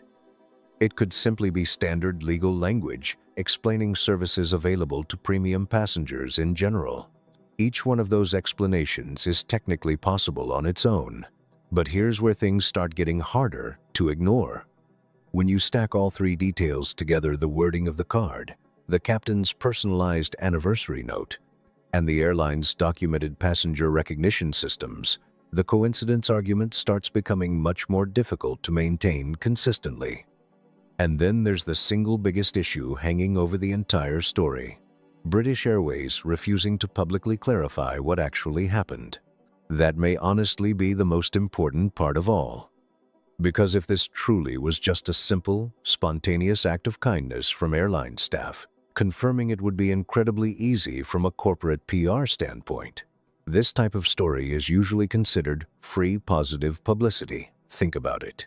A crew member goes above and beyond for a celebrity passenger. The celebrity shares the moment online. Millions of people see it. Newspapers pick it up. Then the airline proudly confirms it happened and celebrates the staff involved. That's textbook feel-good branding. Airlines normally love stories like that because they humanize the company and generate massive positive attention at no extra cost. But in this case, British Airways reportedly chose not to step into the spotlight at all. No confirmation, no cheerful statement, no crew recognition, nothing. And that silence is what keeps pulling people back into the story.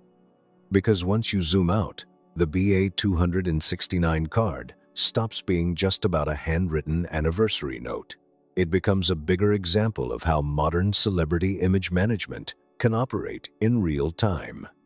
This kind of Sussex media moment follows a very recognizable formula: a warm emotional setting, a highly shareable image, an anonymous source feeding details to a friendly publication. I mean, it really is funny, but this isn't the first time we've seen Meghan do this. When she appeared on Drew Barrymore's show, she had a card that had just been prepared by Harry and the children, if you remember, with their names all over it.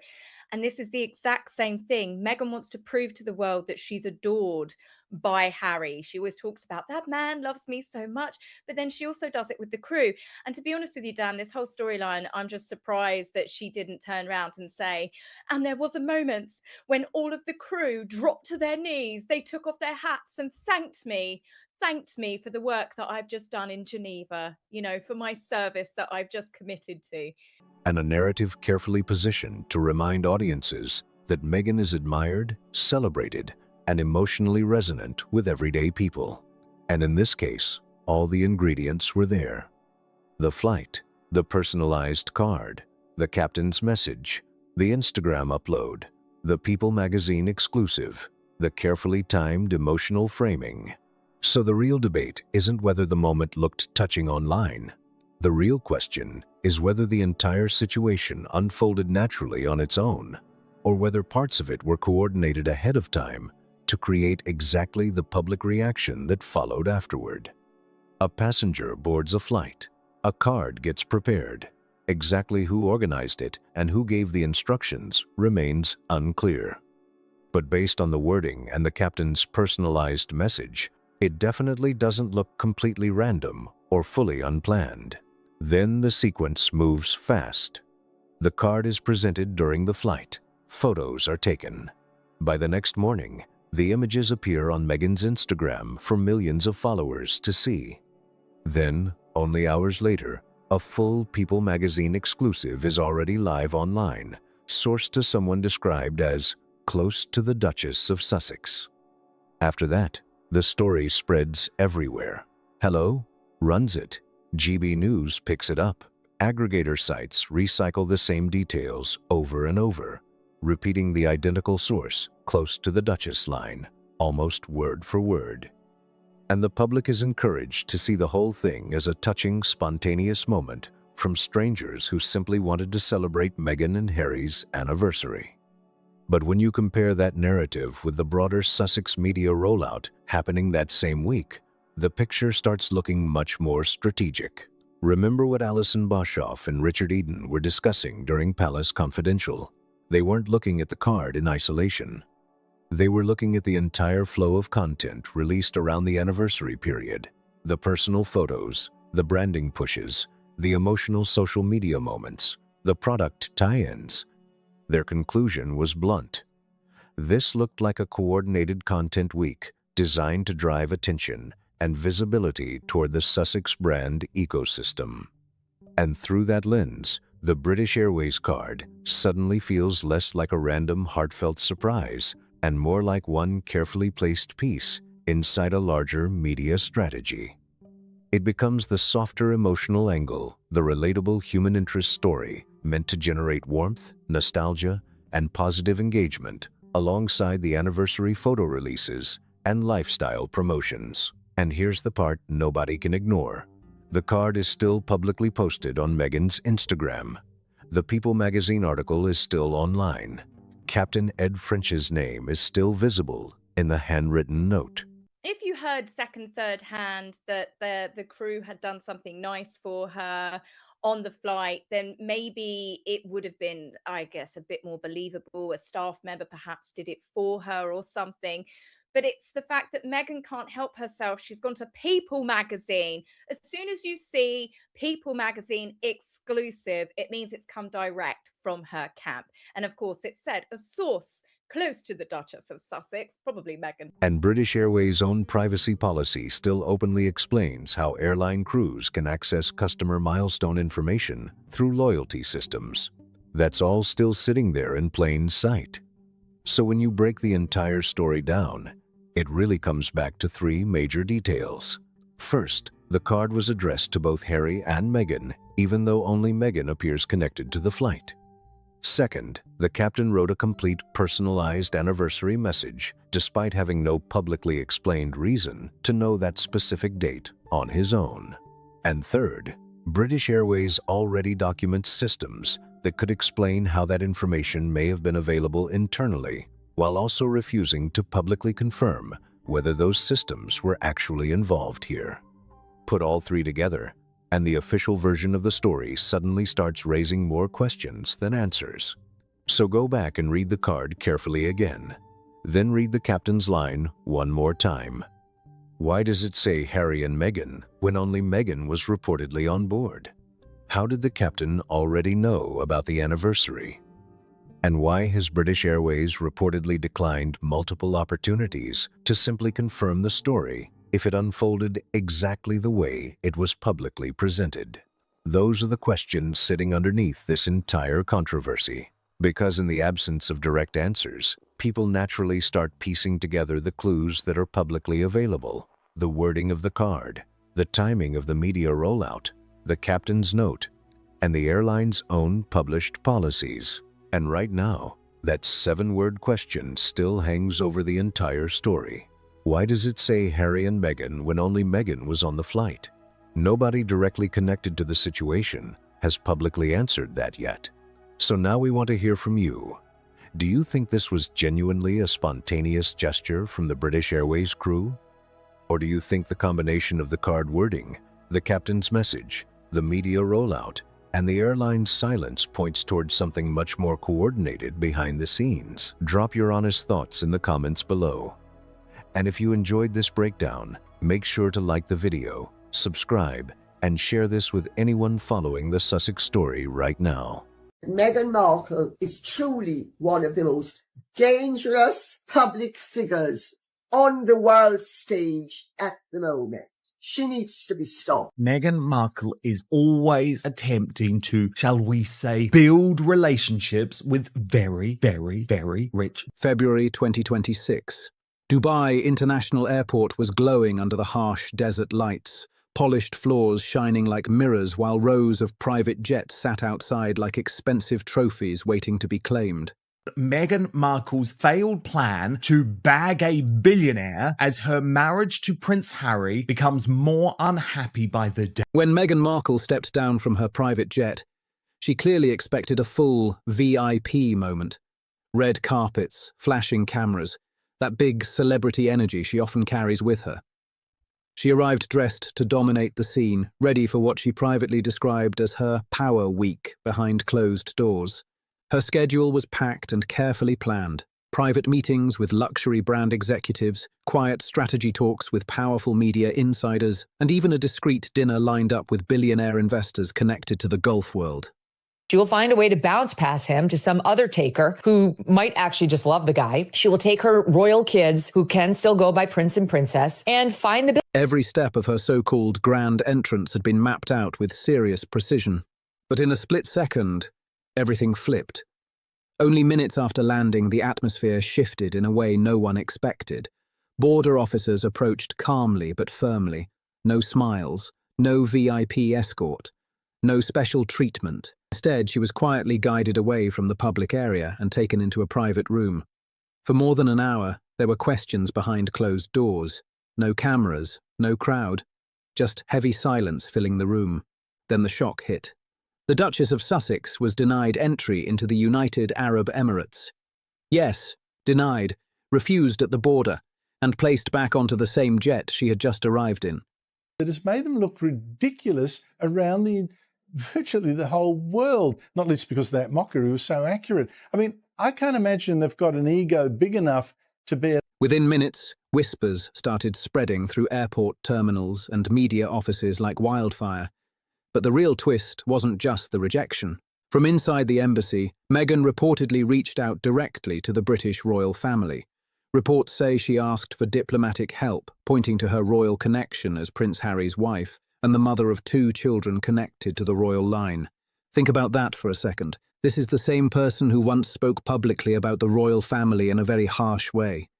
The same person who shared deeply personal family issues in a global interview that shocked millions. And now, in a tense moment, she was reportedly asking that same institution for support. The response? Ice cold.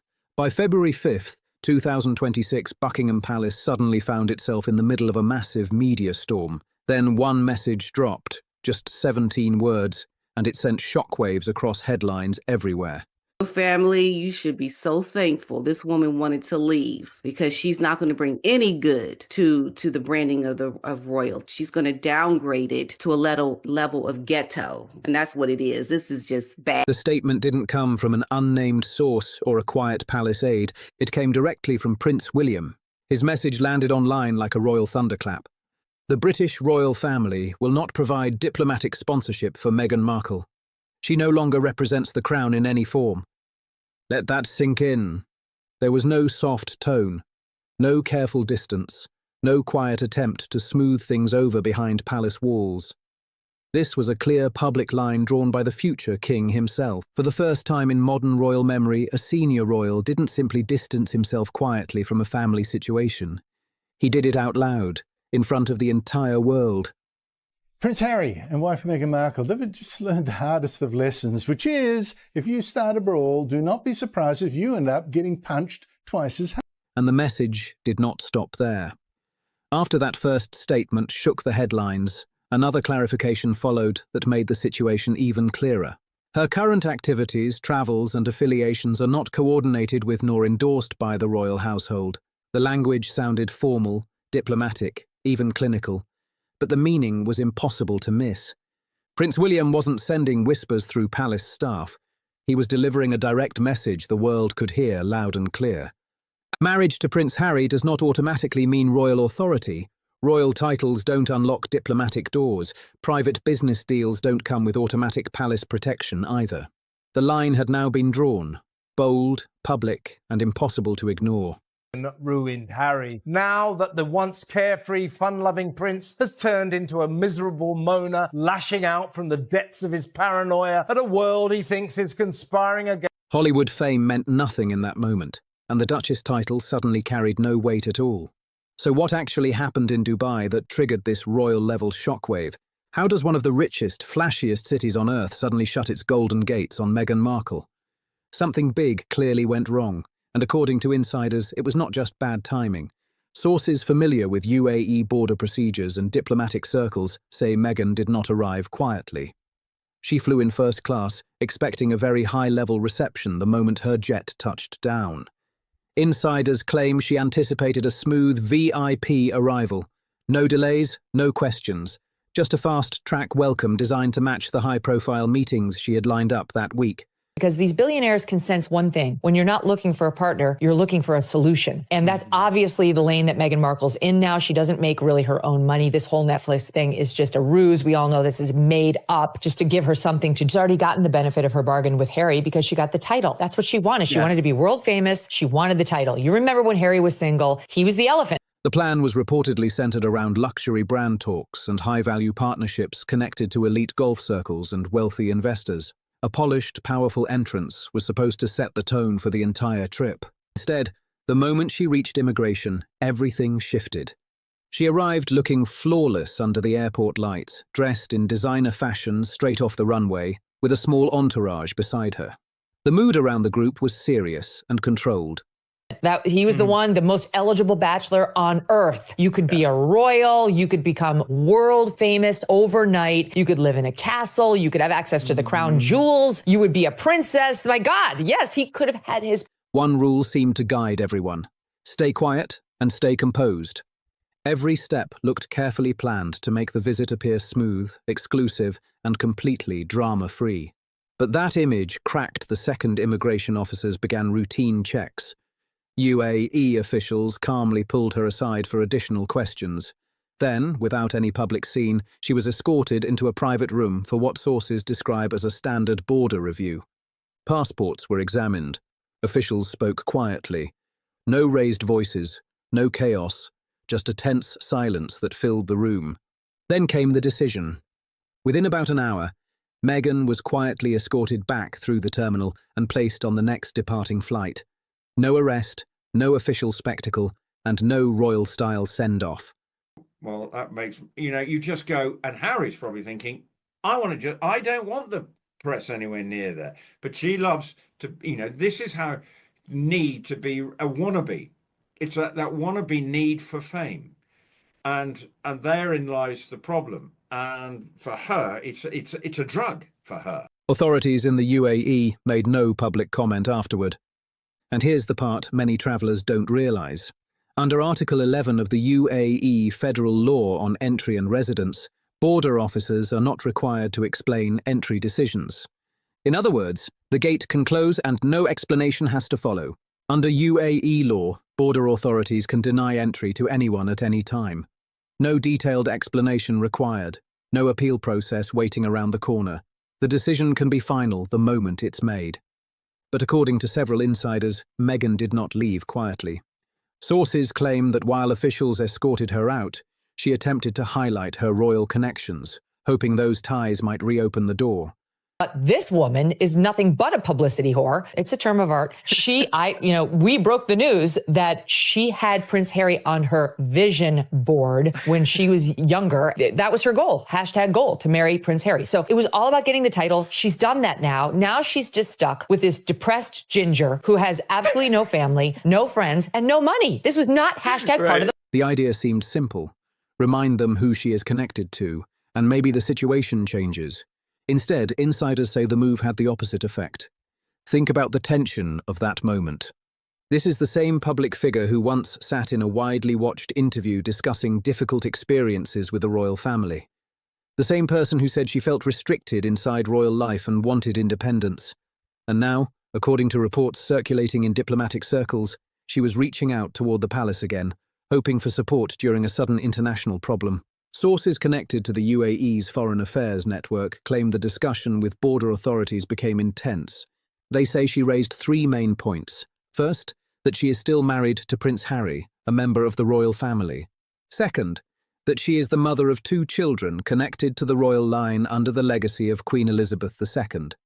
And third, this is where insiders say the situation became more complicated. Some reports hinted that questions around school registrations and legal paperwork may have triggered additional scrutiny during the entry review. Officials reportedly wanted clarity on certain documentation before allowing entry. That she's still married. I mean, this woman's going to keep trying to get elevated with the next man because that's what she wants. Because, Harry at this point doesn't even have enough money for her. And so she needs to find the man that's going to really give her what she wants financially. Why would something like that raise concerns? That question quickly turned into whispers moving through diplomatic channels and media circles alike. Those appeals, insiders claim, did not simply disappear into airport paperwork. The situation reportedly reached officials connected to Buckingham Palace, and that is when the response became crystal clear. No soft diplomatic language, no quiet intervention behind the scenes. Just a firm message that Meghan would need to handle the matter through normal channels. According to reports, Prince William later reinforced the position in communication with officials, keeping the tone direct and formal. The message was simple and unmistakable. Meghan Markle's current travels are a matter for the appropriate consular authorities. We will not intervene. In other words, there would be no royal protection stepping in at that moment. No diplomatic shortcut and no special backup from the palace. She was now completely cut off from royal backing.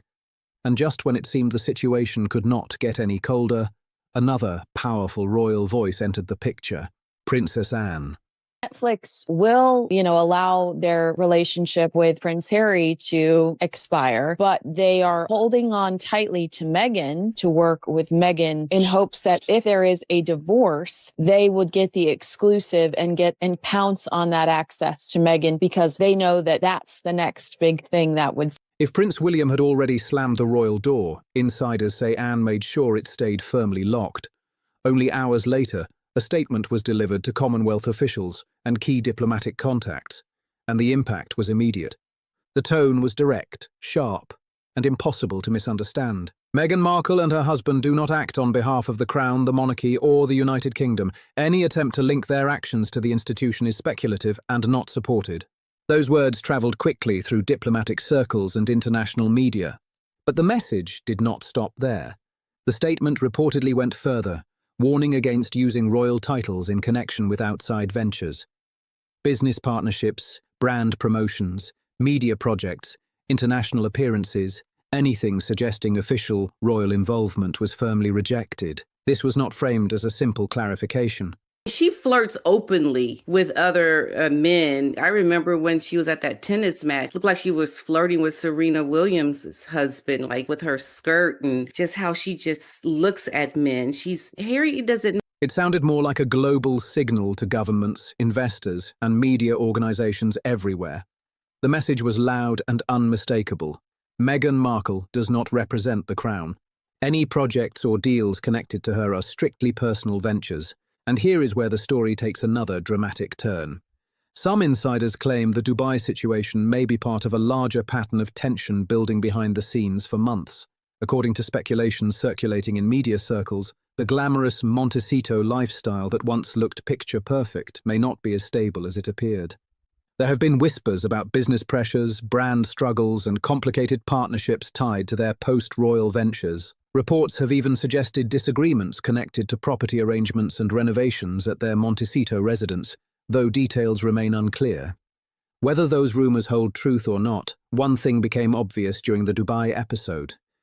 The royal safety net that once surrounded Meghan Markle is no longer there. On January 14, 2026, another quiet but dramatic moment reportedly unfolded. The couple, often labelled in headlines as the royal exiles, were said to have been removed from their Montecito estate.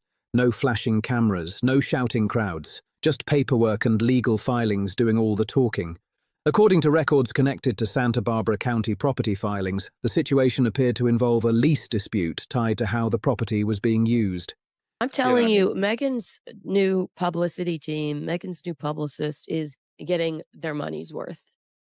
Between the last 2 weeks, Meghan is back in the game. They don't have anything of value to promote right now. This desperation we're seeing from Harry and Meghan is to establish themselves before William becomes king and strips them of of any relevancy whatsoever.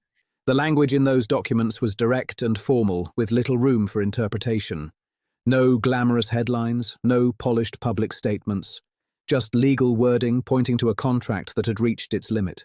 The private lease, according to reports, was not renewed due to disagreements over terms of use. In simple terms, the landlord had decided not to continue the arrangement.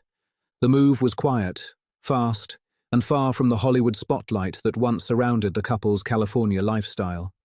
The days of high-profile interviews, designer backdrops, and celebrity gatherings suddenly looked very distant.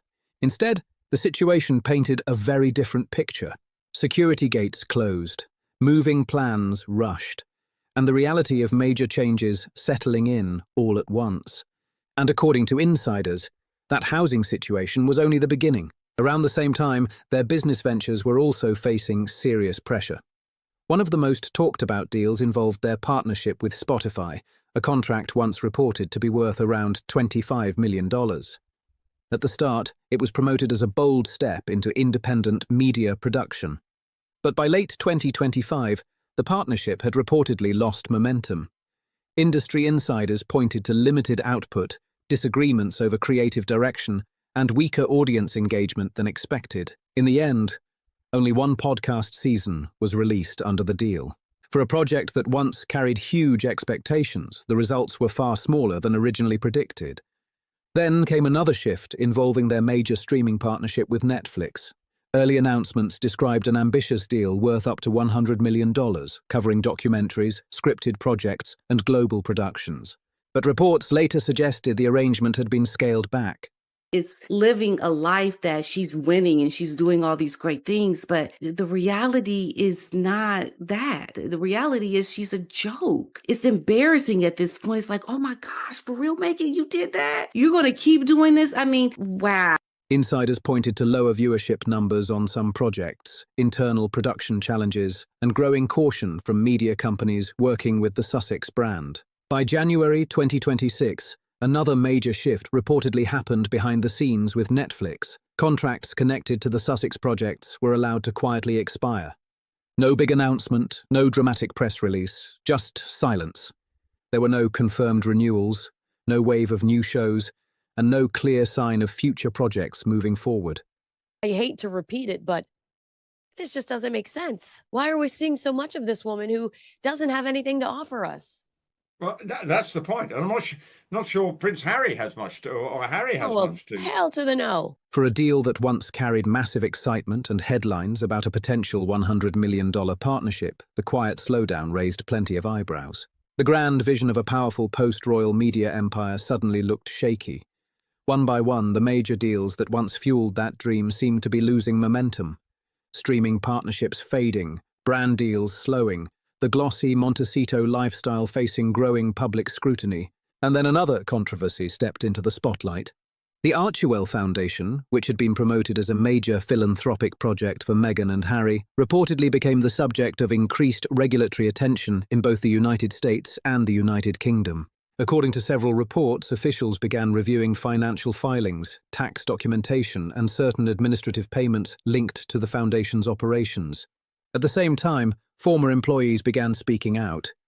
Some individuals reportedly filed civil complaints related to workplace disputes, including claims about termination and compensation issues. Those claims still require legal review and responses from all parties involved. Meanwhile, additional scrutiny was reportedly focused on business partnerships tied to Meghan's wellness and lifestyle ventures. Investigators were said to be examining whether certain promotional representations matched the formal contract terms. All of this created a growing legal and public relations challenge. Observers started noticing a troubling pattern. Several high-profile projects connected to the Sussex brand were facing setbacks, delays, or controversy all at once. Then came a twist that surprised many observers. Tyler Perry, the Hollywood filmmaker who once helped the couple during their early move to California, suddenly appeared in the headlines again. The idea that Harry will be getting his security back, which of course has not been formally confirmed, but is something that royalists like me very much fear, because it means he's going to be over more and more to try and cause trouble for William and destabilise the monarchy. Perry had famously opened the doors of his Beverly Hills home to Meghan and Harry, offering privacy and security during a very tense moment in their lives. But according to circulating reports, a new legal dispute may now be developing between Perry and the couple, involving financial disagreements that are still unfolding. That's the twist that stunned a lot of people. The same man who once described Meghan and Harry as close friends was now reportedly involved in a serious dispute with them. For many observers, that raised a big question. What does it take for a friendship that strong to fall apart? One by one, relationships that once looked solid around the couple appeared to be shifting. Business partners stepping back, former allies growing quieter, the glamorous Montecito circle that once seemed unstoppable now facing constant headlines and pressure. And the fallout was only beginning. According to travel schedules at the time, Meghan was expected to return to California quickly for her children's spring school registration. The calendar was tight, and several commitments were waiting back home. But none of that mattered once the Dubai decision was made. Authorities had drawn a clear line. No entry. Even the mention of royal connections reportedly made no difference during the border review. Whatever concerns existed behind the scenes were serious enough that the decision stood firm. Then another theory began circulating among insiders. Some reports mentioned what was being called a 4-point risk assessment, an internal checklist that may have influenced the airport decision. Meghan actually told him that she would never return to the UK. And that absolutely backs up what I have said for so long, that she was plotting to bring down the British royal family, because otherwise she would absolutely have intent. Under Emirati law, border officers have wide authority to make entry decisions, but insiders suggested the process may have involved deeper review beforehand. If the leaks being discussed in diplomatic circles are accurate, officials may have evaluated several factors before the plane even landed. This review was said to focus on reputation risks, media attention, and the potential impact of high-profile visitors entering the country. Diplomatic sources claimed that authorities conducted a detailed image and security review ahead of the arrival. There were also whispers that attempts may have been made to speed up entry approval through informal channels connected to high-profile contacts. In highly controlled diplomatic environments like the UAE, that kind of move can quickly trigger extra scrutiny. Another concern reportedly involved media attention. Officials were said to worry that Meghan's arrival could spark a massive publicity moment. Cameras, influencers, brand teams, and international media flooding the airport all at once. Dubai is known for its luxury image, but it is also extremely strict about controlling major public scenes. And according to insiders, authorities had no interest in letting an unexpected media storm take over the airport that week. Everything she touches turns to shit. And I think every sort of creative person behind her or deep pocket behind her knows it's an extraordinary risk. She's too toxic to touch. Officials reportedly made it clear, Dubai is not Hollywood. It's a sovereign nation with strict rules and tight control over who enters the country. Another factor insiders discussed was financial clarity. Investigators were said to have noticed differences between the stated purpose of Meghan's trip and the sponsorship details connected to the golf-related business meetings she reportedly planned to attend. According to sources, some of the travel documentation and financial backing details did not fully line up during the review process. In a place like Dubai, where financial transparency is taken very seriously, that kind of mismatch can immediately raise concerns. Then came the fourth point insiders talked about, cultural sensitivity. Some officials reportedly worried that ongoing media controversies surrounding Meghan could create unnecessary public attention or social tension during official events happening in the city that week. Dubai places heavy importance on maintaining social stability and carefully managing international publicity. Authorities were said to be cautious about bringing any outside drama into that environment.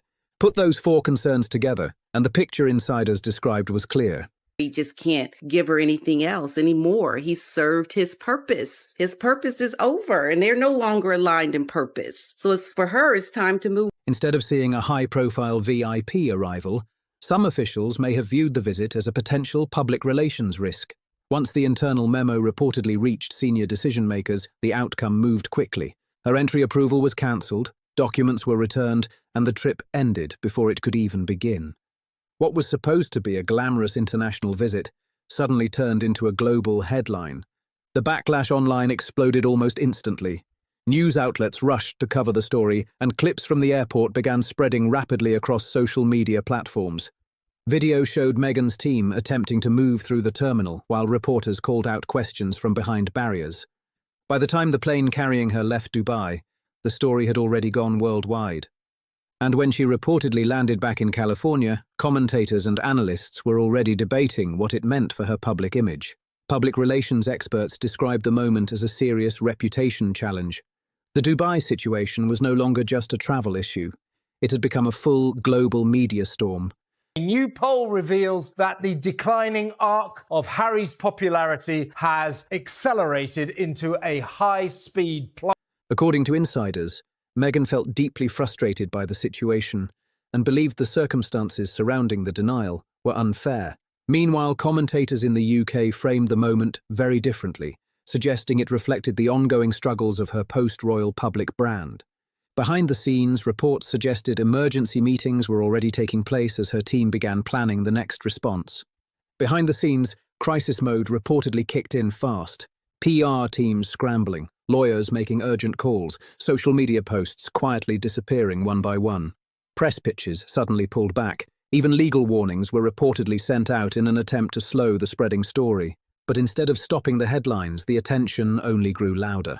Advisors were said to be stepping back, worried about the growing backlash. The carefully polished image of confidence, influence, and elegance that once surrounded Meghan was suddenly facing serious pressure. By mid-February, that powerful brand image many people associated with her seemed to be cracking under the weight of non-stop controversy. And that leaves one huge question hanging in the air. What happens next? And where exactly is Prince Harry in all of this?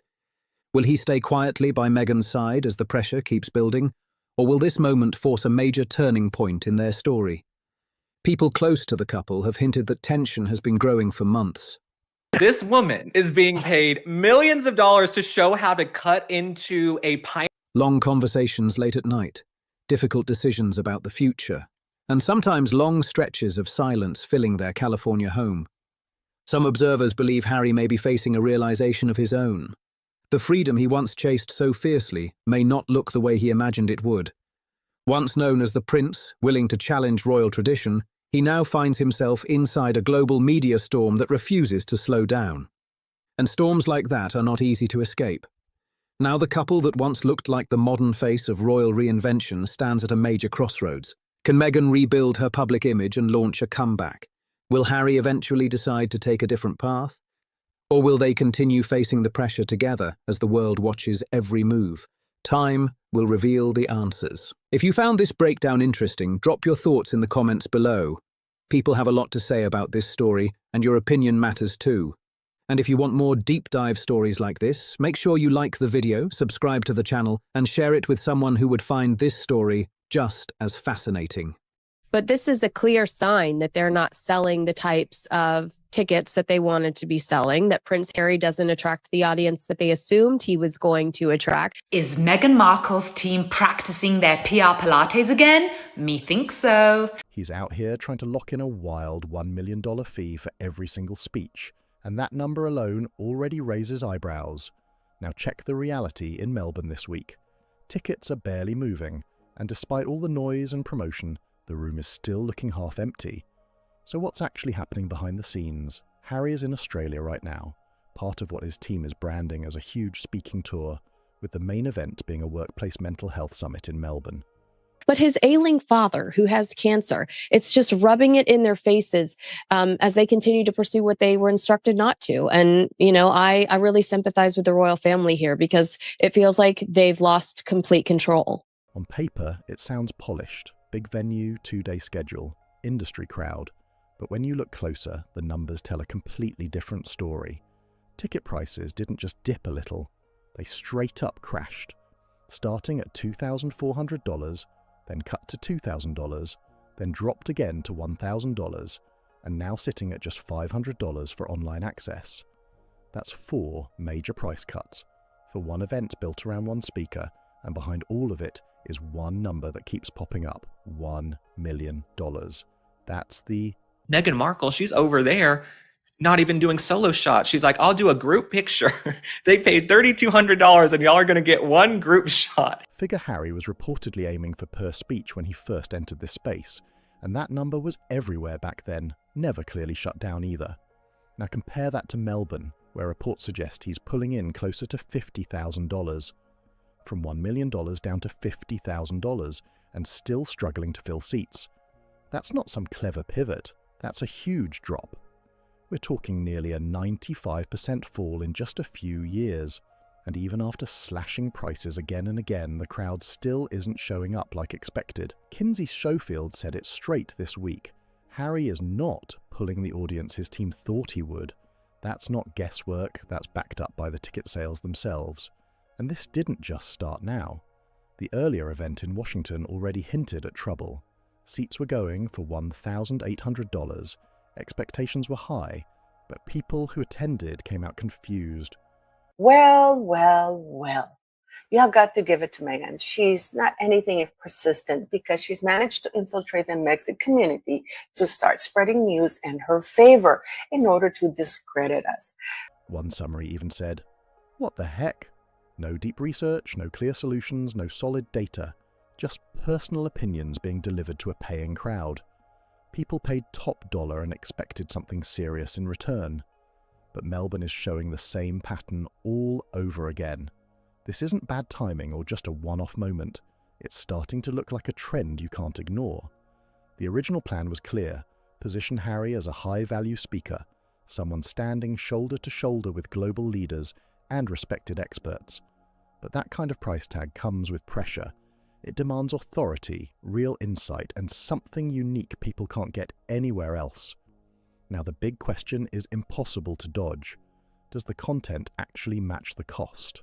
Harry and Meghan cannot leave the royal roles behind. This is an absolute cosplay royal tour, and the red flags are there. King Charles, Harry and Meghan are going to do whatever they can to undermine the monarchy, and he is allowing them to. This was a man that, upon leaving the British royal family, was demanding $1 million per speech. And now it's like, no, that's not going to happen for you. Not when we've seen what you're capable of saying, and it's not much. Washington already raised eyebrows, but Melbourne is turning up the volume, and this is where things start slipping apart. Every event seems to follow the same script. Harry walks in, steps on stage, and ends up talking mostly about himself. But the audience isn't there for that. They're expecting real knowledge, useful takeaways, something they can actually apply. Instead, what they're getting feels more like a personal story than a professional breakdown. And every time this plays out, the next deal comes in lower than the last. From $1 million all the way down to $50,000. That's not a small adjustment, that's a steep fall. 4 rounds of price cuts, and still empty seats in the room. That's not a temporary dip, that's a direction, and it's moving one way fast. Call it the $1 million gap. The massive difference between what was once expected and what's actually being paid now. A 95% drop in just a few years is huge, but here's where it gets even more interesting. Even at $50,000, tickets still struggled to sell across every price tier. That suggests the real demand could be even lower than what's being negotiated behind closed doors. Meghan Markle hasn't been able to sell 300 tickets. Prince Harry is now being seen as a poster boy to give mental health expertise. He is not a mental health expert, someone that speaks brazenly about drug taking in their memoir is not an expert in mental health whatsoever. And then there's the part that really makes people pause. The same person speaking about workplace mental health is also linked to reports claiming around 25 employees have left his organisation since 2020. That's not a small number. It raises real questions. Staff departures, falling speaking fees, and venues that still aren't filling up. All while the topic on stage is workplace well-being. That contrast is hard to ignore, and people are starting to ask real questions. Who is this message actually for?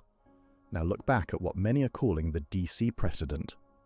Tickets were sitting at $1,800 per seat. Expectations were sky high.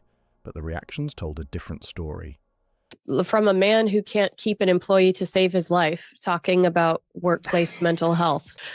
So originally it was a 2-day summit that was priced like, I want to say close to $2,400. There was another tier that was $2,000, but now they've added an additional tier out of desperation for $1,000 to physically be there. But if you'd like to stream it online, you can do that for about $500. But this is a clear sign that they're not selling the types of tickets that they wanted to be selling. People walked in expecting depth and walked out confused. As one summary put it, what the heck?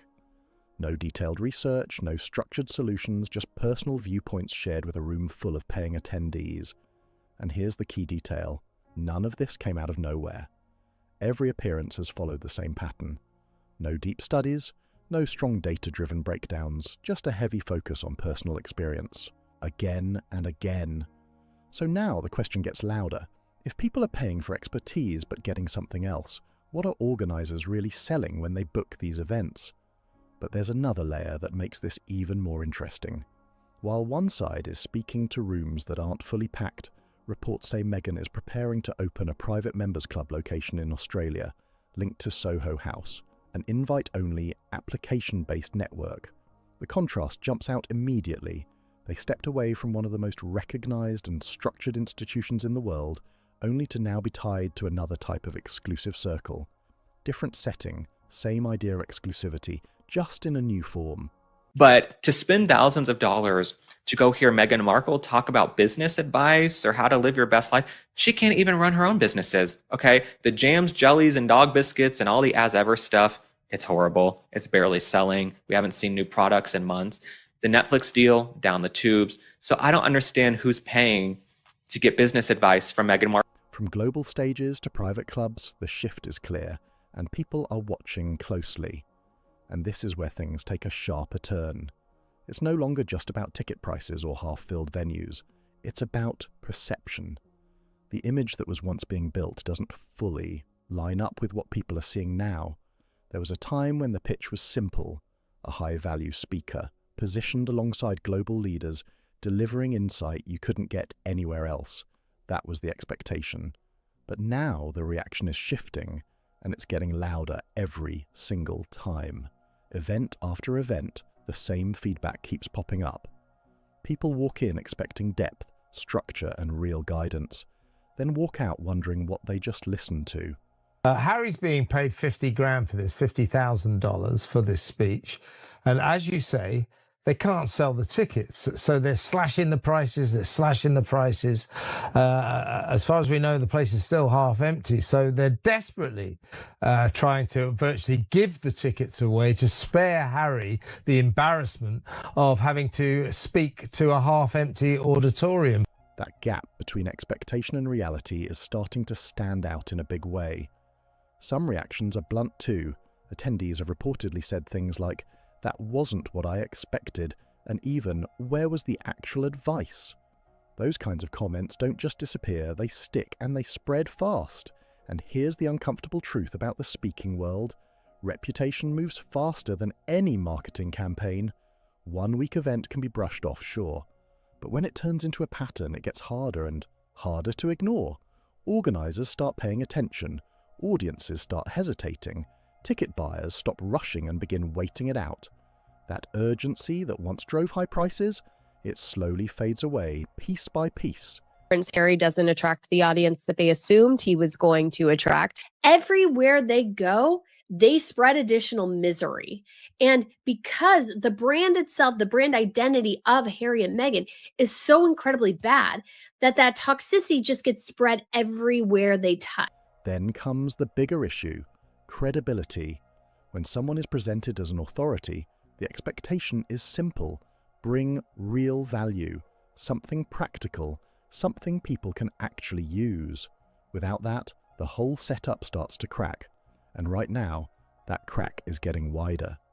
Bookings might still be happening, events might still get scheduled, The reaction from the audience was like, what the heck? I think it was $1,800 for those tickets to sit and listen to a privileged man complain about his upbringing in a castle. He's trying to flog tickets to something so boring it hurts and nobody wants to go. Meanwhile, she's selling selfies at a hotel in Sydney for about $3,000 a pop. It's embarrassing how far these two have fallen, isn't it? But the energy feels different now. There's less buzz, more skepticism, less demand, more hesitation. This isn't just about one speech or one city anymore. It's about momentum. Is it building forward or quietly slipping away? And if this pattern keeps going, the next phase might not just be about lower fees or smaller crowds. It could turn into something bigger, whether the stage itself starts to fade out, and that question is getting harder to ignore. So now the question hits harder than ever. Was this really the upgrade they were aiming for, or just what was left after everything else fell apart? Look at this comparison because it speaks loud on its own. Catherine, Princess of Wales, built her early years project on actual research. Data was collected, studies were published, and the findings were shared openly for people to see and use. When she speaks, there's structure, there's purpose, and there's something real the audience can take away. She doesn't make it about herself. The work speaks for itself, and that difference is hard to miss. But for Harry and Meghan, it's not working, and it hasn't worked. It's not working. It hasn't worked for ages. And they keep trying the same things again and again, thinking that will right the ship. I mean, they think there's going to be so many people there. They'd need to set up railings. They'd need crowd control. Absolutely not. The few people that might turn up to see Harry and Meghan, I don't think are really going to have nice things to say about them. But that's all it's going to be. A boo here and there. Now stack that up against Melbourne. A reported $50,000 appearance, multiple ticket price cuts, and still a venue that isn't filled. No research announced ahead of time, no preview of data, no clear framework shared before stepping on stage. That gap shows up immediately. One side builds solid content, the other leans on appearances, and the market is reacting to that difference in real time. But here's where it gets even more telling. There's been no clear response to any of this, no real explanation for the repeated ticket price drops, no detailed preview of what's actually being delivered to justify the cost, and no direct pushback against the criticism. Just silence, and that silence stands out. This is the same team that has responded quickly in the past when pressure hit. Statements used to come fast, responses were sharp, and narratives were challenged almost instantly. But now, when it comes to pricing, attendance, and audience reactions, Harry got on stage in DC and moaned and groaned about how he's lacked privacy since he was born, offered no solutions. It was just another mental breakdown for an audience to witness. And a lot of the people in DC were disappointed that they'd paid such a significant, I think it was $1,800 for those tickets. nothing. And at this point, that silence starts to say a lot more than words ever could. The original message was bold. The idea was to step out, do more, reach further, and create a bigger impact. That was the promise. Now fast forward to where things stand. A venue that isn't full, no clearly defined expertise presented up front, and ticket prices that have been cut again and again, from $1 million expectations down to just a fraction of that. The platform is still there, but the value tied to it is being questioned more than ever right now. And while all of this is playing out, there are reports of separate appearances and exclusive experiences happening elsewhere, adding another twist to the story. Because all you bring is bad luck, all you bring is nastiness, all you bring is toxicity wherever you go. So my advice to all the women, take the money and invest it. Okay, take the money and enjoy being at home. Don't pay thousands of dollars to go sit under this cheap fluorescent lighting and listen to Meghan Markle talk like she's a female founder. The only thing she found was a rich, famous husband. Same name, same level of visibility, but the public reaction feels completely different. What started as massive expectations is now turning into uncertain outcomes, and people are paying close attention. The shift is obvious, and this trip isn't even over yet. Whatever happens when the next audience walks in, no matter how big or small, it won't stay quiet for long. And just when it to vow like things couldn't get more intense, they do. because now the focus moves to what actually happens inside the room. Not the headlines, not the pricing, not the outside noise, but the real moment when the speaker steps up and delivers. That's where everything gets decided. All the promotion, all the branding, all the build-up. It comes down to one simple question. What does the audience actually experience? And this is where the pressure really hits. People aren't showing up casually anymore. They're walking in with questions, doubts, and expectations shaped by everything they've already heard. Bob Shooter had told me that Meghan was going to be quietly, she's going to wait to the last minute to announce it, but quietly will be also opening a Soho house over there. And the Daily Mail over the last few days has reported the same thing. Some are curious, some are skeptical, and some are just waiting to see if this is finally the moment things turn around, because this really is a turning point. If the content hits, if the message connects, if something real and useful is delivered, then the whole narrative can flip fast. One strong performance can shift perception, rebuild interest, and bring momentum right back. But if the same pattern shows up again, that's a different story. If people walk out feeling like they didn't get what they paid for, that reaction won't stay inside those walls. It spreads fast. And in today's world, that kind of feedback moves instantly. One comment turns into 10, 10 turns before you know it. The entire story is shaped by those reactions. That's the real risk right now. This isn't about potential anymore. It's about proof. It's a private elite club that you have to submit a request to join. You have to pay monthly to leave the ultimate, elite in the British royal family to go cut ribbons at a Soho house. I'm sorry, but what a fall from grace. Not what could happen, but what actually happens when it matters most, and the stakes are higher than ever. Every word, every point, every second on that stage is being watched, judged, and remembered. Because this isn't just another speaking event. This is a test of value, a test of credibility, and a test of whether people still believe there's something worth showing up for. And once that moment is gone, that's it. No edits, no rewrites, no second version. I think a great example of that is Catherine's early years project. Occasionally they'll release the research that she's generated through that project. What happens on that stage becomes the story, and it sticks. But it doesn't stop there. What really matters is what happens after the event, because that's where the real impact shows up. Not the promotions, not the pricing, not even the headlines.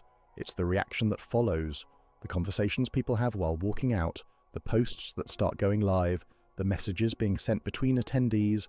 That's where the truth starts coming out.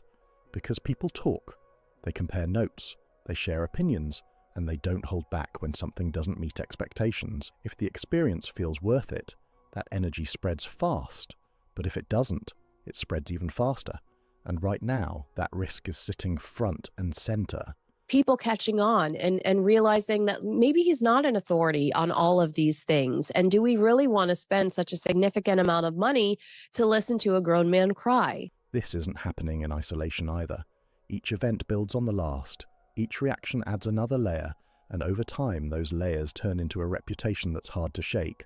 Prince Harry and Meghan Markle's return down under could not be going more disastrously for them. It is an epic train wreck so far, and they haven't even left the North American continent. That's how momentum really works. It either builds up strong or it breaks apart fast. And here's the key detail in this space. Value isn't decided by titles or past recognition.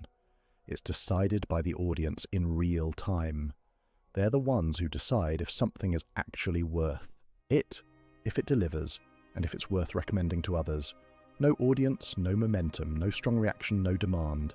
It's that simple, and it's that direct. So now all eyes are locked on what happens next.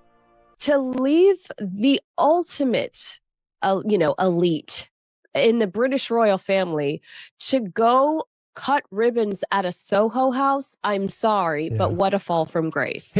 Will the reaction flip the narrative? Will people walk out saying it exceeded expectations? Or will the same doubts keep showing up again and again? Because at this stage, it's not about promises anymore. It's about outcomes. And outcomes decide that everything moves in. Right now, That direction is still being shaped live, with every event adding another piece to the bigger picture. And if the reaction doesn't shift soon, this won't just stay about one tour or one appearance. It could start redefining the entire path forward. She's never supported women. When the Queen was on her deathbed, what was she doing? She was doing Oprah interviews. She was doing Oprah interviews accusing her in-laws of racism and saying that they drove her to be miserable and drove her to be depressed. And this is called the Her Best Life Retreat. That's how fast things can turn when the audience makes the final call. Now, I want to hear from you. Drop your thoughts in the comments. What do you think is really going on here? If this breakdown made you see things differently, make sure you hit like, subscribe, and share this with someone who needs to see it. Stay tuned for more deep dives like this because it's only getting more intense from here. Keen differences between Catherine, the Princess of Wales, and Meghan Markle have just been exposed in glorious detail. Harry's essay in the New Statesman about anti-Semitism, that it was a deliberate attempt to sabotage Catherine's visit to Italy by snatching attention away from her. Meghan and Harry are reportedly trying to control optics in public perception.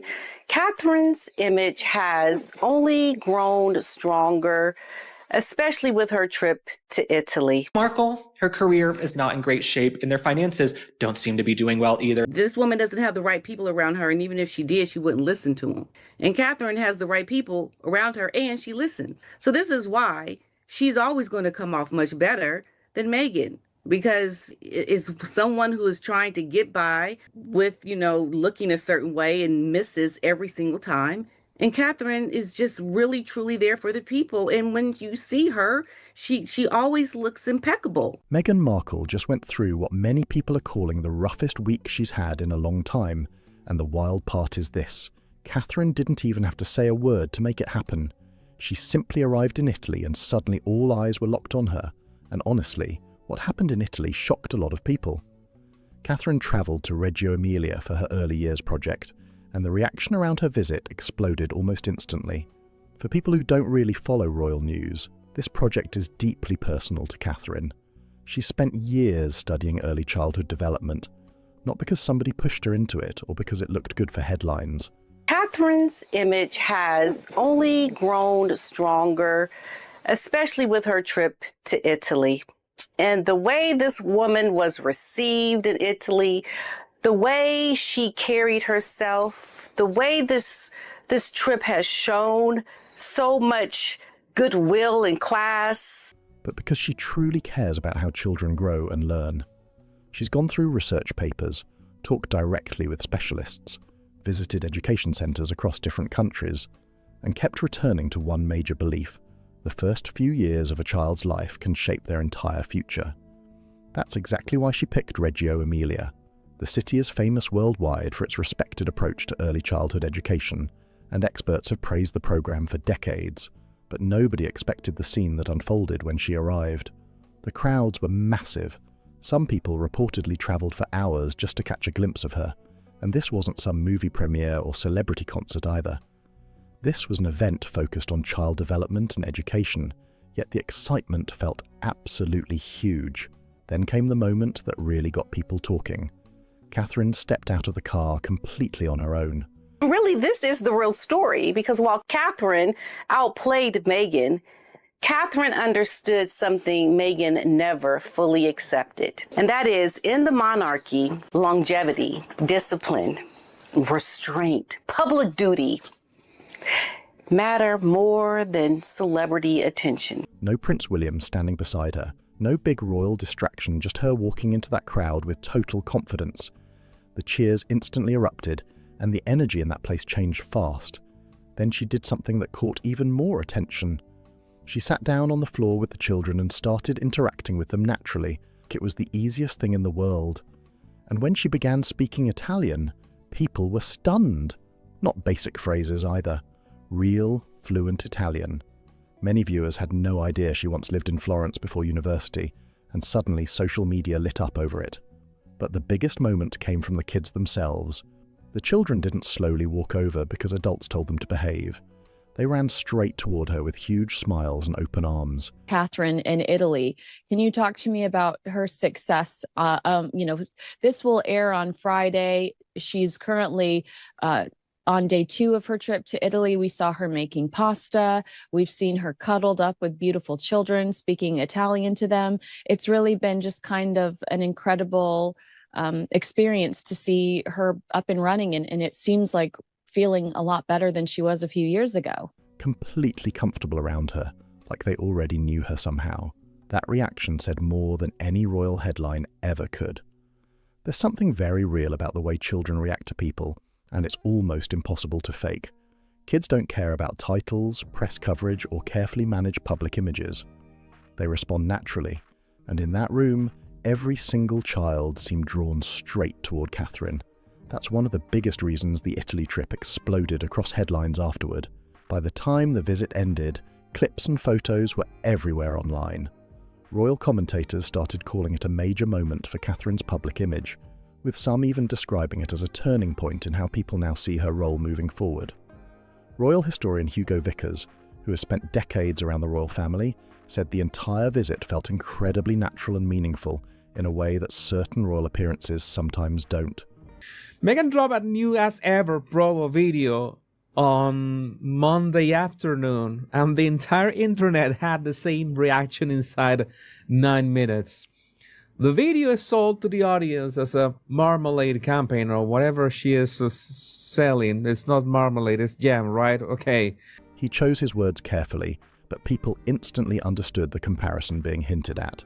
Meanwhile, while Catherine was receiving huge praise in Italy, things were playing out very differently over in Montecito, California.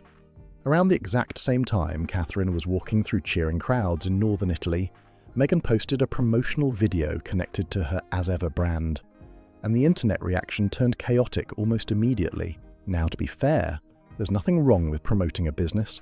Celebrities and public figures do it all the time. But this particular video left a lot of viewers confused about the tone and message behind it.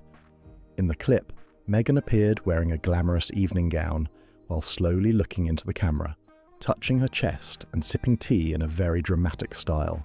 The presentation felt highly polished and emotional, but many people online struggled to understand what kind of mood the video was trying to create. The comments section filled up fast with reactions ranging from confused to sarcastic. Meghan Markle, she posted this very weird, sultry video. She's been posting all these videos where she's like rubbing her chest and she's looking real dramatic. And whenever you look at these clips, you can see why Meghan Markle never made it in Hollywood. Like, you know what I'm saying? You never made it in Hollywood. You can go on as many auditions as you want, Miss Duchess of Scamelot. It's just not happening for you, okay? I have seen better acting on reality television, and at this point, she's basically a reality television star. One viewer joked that it felt like someone trying very hard to appear more mysterious and captivating than the audience actually perceived. Another person compared it to a screen test for a project that didn't exist. Those comments spread quickly online because they reflected a criticism that has followed Meghan for a while now. The growing disconnect between the image she wants to project and the way some audiences respond to it. Then things escalated again when Saturday Night Live entered the conversation. During the Weekend Update segment, the show made a joke connected to King Charles visiting the United States. As part of the comedy bit, Meghan was referenced in a harsh and controversial punchline. The audience reacted with laughter, and the show quickly moved on, but the clip immediately started circulating online and sparked even more debate around her public image. Saturday Night Live has built its entire reputation on making jokes about powerful people. Presidents, movie stars, billionaires, royals, world leaders. Nobody gets spared for long. Look, she's touching herself. She's looking real dramatic. I don't know what the hell she's doing. This is the behavior of a severe narcissist, in my opinion, probably with sociopathic tendencies. It also looks like a woman who's going to be single soon. Like, it just looks like she's probably going to be single soon. She's really trying to ramp up the sex appeal, but she has the sex appeal of a bar soap. That's been the show's formula for decades, and viewers know almost everything eventually becomes comedy material. But, according to reports coming from people close to Meghan, this joke hit a nerve in a major way. Sources claimed she was not just irritated or disappointed after the segment aired, she was genuinely furious. The reaction inside her camp was reportedly immediate, with discussions quickly turning serious behind the scenes. Then came the part that really surprised people. Insiders claimed NBC was instantly placed on Meghan's personal blacklist after the joke aired. According to those reports, she viewed the comedy segment as more than harmless television humour. She allegedly saw it as a targeted attempt to publicly embarrass her under the cover of entertainment and satire. What makes this especially interesting is that critics say King Charles visited the U.S. to mark the 250th anniversary of American independence from Britain and to seek the release of a British hostage being held by an American terrorist. this follows a pattern people have noticed before. Over the years, several media outlets and journalists who published coverage viewed as negative or critical reportedly found themselves shut out afterward. Vanity Fair was one example often mentioned online, after relations appeared to cool following less favourable reporting. According to commentators, when Meghan feels personally attacked by media coverage, she tends to distance herself completely rather than publicly fight back. But this NBC situation feels much bigger than a disagreement with one magazine article. NBC is one of the largest television networks in the United States, and distancing yourself from a company that massive creates a very different kind of media problem. That's why some royal watchers and industry observers were shocked by how aggressively the situation reportedly escalated. What makes the timing even more complicated is Meghan's long connection with CBS. For years, CBS was viewed as one of her strongest media allies in America. Do you think that's how Meghan Markle reacted? Well, not according to Rob Shooter, who has revealed that she is now boycotting NBC altogether as a result. And she cares about NBC a lot, because I remember when she was in the British royal family, she cared about the Today Show so much. And she would time a lot of her press releases to go out sort of lunchtime UK time, because she cared more about getting on the Today Show in America. The Oprah interview aired there. Gayle King, who has publicly defended Harry and Meghan before, remains one of the network's biggest personalities. Many people saw CBS as a reliable space where Meghan could expect sympathetic coverage and support during difficult moments. But according to media analysts, the atmosphere at CBS has changed in recent years. Leadership shifts, corporate restructuring, and changes in late-night television have reportedly altered the network's overall direction. Some commentators now believe the network no longer feels as closely aligned with Harry and Meghan's public image as it once did, and that suddenly creates a much bigger question. If NBC is now reportedly off the table, and CBS is no longer viewed as the comfortable media safe zone it used to be, where exactly does Meghan go next when it comes to major American television exposure and influence? That question becomes even more intense once the financial side of the story enters the picture. Sources connected to Harry and Meghan. Meghan Markle has a long memory, and insiders say NBC just landed on her permanent blacklist. I mean, she's not going to be able to go on any show then. Sources tell Naughty But Nice that Meghan is furious after Saturday Night Live referred to her as an American terrorist during Weekend Update, and now has no interest in playing nice with the network behind the jab. The line came during a royal family joke about King Charles. We obviously just saw it, didn't we? But the source says Meghan does not laugh when she feels publicly humiliated. She sees this as deliberate, cheap, and personal. And once she feels mocked, she shuts the door. Sources say the reaction inside her circle was immediate. NBC is out. Have reportedly revealed details that explain a lot about the pressure surrounding their recent decisions, and the numbers are huge. According to multiple reports, the couple allegedly needs at least $6 million every single year just to maintain their current lifestyle in Montecito. And that figure is supposedly only the starting point, not luxury extras or surprise expenses. Just the basic yearly costs alone are said to be massive. The biggest expense reportedly comes from security. Around $3 million per year is believed to go toward private protection and safety arrangements by themselves. Then there's the mortgage and upkeep tied to their multi-million-dollar California property, which has been estimated around the $15 million mark. Once staff, travel, maintenance, and business expenses are added in, the financial pressure starts looking extremely serious very fast. Her major ally has been the CBS network. Now, that is the network which broadcast her Oprah Winfrey interview. It is also the network where Gayle King, her friend and someone who is still considered to be part of her circle, broadcasts on CBS mornings and is quite a major force at the network. That's where Meghan's As Ever lifestyle brand was expected to make a real difference. The product line, including jams, honey, candles, and other lifestyle items, was supposed to help create a profitable business identity outside the royal family. But according to online reactions and industry chatter, the rollout hasn't exactly gone smoothly. Some customers complained publicly about product quality issues, including reports of at least one candle arriving without a wick.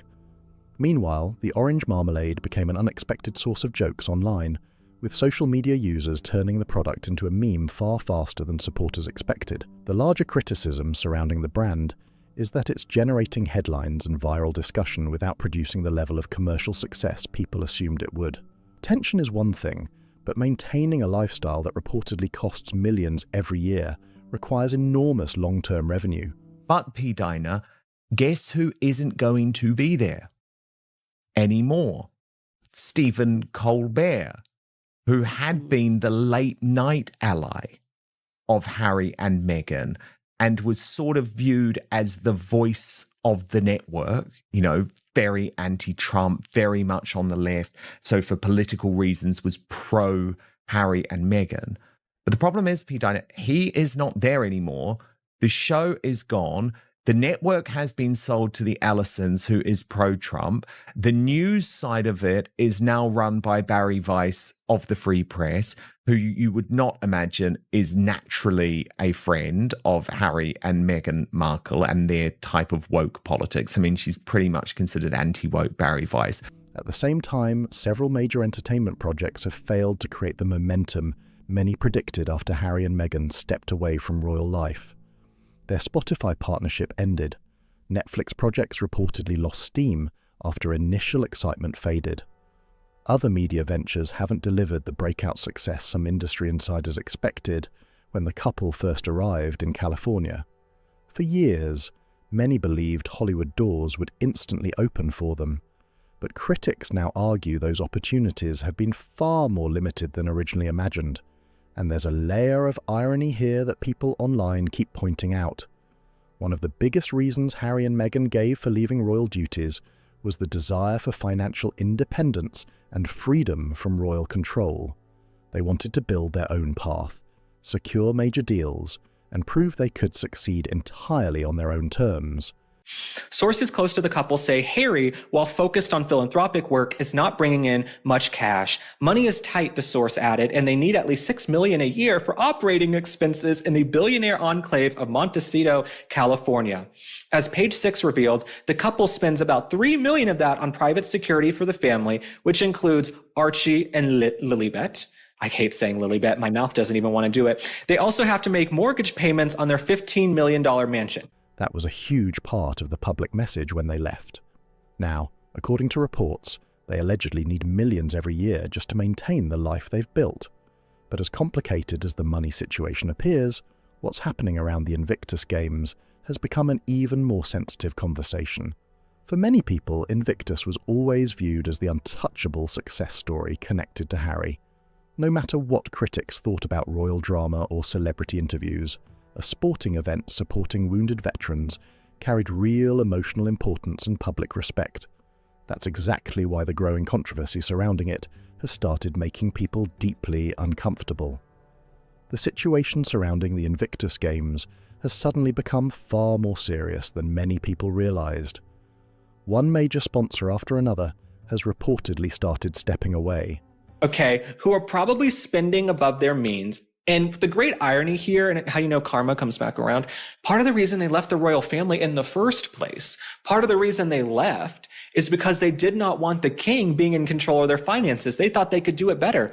They went and got huge checks from Netflix and did these brand deals and yada, yada, yada. She did With Love Meghan. They are probably barely getting by, in my opinion. Boeing pulled out of Invictus 2027 completely, and that alone raised a lot of eyebrows.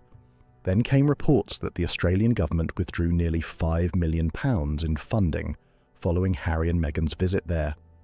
For many observers, that was another major warning sign. What shocked people even more was renewed attention on the organisation's financial struggles. Invictus reportedly went through bankruptcy proceedings back in 2023, but at the time, the story didn't receive the level of public attention many now believe it deserved. Since then, questions surrounding funding, sponsorship stability and long-term stability have only grown louder. Meanwhile, the UK government has committed around £26 million in public funding to help keep the games operating. That number sparked intense reactions online, especially among British taxpayers questioning why such a large amount of public money is being directed toward an organisation critics say is struggling financially and losing corporate backing. And then another controversy hit the conversation hard. Author Tom Bower claimed in his recent book that funds connected to Invictus were allegedly being used toward luxury travel expenses, including private jets, expensive hotels, and travel arrangements linked to Harry and Meghan themselves. Those allegations have been publicly disputed, and no official wrongdoing has been established. Sounds like the Wounded Warrior Games, and people think, oh, this must be great. And a lot of people are unclear how to read a tax return or to check stats. And so I think it was just very easy to say, oh, the Invictus Games, it's great. It does all this. Now, Boeing has, I believe, cut ties. I am doing that story for News Nation. It'll come out later today about how Boeing was the huge sponsor. The contract has ended and they are not re-signing. Still, the claims spread rapidly online and added even more pressure to an already tense situation. At the same time, many donors and long-time supporters appear increasingly concerned about the direction of the Games. For a huge number of people in the UK, support for wounded veterans carries deep emotional importance. That's why some critics have become frustrated by what they see as growing attention on celebrity image and media drama surrounding Harry and Meghan, instead of the veterans the event was originally designed to support. For those critics, that shift feels deeply disappointing, and in some cases genuinely upsetting. Then came another moment that triggered intense debate. On the same day, King Charles visited Golders Green to quietly meet members of the Jewish community following recent attacks. An essay connected to Prince Harry appeared in the New Statesman discussing anti-Semitism in Britain. The timing immediately drew attention online. Former Royal Press Secretary Dickie Arbiter, who worked for Queen Elizabeth II for years, publicly criticised the situation. He described the move as contrived, arguing that the release timing felt highly calculated rather than accidental. According to Arbiter, the overlap between King Charles carrying out community-focused engagements and Harry's published essay created the appearance of competing public narratives unfolding at the exact same moment. That criticism quickly spread across royal commentary circles and added yet another layer to an already chaotic week surrounding Harry, Meghan, and the growing scrutiny around their public image. At this point, very few people who closely follow Prince Harry actually believe he personally wrote that essay from start to finish. Critics immediately focused on the tone and structure of the piece. The language sounded extremely polished, carefully framed, and politically strategic. To many royal watchers, it felt completely different from Harry's usual public speaking style, or even the emotional, messy storytelling people saw in his memoir. Invictus Games has suffered its greatest blow yet, and that is the decision by Australia to remove all funding from their team. This is huge. This is massive. That's why some commentators quickly argued the essay sounded more like the work of a professional communications team than a personal reflection written entirely by Harry himself. According to analysts following the situation, the strategy behind it appeared to serve two clear purposes. First, attaching Harry's name to a serious issue like anti-Semitism could help strengthen his public relevance during a difficult media period. Second, some critics believed the timing was designed to redirect attention away from Catherine's highly praised Italy trip, which had been dominating headlines and social media discussions all week. But if that was the goal, many observers argue it completely backfired. The Jewish Chronicle published a detailed response criticizing parts of the argument and questioning the overall framing of the essay. Royal commentators also piled into the debate, asking why Harry, who no longer lives in Britain and has no official public role there, was stepping into such a politically sensitive discussion through a magazine platform. Some critics also revisited past controversies tied to Harry's public image, arguing that those moments complicated his authority on the issue.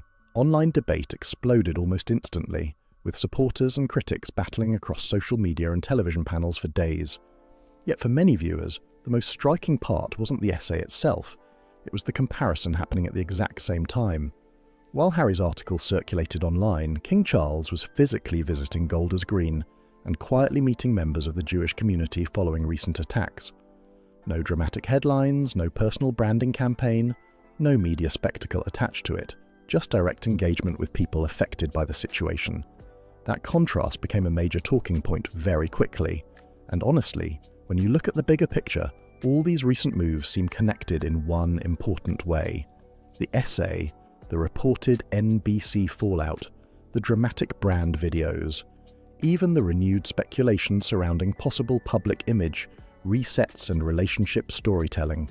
Of course, Tom Bauer in his recent book Betrayal alleged that Invictus funds were directed towards private jets, 5-star hotels, and transportation for Harry and Meghan.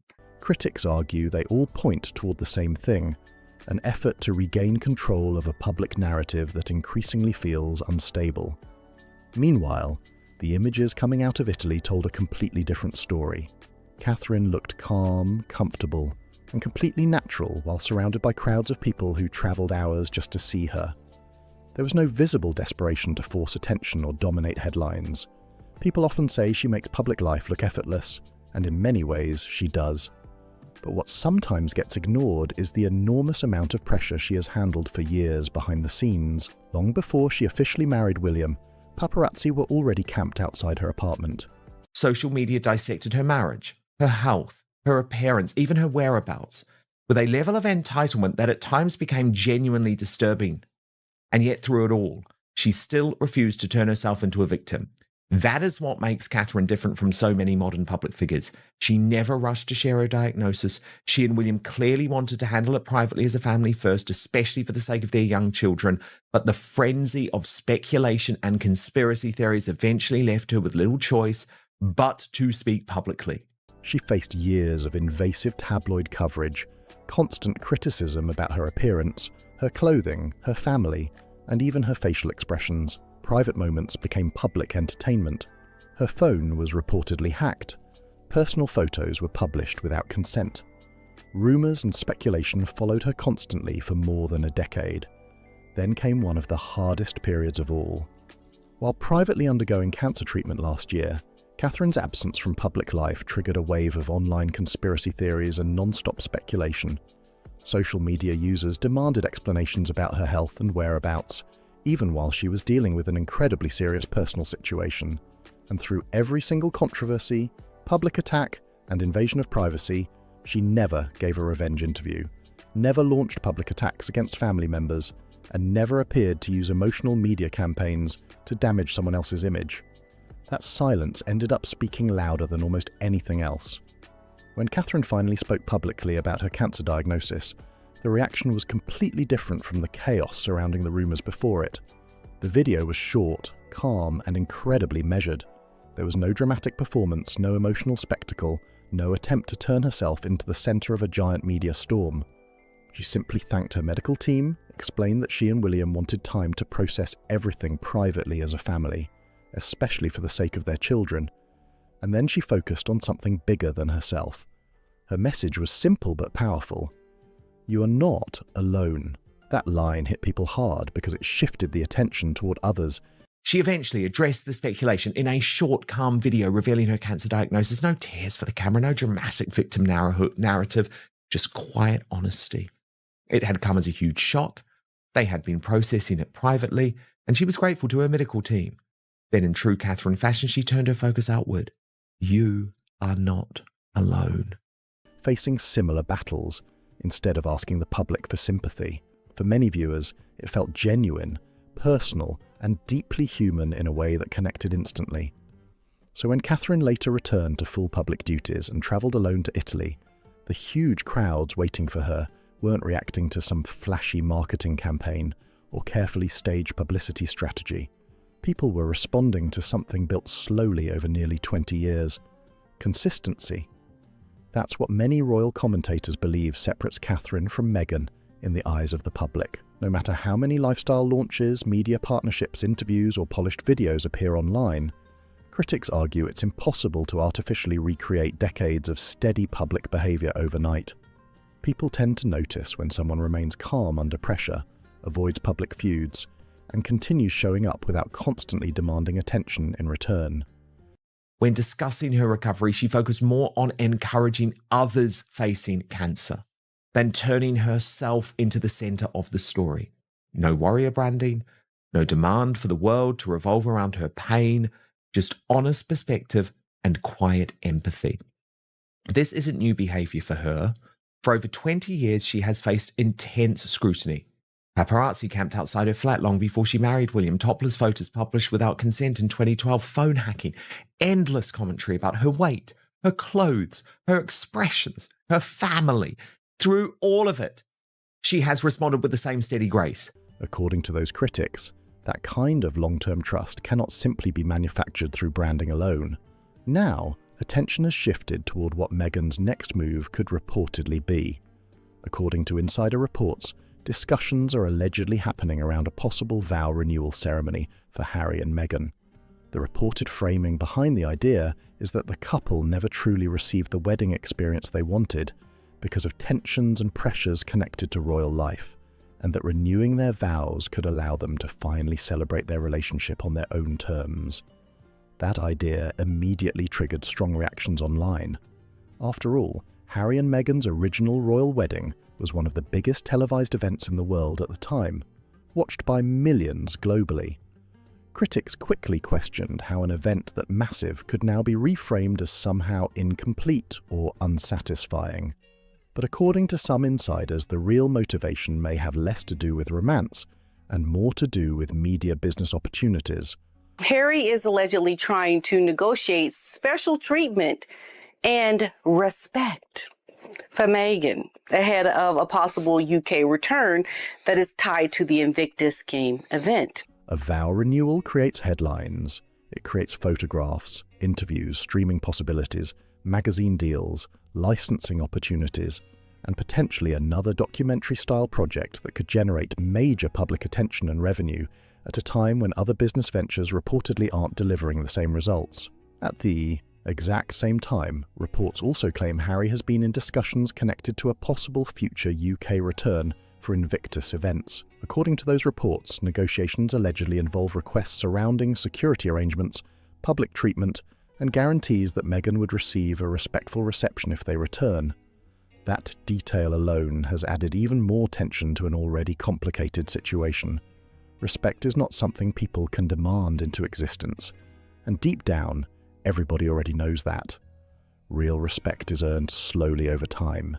It comes from years of showing up, staying consistent, doing the work, and not turning every single moment into a performance about yourself. That's why so many people believe Catherine's public support feels different.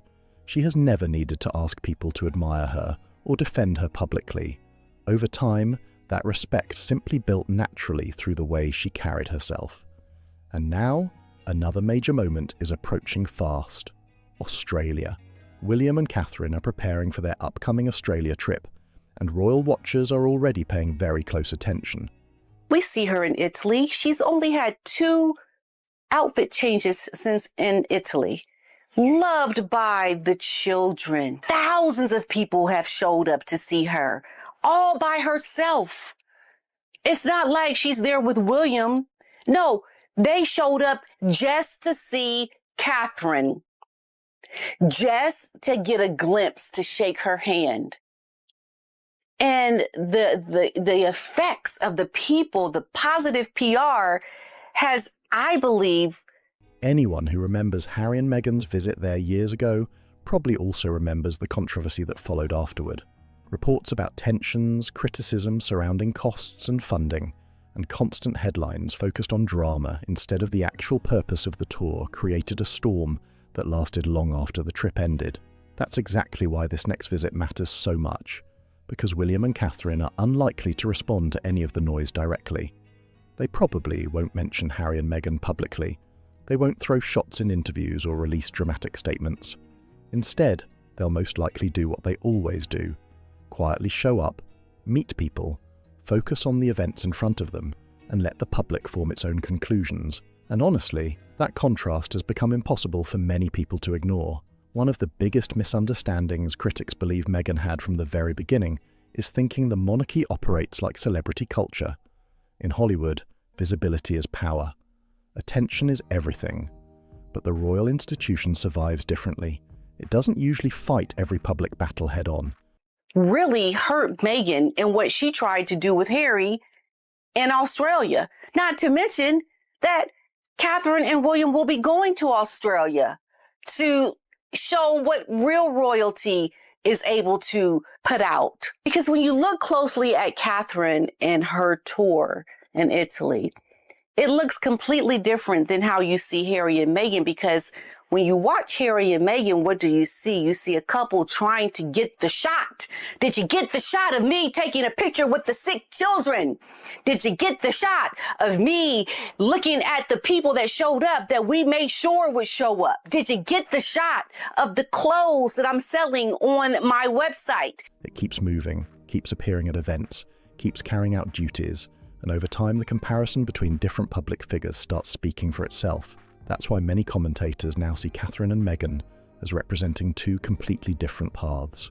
According to those critics, Meghan spent years trying to become the standout celebrity star connected to the monarchy, while Catherine quietly focused on becoming a long-term future queen figure people could trust. And those are very different roles with very different outcomes. Stars can dominate headlines for a season, but institutions survive by building stability across decades. That's why the Italy trip hit people so strongly. A woman standing alone in a foreign country, speaking fluent Italian, sitting on the floor with children who instantly ran toward her without hesitation, while huge crowds filled the streets after traveling hours just to see her. That image landed powerfully across the world. To supporters, it didn't look like a staged publicity campaign. It looked like the result of 20 years spent building trust quietly and steadily in public life. And that's why so many people believe no dramatic rebrand, no media feud, no carefully produced video, and no headline-grabbing project can easily compete with what those images represented. Now all eyes are turning toward Australia, because if the Italy visit created this much conversation, people are already wondering what happens next. If you enjoyed this video, make sure to like, subscribe, and share it with anyone following the royal drama closely. And definitely leave a comment below. Whose approach do you think the public connects with more right now, Catherine's or Meghan's? Meghan Markle's shocking humiliation in Geneva finally proves that she has just gone mad. Is Meghan Markle still a global draw, or was she ever really? Or has her public fascination started fading faster than her team expected? Meghan Markle is stunningly oblivious to her own hypocrisy, and that is definitely beginning to damage her in the eyes of the public and, more importantly, really, the eyes of the media. Meghan's certainly trying to recreate kind of these royal moments, and you've actually seen a real royal in action. You're putting profit over the privacy of your own daughter. So just zip it. Zip it with your faux politician act. Meghan Markle talks about herself. It's like she is her own biggest fan. She acts like she knows the public can't wait to hear this story, and it's the greatest story that's ever been told. Meghan Markle flew to Geneva to speak about children's online safety, but the conversation exploded in a totally different direction almost immediately. Instead of the focus staying on the serious issues she wanted to highlight, the spotlight shifted fast, and that sudden turn revealed a much bigger problem. She keeps running into every time cameras are pointed her way. The real issue was not just the event itself, but the massive disconnect between what was planned and what people actually ended up talking about afterward. That pattern has been showing up again and again over the past year. Every major appearance, every carefully prepared launch, every public campaign somehow ends with the attention drifting somewhere else entirely. The message and the reaction keep landing in two completely different places, and people are starting to notice it more than ever. I mean, this was the moment, Nancy Sidley pointed it out, this was the moment, the major defeat on her face when she realized that no one had bothered to show up for what was a catastrophic speech, a hypocritical speech, a speech which blows out of the water every single thing that she has argued in terms of her brand. But Geneva made the situation impossible to ignore because the gap was huge and painfully obvious. The criticism and contradictions started piling up almost instantly, and what should have been a serious humanitarian discussion suddenly turned into days of non-stop headlines and online debates. That is why this moment stood out so much compared to previous appearances. Today, we are breaking down exactly how everything unfolded, because this was not just one isolated controversy blowing up online. Several different problems crashed into each other at the same time, and together they created a full week of PR drama that kept growing with every new reaction.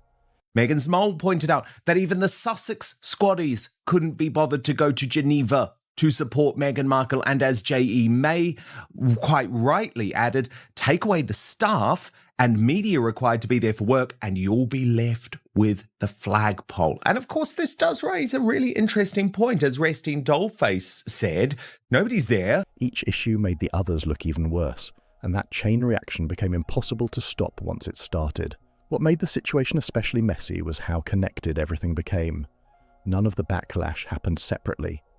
One conversation sparked another, then another, until the entire event started spiraling away from its original purpose. The attention kept moving further from the humanitarian message and deeper into criticism, debate, and public scrutiny. And that is why Geneva became such a major talking point so quickly, despite all the advantages the event seemed to have going into it. Was the moment, the major defeat on her face when she realized that no one had bothered to show up for what was a catastrophic speech, a hypocritical speech, a speech which blows out of the water every single thing that she has argued in terms of her brand. On paper, this should have been a strong and meaningful appearance tied to a globally important issue. The event itself focused on the World Health Organization's discussions about children's digital safety. Meghan appeared beside WHO Director General Dr. Tedros Adhanom Ghebreyesus near Geneva's famous Broken Chair Monument, the giant sculpture outside the United Nations complex that people instantly recognize around the world. During her speech, she talked about dangerous algorithms, addictive social media design, artificial intelligence, and the growing pressure on governments and tech companies to create safer online spaces for young people. She pushed for stronger protections and argued that many digital products are being released without the kind of safety standards that would never be accepted in the physical world. She was assigned to a bus stop. Look at that. Look at in the red circle. So actually, the woman who everyone's saying is there to watch was actually just trying to get home. Meghan's mole pointed out that even the Sussex squaddies couldn't be bothered to go to Geneva to support Meghan Markle. She spoke about algorithm systems built to keep people hooked online, no matter the damage those platforms can cause. Meghan argued that governments around the world needed stronger cooperation and tougher standards to hold major tech companies accountable in ways current laws still fail to do. On paper, this looked exactly like the kind of global role she has been trying to build ever since stepping away from royal life. Serious, international, and tied to a major issue that matters to both parents and policymakers across different political sides. For years, the Archewell Foundation has been working hard to build that kind of institutional credibility. Relentless algorithms, exploitative engagement, and endless exposure to harmful content that they are not seeking out. I guess 4-year-old Lily didn't seek out her starring role in selling Meghan's outfit either, did she? The goal has clearly been to position Meghan and Harry not as former royals chasing public approval, but as established advocates involved in global conversations around child welfare, online safety, and public policy. The Geneva appearance was supposed to signal that this image had finally become fully established. Every detail of the event was carefully designed to support that message. The WHO partnership gave it authority. The Geneva setting added international weight. The subject matter was serious and emotional. Even the location near the United Nations complex helped create the feeling of importance and legitimacy. Look, let's come to the security implications. Nancy Sidley, the Sussex squad, is claiming the lack of crowds was due to security, thus saying the streets and sidewalks were closed off to build a perimeter around Meghan. But as she says, when you look at the video, there are people driving and walking by. There were also a lot of tourists taking pictures of the big chair behind Meghan. The entire setup was meant to look polished, focused and aligned from every angle. But once videos from the event started spreading online, the speech itself quickly became background noise because social media locked onto something completely different. And before the week was over, 3 separate controversies had taken over the conversation, none of them connected to children's digital safety anymore. The first thing people focused on was the crowd, or what critics immediately claimed was the lack of one. Still, the full situation turned out to be more complicated than some viral posts were making it seem. As clips and photos circulated online, viewers started zooming in on the background and questioning how much public attention the speech was actually getting. Several videos showed people casually walking past, while Meghan was speaking without stopping or reacting. There's a street with cars behind her, no crowds, people walking by, not caring. Nobody cares about what Meghan Markle had to say. She posts her own kids online. And New York Vicky, I think, really got the mood of this one right by suggesting that Meghan Markle is the antithesis of the icon that she thinks she is. She is the grandiose narcissist whose displays of self-worship are now and always have been farcical, and she zoomed in on the faces of those watching. Some pedestrians kept moving through the area like it was just another normal afternoon in Geneva. Cars continued driving nearby. Tourists wandered around taking photos. A handful of people appeared to be paying attention, but critics online argued many of them were probably connected to the event itself, including staff members, security, media crews, WHO officials and organisers. Meanwhile, the giant broken chair monument nearby, already one of Geneva's biggest tourist attractions, seemed to be pulling more spontaneous attention from visitors than the speech happening close by.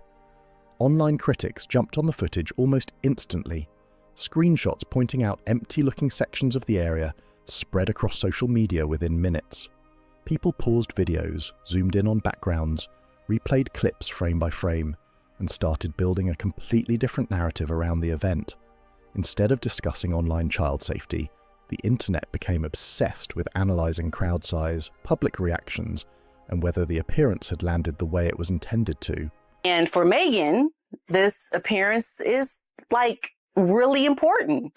It's extremely important strategically for her brand, because ever since Meghan left royal life, she and Prince Harry have been trying to reposition themselves as these global humanitarian figures, influential public voices, like these international thought leaders, like their thoughts would like to lead the world. Observers who already believed Meghan's global influence was being exaggerated quickly pointed to the images from Geneva as proof of their argument.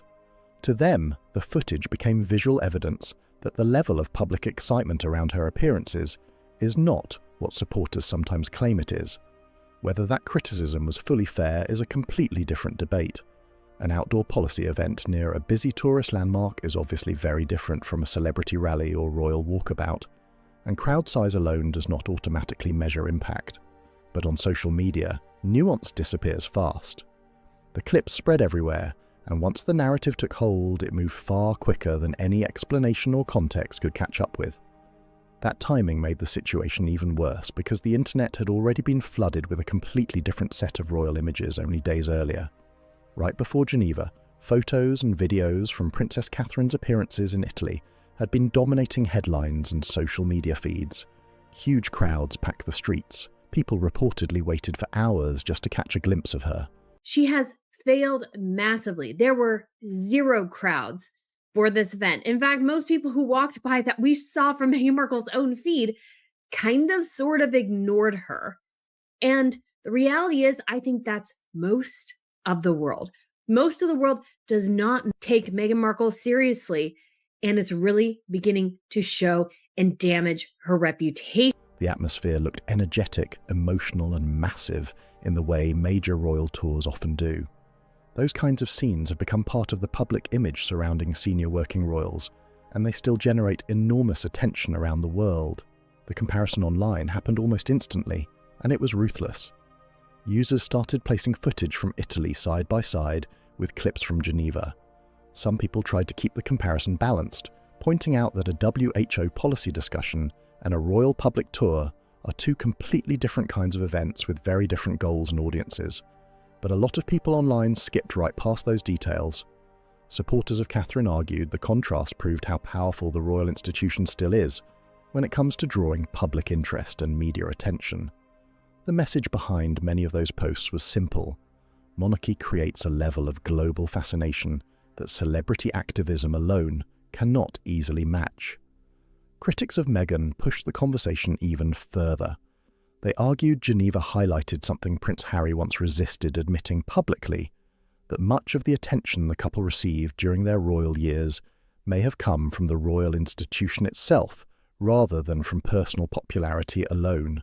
Yeah, totally. And you watch, she'll change a little bit too. She'll see what Catherine's doing, but she doesn't understand what she's doing and why what she's doing is a thing that makes her repellent, her personality type. So, and just watching her, you can watch her stuff without the sound on, either one of them. According to that argument, once the titles and royal setting are removed, the same level of public reaction does not automatically follow. Now, whether people agree with that claim or not is still heavily debated. The situations were completely different. The events served different purposes. The crowds formed for different reasons. But social media rarely slows down long enough to care about fairness or context once a viral comparison starts taking off. The side-by-side images kept spreading because they were dramatic, easy to understand, and fit into narratives people were already arguing about online. And while all of that was happening, the actual message Meghan gave about children's digital safety got pushed further and further out of the spotlight. The second major thing people started talking about was Meghan's Instagram post, and unlike the crowd debate, this controversy became much harder for supporters to brush aside. Before arriving in Geneva, she uploaded a photo to Instagram that immediately started drawing attention online. At first glance, the Instagram photo looked casual and sweet. Meghan appeared to be getting ready for the day in what seemed like a dressing area. To watch closely. Let's just give her the benefit of the doubt and think she's trying to do the one tear left eye. She's trying to get some emotion into the end of her speech, but it's curious. Look. Where people can barely agree on basic facts. That beyond politics or party lines, beyond demographics, incomes, or ideologies, beyond race or religion, we could all universally agree on one thing. We want our children to be safe. Let our children look back at this moment and let them feel proud of us, that we chose something better for them and for us all. Thank you. No, I know you're probably just quite taken by the fact that she's there and there's the people and the cars and everything behind her. But what about the nose? If you missed it, just look again. We want our children to be safe. Let our children look back at this moment. Very intrigued. While her 4-year-old daughter Lilibet stood nearby, in a moment Meghan described as Mama's little helper. The post had the kind of soft, relatable celebrity parent vibe that usually performs extremely well online and pulls huge engagement from followers. But the internet did not treat the photo like a simple family snapshot for very long. People immediately started analysing every detail in the background. Hanging clearly in the frame were the clothes Meghan planned to wear later at the Geneva event, including the blazer, shoes and carefully prepared outfit already laid out behind her. Critics argued the image did not feel spontaneous at all. To them, it looked carefully staged, with luxury fashion pieces intentionally visible while her daughter became the emotional centerpiece of the post. Now, nobody outside her team can know for certain what the intention behind the image really was. But what people could clearly see was the timing, and that is what turned this into such a major online debate. The photo was shared with millions of followers on the exact morning Meghan was scheduled to deliver a major international speech focused on protecting children from harmful online exposure. Just hours later, she stood before cameras at the World Health Organization event and spoke passionately about the dangers children face online. She discussed algorithm-driven platforms, the risks tied to digital exploitation, and the responsibility adults have to create safer online spaces for young people. Sorry, I'm just obsessed with the two women standing behind her about to cross the road. And they don't even bother to wait. They don't even bother to wait to the end. Anyway, look. It's obviously ludicrous. The whole thing is ridiculous. And she's got to start realizing that her own actions are clashing. Instead of simply profiting from their visibility and attention. And sitting right there on her Instagram account was a photo of her young daughter, already viewed, liked, reposted and circulated across social media by millions of people. Critics did not have to stretch very far to point out the contradiction, because to them it looked obvious and immediate. The same person warning about the risks of exposing children to massive online audiences had chosen to post an image involving her own child only hours before delivering that message. Journalist Tom Sykes addressed the issue directly, and his criticism focused less on royal drama and more on the consistency of Meghan's public position. His argument centred on the fact that a 4-year-old child cannot fully understand social media or meaningfully consent to having their image shared across the internet, with millions of strangers watching and reacting. He also pointed out that partial privacy does not always equal real privacy online. Even when a child's face is not fully shown, the image can still spark intense public curiosity and wider circulation. In some situations, partially hidden photos actually create even more attention. She focused heavily on the internet visuals. Essentially, her speech focused a lot on the ills of the internet, but never really tried to show ownership for these responsibilities, being the parent. And I can think in my head of some of the children that I work with specifically. Their parents ain't listening to this woman. They're not trying to hear what these dangers are. I mean, people are focused on trying to pay their bills. I mean, serious. Because they encourage speculation, repeated sharing, and endless online discussion from people trying to piece together more details. What made the backlash even more intense was that these were not brand new criticisms invented by outsiders. Similar concerns about children's privacy, media exposure, and public curiosity are arguments Harry and Meghan themselves have repeatedly raised over the years when discussing press coverage involving their own family.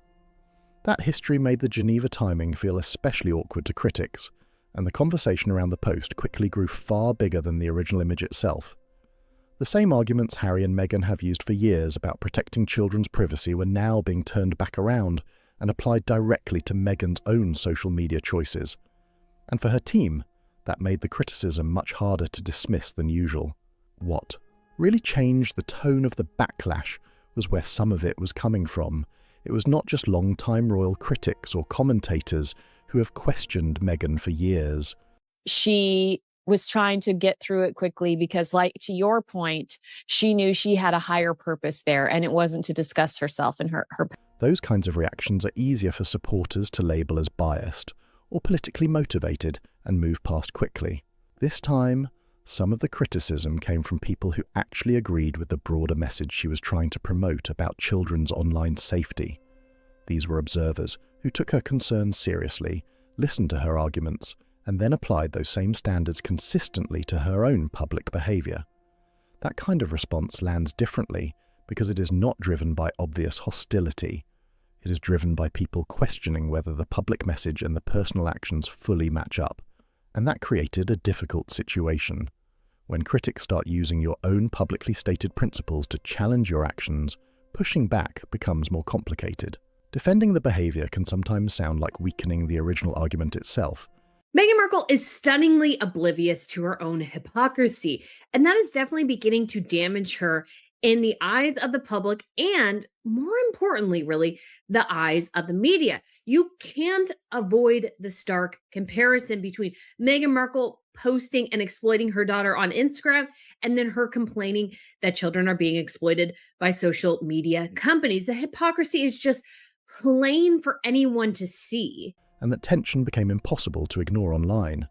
The irony was so visible that people barely needed commentary to understand why the story exploded. A major speech warning about the dangers of exposing children online had suddenly become overshadowed by debate over an Instagram post involving a child that had already reached millions of followers. The contradiction, fair or unfair, was sitting right in front of everyone, and social media grabbed onto it fast. Part of what made the situation so damaging was how little exaggeration people felt they needed to add.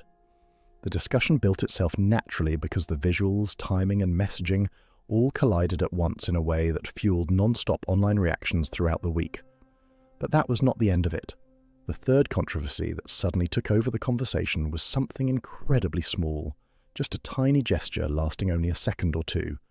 At the end of her speech, as Meghan delivered an emotional closing message urging governments, parents, and tech companies to protect future generations, Meghan posted Mama's Little Helper with the so-called daughter there, maybe shining her shoes, but very much part of the merch sheen operation, because at the front of the shot was the Armani dress and black shoes that Meghan would wear to the event. And Cher pointed out, I know for a fact, the lack of a crowd bothered Meghan Markle because she was so insecure she just had to tell us what designer she would be wearing that day. Someone who cares about people knowing she's wearing designer, definitely. Cameras captured a brief movement. She touched her nose. That was all. A completely normal human reflex that, in almost any other situation, probably would have passed unnoticed. But this is Meghan Markle in 2026. And nearly every tiny movement during public appearances now gets dissected online in real time. Within hours, the clip spread across major platforms. People slowed the footage down, zoomed in repeatedly, replayed the ending frame by frame, and started building entire theories around what the gesture supposedly meant. Some users claimed she looked emotional. Others suggested she seemed nervous under pressure. A few tried to speculate about completely different explanations. But the truth is, nobody watching a few seconds of video could possibly know what that tiny movement actually meant. And ironically, that uncertainty became exactly why the clip travelled so far online and kept fueling more discussion. Realistically, the nose-touching moment was probably nothing at all. It was most likely a completely normal physical reaction during a stressful public speech that was already facing intense online attention before she had even finished talking. People touch their faces all the time without thinking about it. It happens constantly and usually means absolutely nothing. But according to Taz, went one step further, pointing out the cute photo of Mummy's Little Helper where she used Lily to ensure maximum exposure was just a cover for Meghan to merch the suit and the shoes she would be wearing for the speech. Hence why the shoes and her jacket were angled perfectly at the front. She is despicable. But the timing could not have been worse. Questions about the crowd were already spreading online. The Instagram controversy was still blowing up across social media. Comparisons with Princess Catherine were everywhere. Then suddenly there was another clip for people to dissect, replay, slow down, and debate non-stop. Yet again, attention drifted away from the actual message of the event. In a strange way, that tiny gesture ended up symbolizing the entire Geneva appearance. Every time the focus seemed ready to return to the serious topic of children's online safety, another distraction appeared and pulled the conversation somewhere else. First, it was the crowd discussion, then the Instagram post, then the royal comparisons, then the gesture itself. Each controversy on its own probably could have been managed without too much damage. But together, they snowballed into a week where the original purpose of the event barely stayed at the center of public discussion. And eventually, once people finally started focusing on the speech itself, the content faced scrutiny. 2. On the substance, Meghan's core argument was clear and connected to a very real global debate happening right now. Talk about the preventable harms of children being online while also posting your children who cannot really consent, posting them online for public consumption, knowing, especially when it comes to your kids, that they're dissected and analyzed and sometimes mocked and bullied online. Governments around the world are already struggling with difficult questions involving social media rules for younger users, online age restrictions, screen addiction concerns, cyberbullying, algorithm-driven content, and the mental health impact digital platforms can have on children and teenagers. These are serious issues that many policymakers, parents, and researchers are actively trying to address. So, critics were not arguing that the topic itself lacked importance. Most agreed the issue deserves serious discussion. The bigger debate centered on how parts of the speech were framed, and where some listeners believed the conversation was heading beyond basic child safety concerns. Some sections discussing algorithm accountability, content moderation, and online platform responsibility sparked a more divided reaction. For many listeners, those points sounded like a logical extension of protecting children online, because recommendation systems and harmful content exposure are already well-documented problems affecting younger users. But others interpreted parts of the speech differently. To them, some of the language started moving into broader and more politically sensitive territory about who decides what information people should be allowed to see online and how digital spaces should be regulated. That shift matters because it changes how different audiences respond to the message. A speech narrowly focused on protecting children from exploitation, online abuse, and harmful digital environments usually attracts support from a wide range of people across political and cultural lines. That Meghan Markle said social media companies exploit children for clicks and Meghan Markle, while at the same time admitting that she exploits her own children for social media clicks and money. Britney adds she is a joke on this topic, and no one with active brain cells will ever take her seriously unless she lives by what she preaches, but she's too addicted to exploiting herself and her family for clicks and money to do anything else. The more she does this, the more a fool she looks, and yet she remains oblivious to her own hypocrisy. But once the conversation expands into larger debates involving content control, moderation systems, and information access, reactions can become far more divided and complicated very quickly. Once the conversation moved beyond child safety and into wider debates about online content regulation, the situation became far more politically complicated. A speech focused strictly on protecting children usually brings together broad support from many different groups.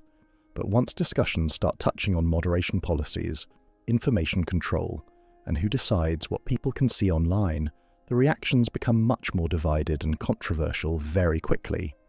The involvement of the World Health Organization added another layer to the debate too. Most people know the WHO for public health issues, like disease prevention, vaccines, medical systems, and global healthcare programs. Because of that, some observers questioned why the organization was stepping so deeply into discussions. She's so desperate for validation. She's so desperate to be taken seriously. And I'm sure this event is a pay to play. Harry and Meghan pay their PR company oodles and oodles of money to try to promote them to these things. So she probably wasn't invited. She asked to attend this, like she asks to attend most things, because people aren't inviting her. And the thing is, that's a shallow enterprise. At some point, people are just not going to care. And we see this reflected here because this is not a movement, because nobody takes her seriously. Nobody showed up. Nobody cared enough to be there. Involving digital content policy and online platform regulation, a number of critics argued that linking the speech to the WHO helped give extra institutional weight and credibility to ideas that might have faced tougher scrutiny on their own. Others simply wondered what specific expertise the organization actually had in this particular area. Those questions were not especially extreme or unreasonable, and while they never became the biggest controversy of the week, they added to the growing sense that the Geneva appearance was operating in much more complicated territory than it first appeared.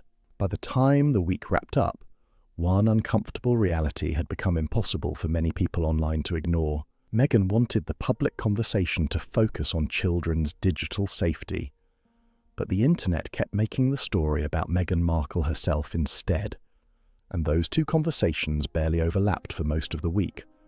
The issue she travelled to Geneva to spotlight ended up getting pushed into the background, while debates about her appearance, social media activity, comparisons, and public image dominated headlines and online reactions. That disconnect became the biggest problem of all. What makes situations like this especially difficult is that every controversy started feeding into the next one in ways that normal PR strategies cannot easily fix. Now, Dr. Tedros, and I'm not going to go into it, I'm not going to bore you with it, okay? You can look at my other videos back in COVID days. Dr. Tedros is a very bad man, one of the worst men in the world. So the fact that he is really the only non-governmental organization boss prepared to lend his credibility and his organization's credibility to Meghan Markle and Prince Harry tells you something about Dr. Tedros, a completely corrupted figure in bed with terrible people. Harry and Meghan are just two of those terrible people. Trust me. I mean, this is a guy who is funded by the wrong people and has done terrible work. And his organization isn't really accountable to anyone. I mean, no politician would want the most unpopular woman in the world fronting one of their projects. So I just want to explain why the World Health Organization might want. Responding to crowd criticism only keeps attention on the crowd discussion longer.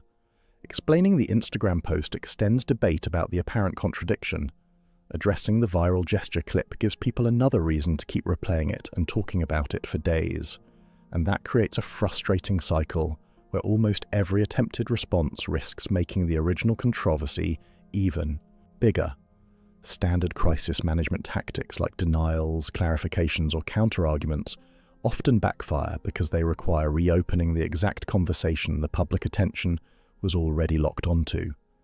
At that point, the only thing that really changes the narrative is time, consistency, and a long stretch where actions and public messaging stay closely aligned without new distractions constantly interrupting the message. That is not something any single speech, appearance, or carefully planned event can solve overnight. It requires a level of long-term consistency that critics argue still has not fully taken shape yet. And that may be the clearest takeaway from the entire Geneva week. Not that the event itself was some isolated disaster, but that it exposed a much deeper and more complicated issue that no single appearance can realistically fix on its own. The real problem goes beyond the simple idea that Meghan creates controversy. That explanation is too basic and misses what is actually happening underneath all the headlines. What Geneva revealed is that Meghan is now operating through several different public identities at the exact same time, and those identities are starting to clash with each other more openly whenever she steps into major public events. None of those individual roles are automatically damaging by themselves. The problem is how they collide all at once. Each version of her public image creates its own tension, and during moments like Geneva, all those tensions suddenly become visible together. First, there is Meghan, the global humanitarian advocate. This is the version speaking at international events, standing beside world leaders and major organizations, discussing children's safety, technology risks, and broader global issues. This image positions her as someone who belongs inside serious policy conversations involving governments, institutions, and vulnerable communities around the world. But in a few minutes, we see these children around Catherine. And you will remember what was going on with the children around Meghan, and we'll be able to see a huge difference there. Huge difference there. The first one is Catherine responding to a huge crowd. And again, I read that description about this being Catherine's first solo visit because that does have to be intimidating when you've spent the last few years on, international, I should say, solo visit, when you've spent the last few years recuperating, recovering, and also healing from some pretty mean people online and some pretty ugly conspiracy theories.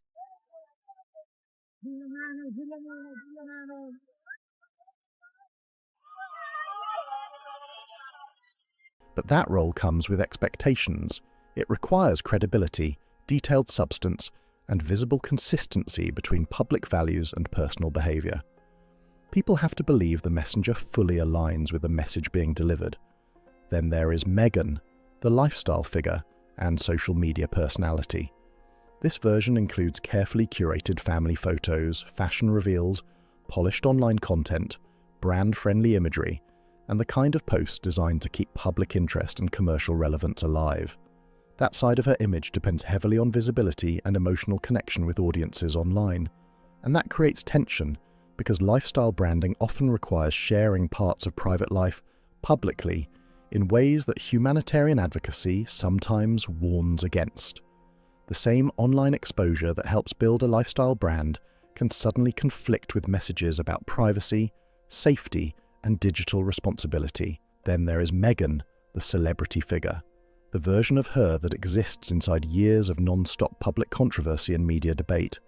That includes everything tied to the Oprah interview, Netflix projects, Prince Harry's memoir, palace disputes, former staff allegations, and the larger ongoing Sussex versus royal family narrative that follows almost every appearance she makes.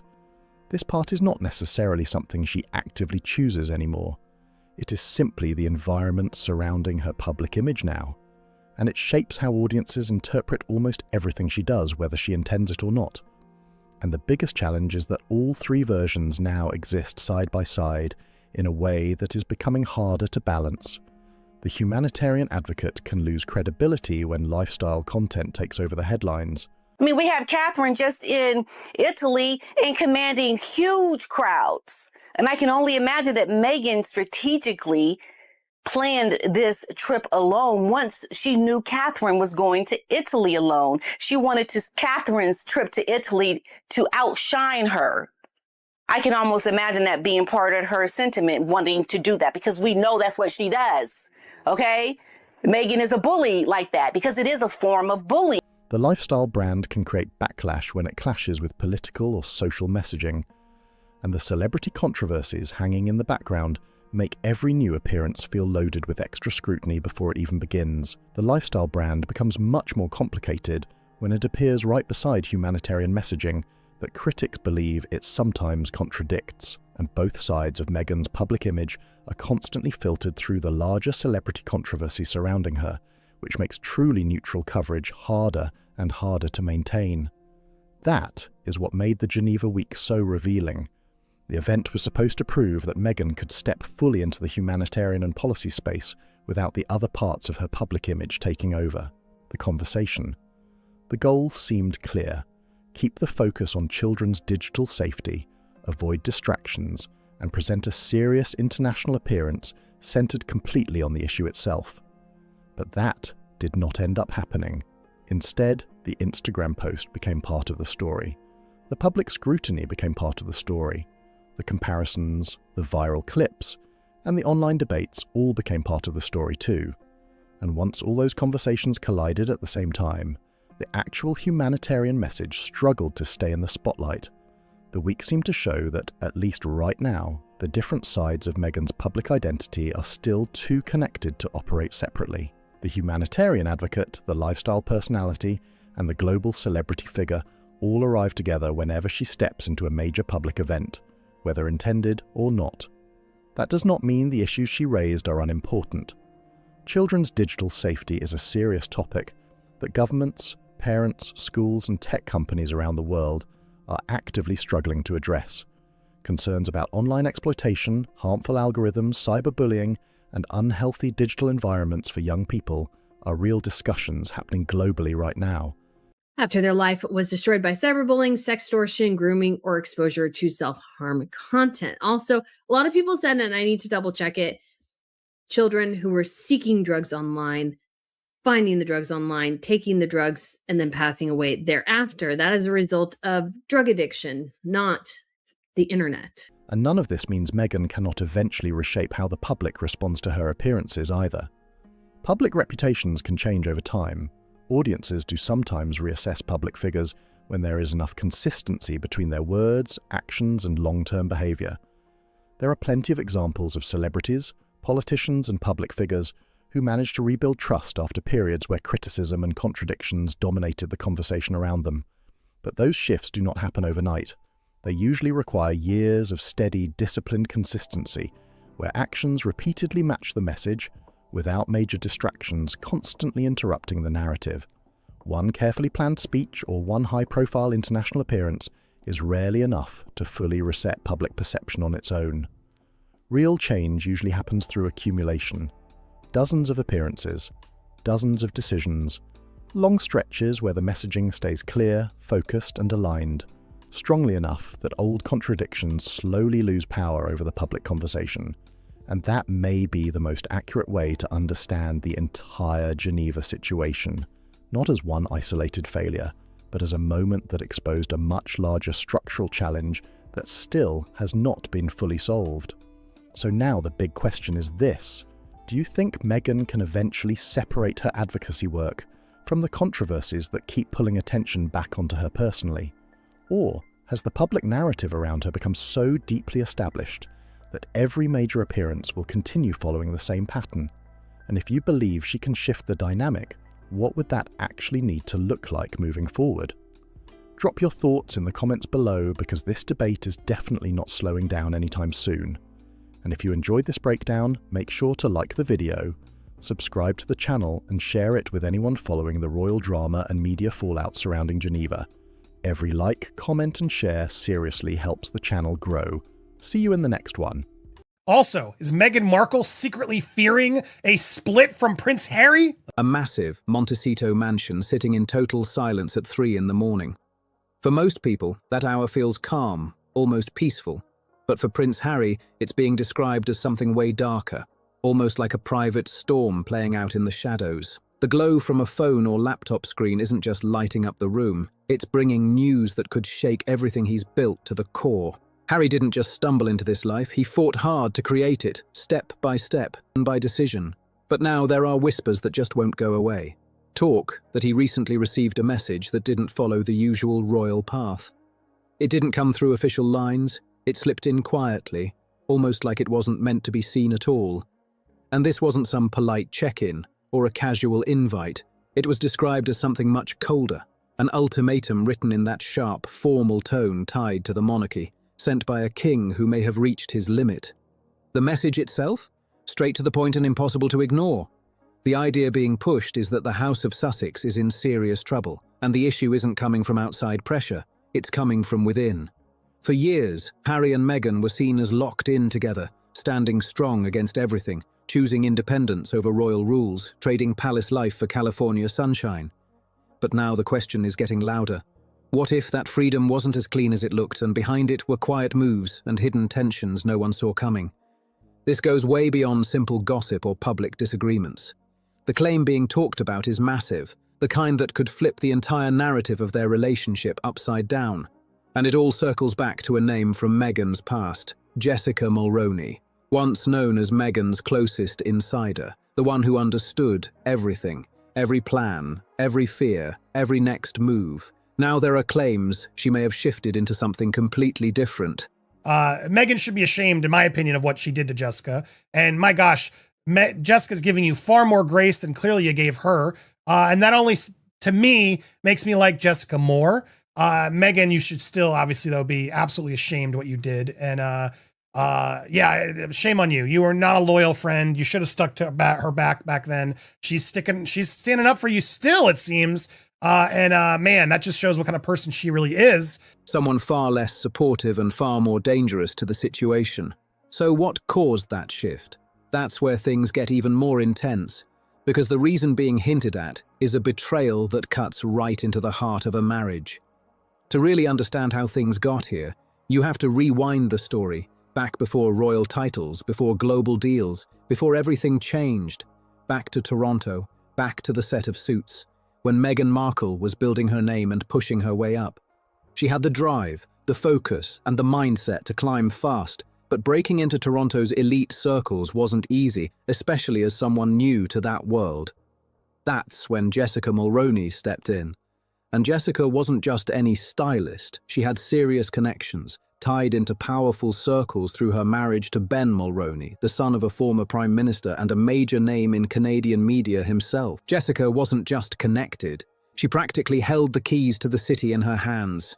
She could open doors that stayed locked for everyone else, no matter how powerful they thought they were.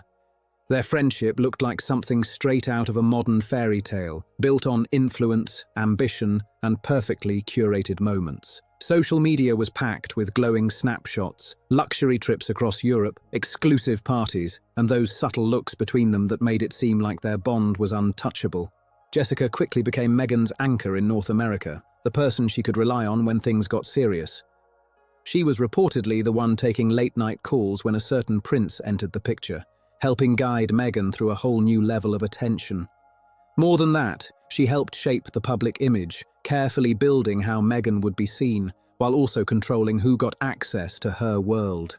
When Jessica's children appeared as page boys and bridesmaids at the 2018 royal wedding, it looked like a powerful statement, almost like a public promise that this friendship was locked in for life. But now, people are saying that behind those polished moments, something far more strategic was playing out. Meghan, known for understanding how influence works, reportedly didn't just see the Mulroneys as close friends, but also as a bridge into elite circles she was determined to enter. And right at the center of that path was Ben Mulroney, with his strong media presence and that polished high-status image that opened even more doors. That's where things start to take a sharp turn, leading into one of the most talked-about claims surrounding this entire situation. There's said to have been a shadow hanging over this friendship for years. In Toronto's high-profile circles, quiet whispers were already moving around long before anything became public. These weren't loud accusations, nothing you'd see splashed across headlines at the time, but low, careful conversations shared behind closed doors at upscale dinners. The claim? That Meghan and Ben's connection may have crossed a line that shouldn't have been crossed. According to those reports, it wasn't just casual or professional interaction. It was described as a closeness that raised eyebrows, something that allegedly developed while Jessica was focused on supporting Meghan and defending her publicly. She is Meghan, apparently. Now, this is not, I did not discuss this with anybody else. This is now my opinion of what they're reporting over here in Radar magazine. Meghan is secretly fearing a split. She feels like she's losing her husband, Prince Harry, as he desperately tries to make amends with the estranged royal family. Now, the same person she trusted deeply, almost like family, was now being linked to something far more complicated involving her own husband. At least, according to people familiar with the situation. And looking back, some say the signs were always there if you paid close attention. Late-night conversations that went on a little too long, moments at public events that felt slightly too personal, and a growing sense of connection that seemed to leave Jessica on the outside of something she helped create. For a long time, it said, Jessica chose to believe the best, brushing it off as shared professional interests, and Meghan needing strong support while building her life in North America. Rumours. It erupted during a full-on social media storm. Jessica suddenly found herself in serious trouble after a public clash with influencer Sasha Exeter, and the situation escalated fast into a major controversy involving white privilege and accusations of racial insensitivity. The spotlight hit hard, and this was the moment that really tested everything. In the middle of that chaos, Jessica reportedly reached out to Meghan, the one person she believed would have her back no matter what. After everything they had built together, all the history, all the loyalty, it seemed like an obvious move.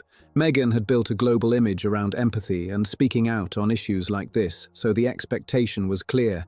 But instead of support, what Jessica allegedly got was something very different: complete silence. No public statement, no private reassurance, nothing at all.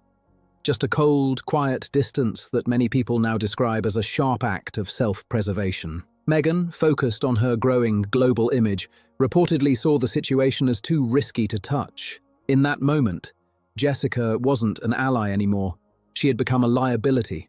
And just like that, the connection that once looked unbreakable was cut off without warning. From that point on, everything started to look different through Jessica's eyes. The friendship, the memories, the trust, it all began to feel questionable. Every trip they took, every private conversation, every moment involving Ben suddenly seemed less innocent and more strategic, at least from her perspective. What once felt genuine now carried a much heavier, more suspicious tone. Then fast forward to 2025, and things take another dramatic turn. Reports come out confirming that Jessica and Ben Mulroney are ending their marriage. Publicly, it was explained as irreconcilable differences, a familiar phrase that doesn't reveal much. But behind the scenes, in those same elite Toronto circles, the whispers didn't stop. People started pointing back to those long-standing rumours, suggesting that the alleged connection between Meghan and Ben may have played a much bigger role than anyone admitted. This time, though, Jessica wasn't staying in the background. There are claims that she spent years quietly gathering information, putting together what some are now calling a detailed record of everything that happened. And this isn't just about feelings or assumptions, it's being described as something far more concrete. We're talking about messages, emails, timelines, even travel details that reportedly show Meghan and Ben in the same places at the same time. while Jessica was somewhere else entirely. There are even low-key claims that some of this sensitive information has already been shared within a very small circle. But I think she's so intertwined with her business now. As the business fails, that's where things would get interesting. But I don't think she would divorce Harry until that business really was taking off. Once she has stable footing in a business of her own income, yes, I could see maybe it being more confident that she would leave. But I think she needs Harry still. They are a duo that need to walk around and support each other. Does that mean they're not having issues? Of course. But all the, she's not on stage, like Steph was saying. I don't see it as aggressively as you guys do. Some of you guys do. I personally think they are continuing to fake it or make it until they make it. And they know their stock is worth more together. And according to those reports, this isn't just emotional fallout. It's being framed as a calculated move. Jessica knows how powerful media narratives can be, and she's seen how quickly public images can shift when the right information comes out. By holding onto this digital trail, Jessica is making one thing very clear: she's not walking into anything unprepared. If the Duchess ever steps forward publicly or tries to challenge her version of events, Jessica would reportedly be ready to fire back with receipts that can actually be checked and verified. This isn't just talk. It's positioned as a quiet but powerful form of leverage, sitting in the background waiting for the right moment. And while all of this drama was unfolding across the Atlantic, it didn't stay hidden from the royal radar. King Charles III, a man who has spent his entire life watching how scandal can shake the institution, was reportedly briefed on the Mulroney situation, and the reaction was serious concern. From his perspective, this wasn't just messy personal drama, it was something that could directly impact the image of the crown itself. Because if a confirmed scandal involving the Duchess of Sussex were ever to go public in a major way, it wouldn't just trend for a few days, it would hit like a shockwave. The monarchy's image relies heavily on stability and control, and something like this would be incredibly difficult to contain once it's out there. Having lived through his own very public relationship struggles, the king understands how the public reacts, and while some things can be forgiven, a situation involving personal betrayal tied to close relationships creates a narrative that can spiral fast. Sources connected to palace circles suggest this may have been the moment where everything shifted for Charles. The ongoing tension, the interviews, the legal pressure, and the steady stream of headlines had already pushed his relationship with Harry to a fragile point. But this situation, it reportedly changed the stakes completely. It stopped being about family disagreements and became about protecting the institution at all costs. That's what brings everything back to that reported late-night message in Montecito. According to reports during the 2025 holiday season, Harry reached out to his father, possibly looking for some kind of support as major deals and momentum around him started to slow down. But what came back wasn't comfort. It was described as something far more direct and far more cath. The message reportedly came across like a firm royal directive, not a casual conversation. The terms were said to be very clear. If Harry wanted any path back toward the royal structure, any level of security or protection tied to it, then he needed to distance himself from the situation completely. And that, according to these claims, meant one thing: separation. Now think about the weight of that decision for a second. Harry walked away from his royal role, his country, his military path, and long-standing family ties, all for a relationship he believed in fully. Their entire public identity was built around standing united no matter what came their way. So if he accepts that kind of demand now, it doesn't just change his future, it forces him to question everything that led him here in the first place. It also forces him to face a tough possibility that some of the critics might have been right all along, and that's not an easy thing to accept. But if he refuses to act, he stays locked into a marriage now surrounded by serious claims, many of them tied to one of the most well-connected women in North America. That leaves him in a tight spot, caught between a past he can't easily return to and a future that feels more uncertain every single day. Looking at where things stand in 2026, the Sussex situation appears more isolated than ever. What once looked like strong loyalty and unity has shifted into growing legal pressure and public tension that keeps building. The prince, who was once seen as one of the most admired figures in the royal family, is now facing a situation with no clear or simple way out. And this story involving Meghan and Jessica, it's no longer being framed as just a friendship falling apart. It's something much deeper and far more complicated. It also highlights a bigger reality about power and status, because in those worlds, nothing stays hidden forever. No matter how carefully things are managed, the truth has a way of surfacing when people least expect it. And to really understand how this alleged situation reached this level, you have to go back to where it all began, inside those exclusive Toronto circles where influence and access meant everything.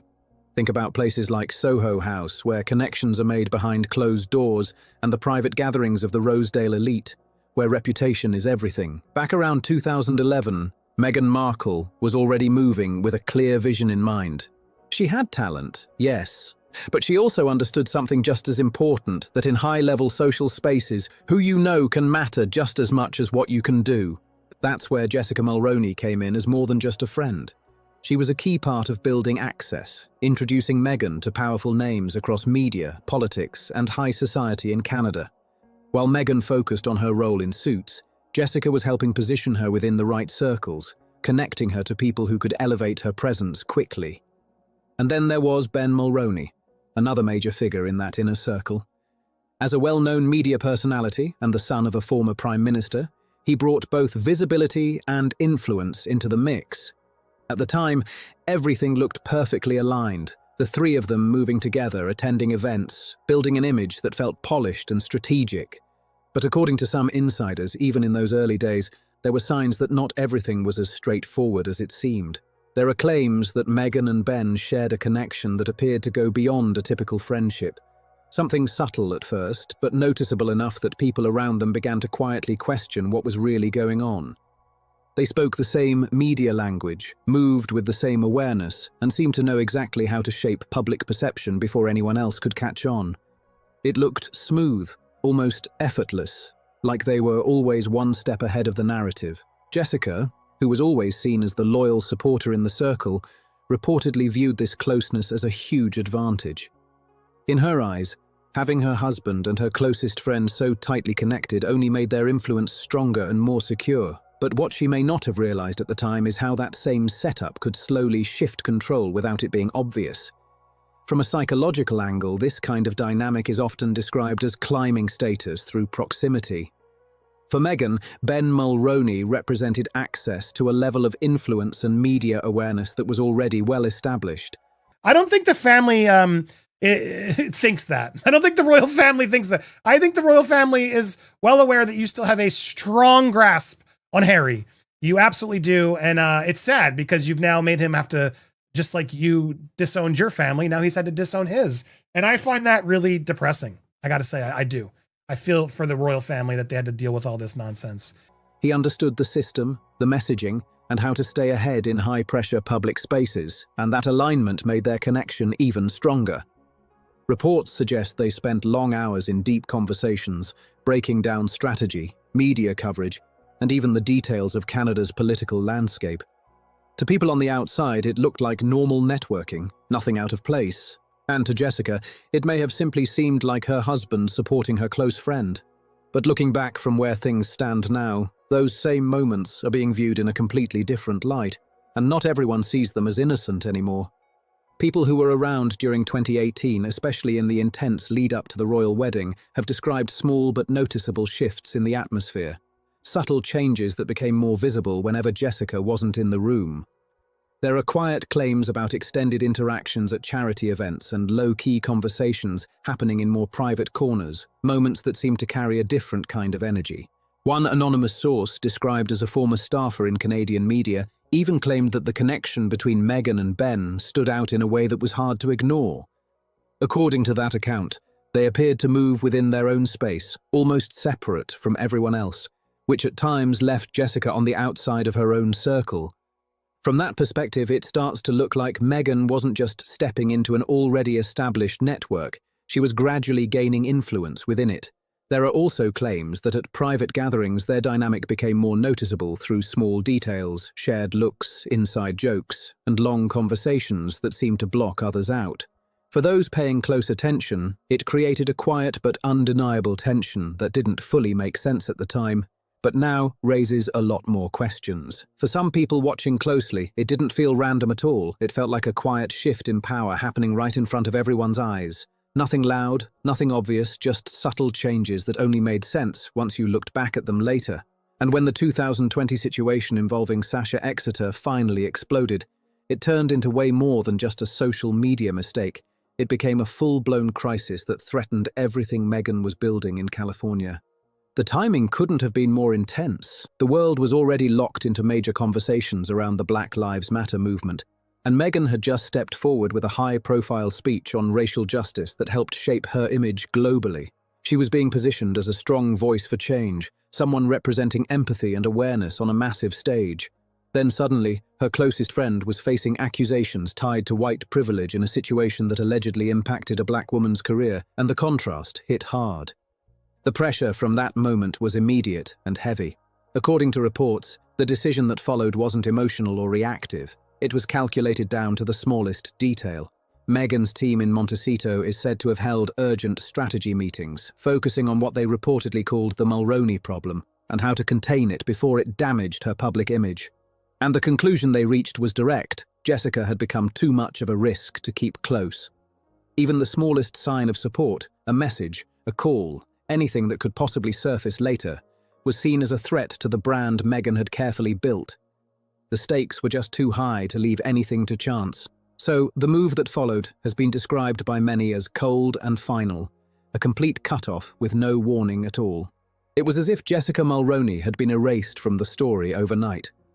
The same person who stood beside Meghan during major milestones, who was present during key moments in her life, suddenly gone without explanation. No public acknowledgement, no visible connection, just silence that left behind a long trail of unanswered questions. For Jessica, this reportedly hit on a completely different level. It wasn't just about losing a friendship, it was the realization that she may have been part of something much bigger, a situation where loyalty didn't hold the value she thought it did. And while people often talk about keeping receipts, what Jessica is rumored to have goes far beyond a few saved messages. It's being described more like a full archive, something detailed and carefully built over time. After the fallout in 2020, and as her marriage with Ben began to break under the weight of long-standing issues, Jessica reportedly started going back through everything. We're talking years of communication, thousands of text messages, private chats, emails, all of it stretching from the early Toronto days right through to the final chapters in London. Piece by piece, she is said to have reviewed it all, looking at moments that once seemed normal but now felt completely different under a new lens. And what she may have found in that process is exactly why this situation is still being talked about today. What Jessica is said to have collected goes way beyond just talk of a rumoured affair. This is being framed as something much deeper, involving strategy, timing, and intent behind key moments that the public never fully saw. But Meghan has not allowed him to have both. Meghan really has been the wedge. Everything changed since her. And her own family also being pushed away. So it's not just the royal family, it's her own family and her friends, all these people that are so upset that they could start a girl group to call her out. So regardless of how good Jessica Mulroney is by not coming forward and spilling the beans, just because that's not the type of person she is, it doesn't mean Meghan didn't screw her over. Meghan did. According to reports, these materials may include Meghan's unfiltered thoughts about the royal family, early plans that were forming long before anything became public, and even private opinions about the very people who helped her rise. This collection isn't just information, it's being described as protection, and that could explain why, despite the Sussex reputation for taking legal action when challenged, there has been a noticeable silence when it comes to Jessica. Because when someone is believed to be holding years of detailed records, stepping into a public fight suddenly becomes a much bigger risk than staying quiet. At first glance, it might seem strange that King Charles III would involve himself in what looks like a distant media situation. But the reality is, the monarchy doesn't operate on tradition alone. It depends heavily on controlling its public image at all times. Information is everything in that world. Palace insiders, senior advisors, and security teams are all said to be aware of the situation and have been quietly monitoring what's being described as the Mulroney dossier. Because if any of these claims were to come out backed with solid proof, the impact wouldn't stop with Meghan. It would directly affect Prince Harry as well.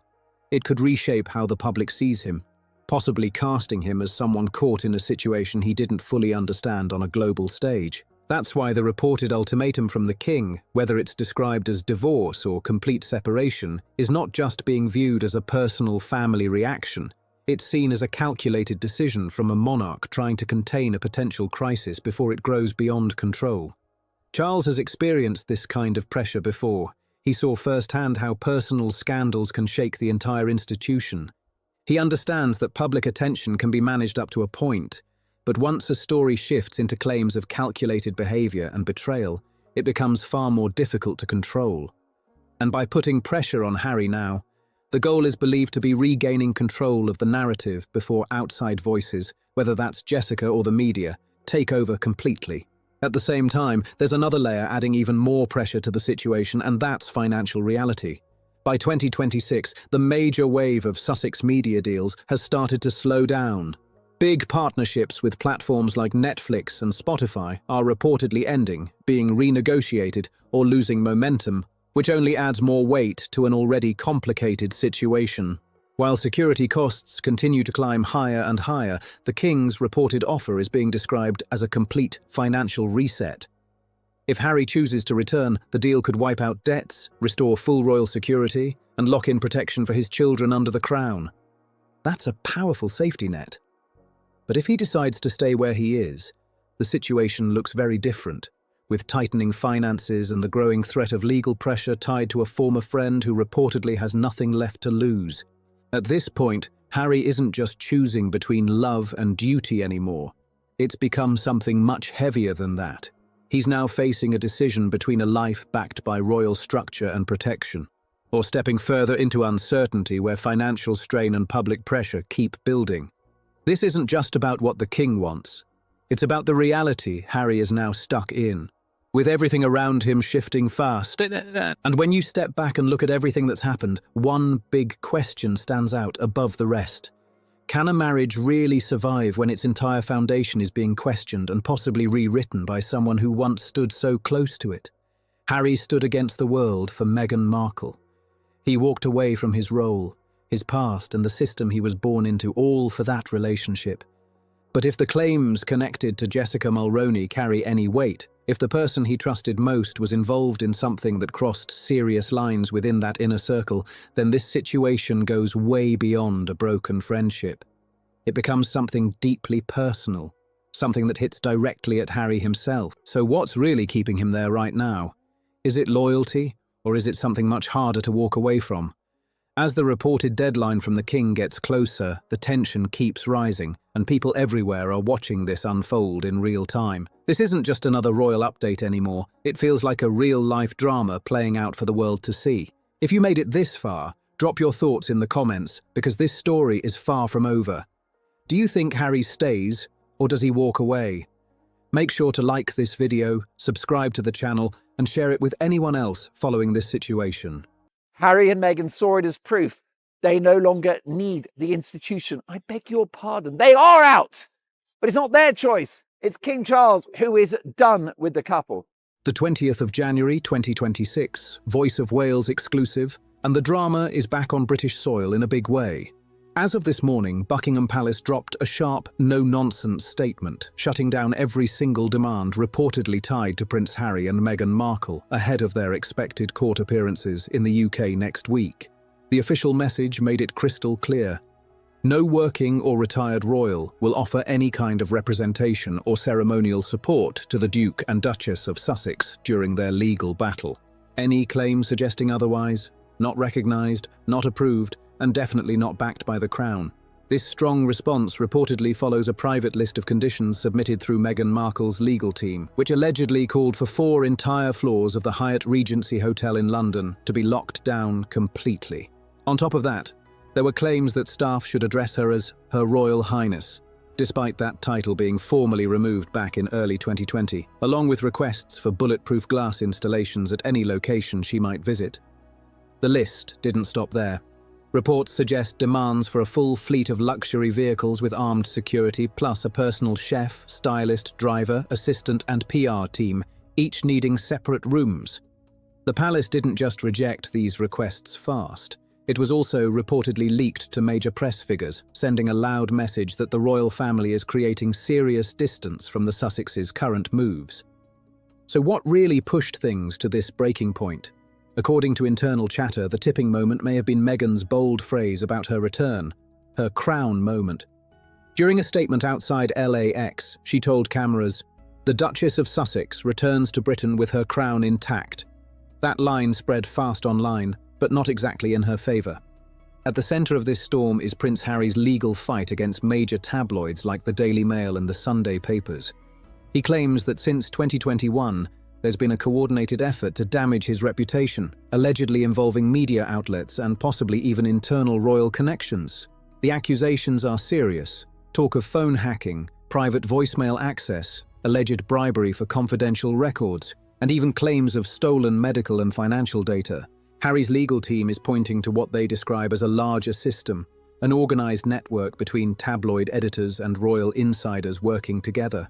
On Meghan's side, her argument focuses on how these reported attacks have impacted her image, her charity work, and how she's been portrayed publicly in ways she says are unfair. This case isn't small either. Big names are tied in as co-claimants, including Sir Elton John, Elizabeth Hurley, Doreen Lawrence, David Furnish, Sadie Frost, and Sir Simon Hughes. Everything officially kicks off Monday, January 22nd, with Prince Harry stepping into the spotlight first, and the pressure is already sky high.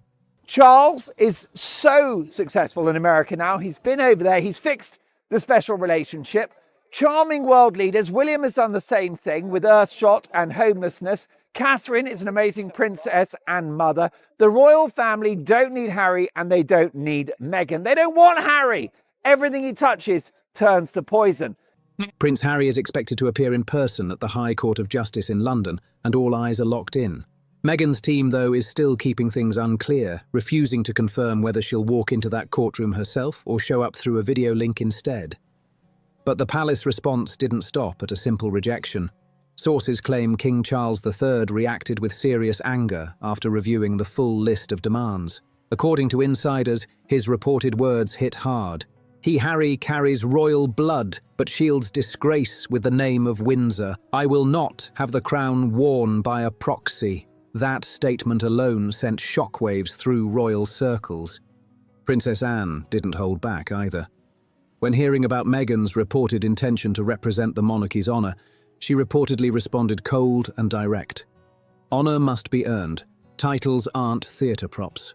Duchess Sophie also stepped in, allegedly calling the demands disrespectful to royal protocol and dismissive of real public service. Prince Edward, on the other hand, kept it calm but firm, quietly backing the palace's stance with a sharp line. The law will speak. We no longer will. And then there's Princess Catherine. Her silence is speaking volumes. Aides say she's completely uninterested in the drama, focusing instead on her children's upcoming cancer fundraising event next Thursday, refusing to even acknowledge the noise around Meghan because she believes it will collapse on its own. Behind the scenes, the pressure across the United Kingdom is building fast. This situation isn't just about headlines anymore, it's about control, public image, and who really holds power. Government offices, police units, and even local councils have reportedly been pulled into the situation, trying to manage the growing logistical strain tied to Meghan Markle's reported non-negotiable demands for returning to Britain. A leaked internal memo dated January 17, 2026, reportedly sent to the Home Office and shared among security officials, laid everything out under what was described as a security-compliant return. The details are intense. Full armed escort from Heathrow straight to the High Court, zero unscheduled contact with the public, and total control over any venue she enters. It doesn't stop there. The memo outlined a convoy of 4 armoured Range Rovers on standby 24/7, plus a complete lockdown of 4 floors at the Hyatt, staffed only by security-cleared personnel. Kitchens, spa areas, everything sanitised daily, with strict access limited to approved individuals only. A personal chef and medical team on standby at all times, and once again, staff allegedly instructed to use Her Royal Highness, a title officially removed years ago. The Home Office didn't entertain it for long. Citing long-standing policy and budget limits, their response was short and sharp. The UK provides security only to active members of the royal family, and the Duchess of Sussex does not fall into that category. Meanwhile, Meghan's legal team pushed back hard, arguing that her symbolic link to the crown makes her situation different from anyone else. And Harry and Meghan, they don't want to see that. Why? Because it puts Charles in an elevated position. Harry and Meghan can't do that. They reportedly claimed that security in her case is not a privilege in this instance, but a constitutional requirement to protect institutional image. That argument didn't just spark legal debate, it triggered a wave of public backlash and sharp criticism.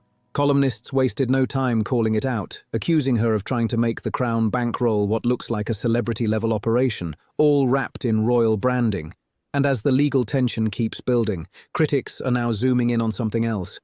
Her business moves happening at the exact same time. Just days before court filings dropped, Meghan rolled out new products under her lifestyle brand. An $18 leather bookmark, a luxury gift box called Moment to Unwind, with monogrammed honey jars and custom herbal teas, plus an upcoming cookbook tied to her Netflix content. The timing raised eyebrows fast, with social media lighting up and headlines going in hard. One even reading, Meghan's royal lawsuit, courtroom by day, checkout cart by night. The criticism cuts deeper, with growing claims that she's using royal connections as a backdrop to boost high-end branding. One former palace advisor reportedly put it bluntly. She wants the title stripped from the letterhead but printed on the shopping bag. That line alone has been spreading everywhere. Inside the High Court, things aren't looking smooth either. Justice Timothy Nicklin is said to be losing patience with how Prince Harry's legal team is handling the case.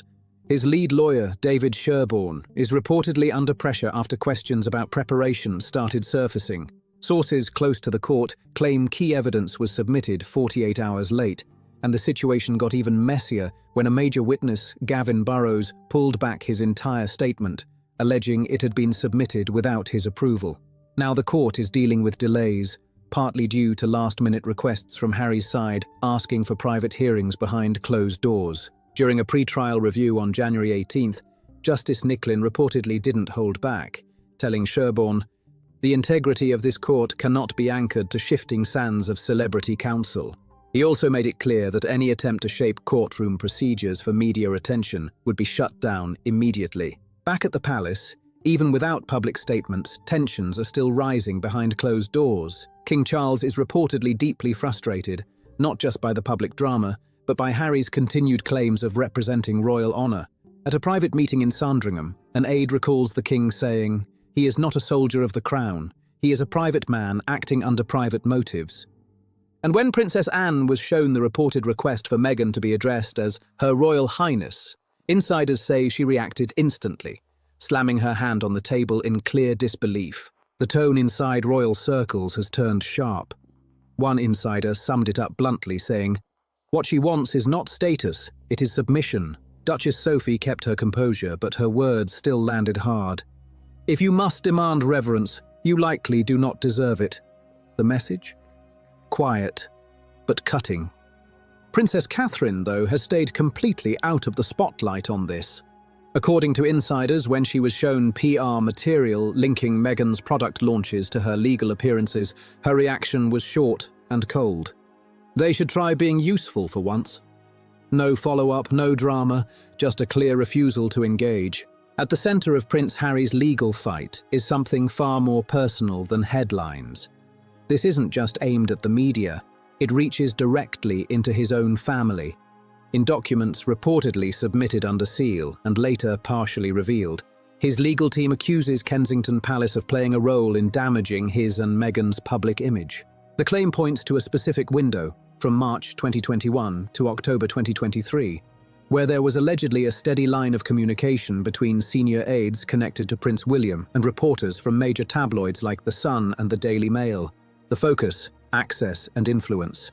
According to the filings, journalists covering royal stories were allegedly given privileged insights in exchange for publishing negative takes on Meghan's time within the palace. Reports mention selectively leaked details from private family discussions, headlines that framed staff disagreements in a certain way, and quotes presented without full context. One internal reference from Harry's legal team labels this alleged system as the Kensington filter, a phrase that has now spread rapidly online. A former staff member speaking anonymously to ITV claimed, "There were times we were encouraged to guide the narrative. Some did it with caution, others with glee." That statement alone has added more heat to an already intense situation. There's still no confirmed financial paper trail, but Harry's side is reportedly relying on digital records, WhatsApp messages and internal emails.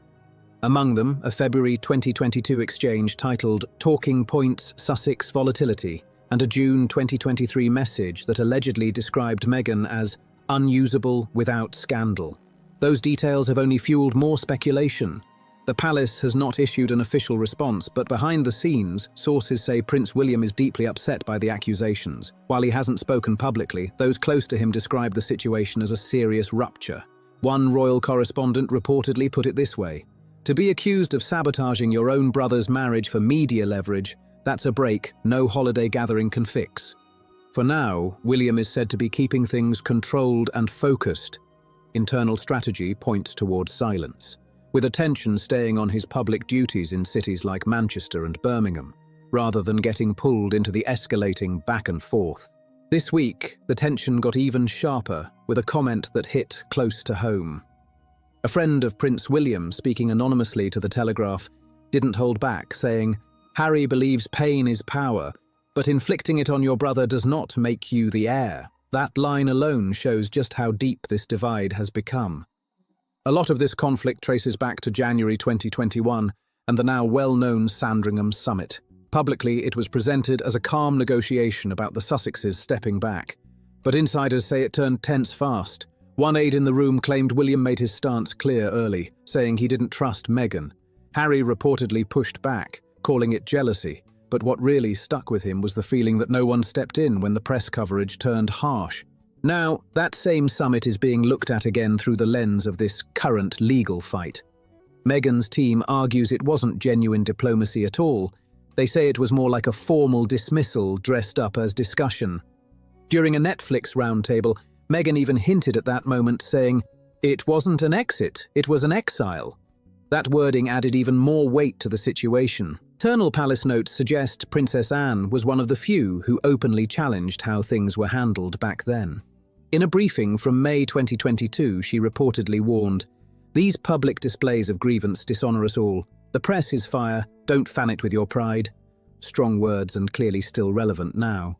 Duchess Sophie, while more measured, also had concerns, especially about Meghan holding tightly to her Duchess title after stepping back. In a private letter kept in royal records, she wrote, "Titles means service, not shelter. If we're not giving, we're just playing dress up." That message was subtle, but it carried weight. Princess Catherine stayed consistent as always, completely removed from the back and forth. Aides say during 2022 planning meetings, she would simply leave the room whenever Meghan's name came up. Her approach has been clear: keep the monarchy's response structured and controlled, not emotional. No reactions, no escalation, just silence. Experts are now warning that this court battle could go far beyond personal drama. Royal commentators say the outcome might affect how Britain is viewed globally, especially across Commonwealth nations. Legal analyst Dr. Oliver Stratton explained it plainly. This is no longer a tabloid spat. It's a symbolic trial about power, lineage, and legitimacy. And right in the middle of it all, two brothers, once united by loss, now divided under pressure. Everything has come down to this moment where public image and real intention are clashing hard. Meghan Markle's return to the UK legal spotlight was expected to be controlled and carefully managed, but that's not how it's playing out. Her now viral statement, "The Duchess of Sussex returns with her crown," delivered outside LAX before boarding a private jet, has triggered a wave of reaction nobody fully predicted. Even critics didn't expect that level of intensity from a single phrase, and now it's become one of the most talked about moments in this entire situation. It wasn't planned. At least that's what multiple sources are saying.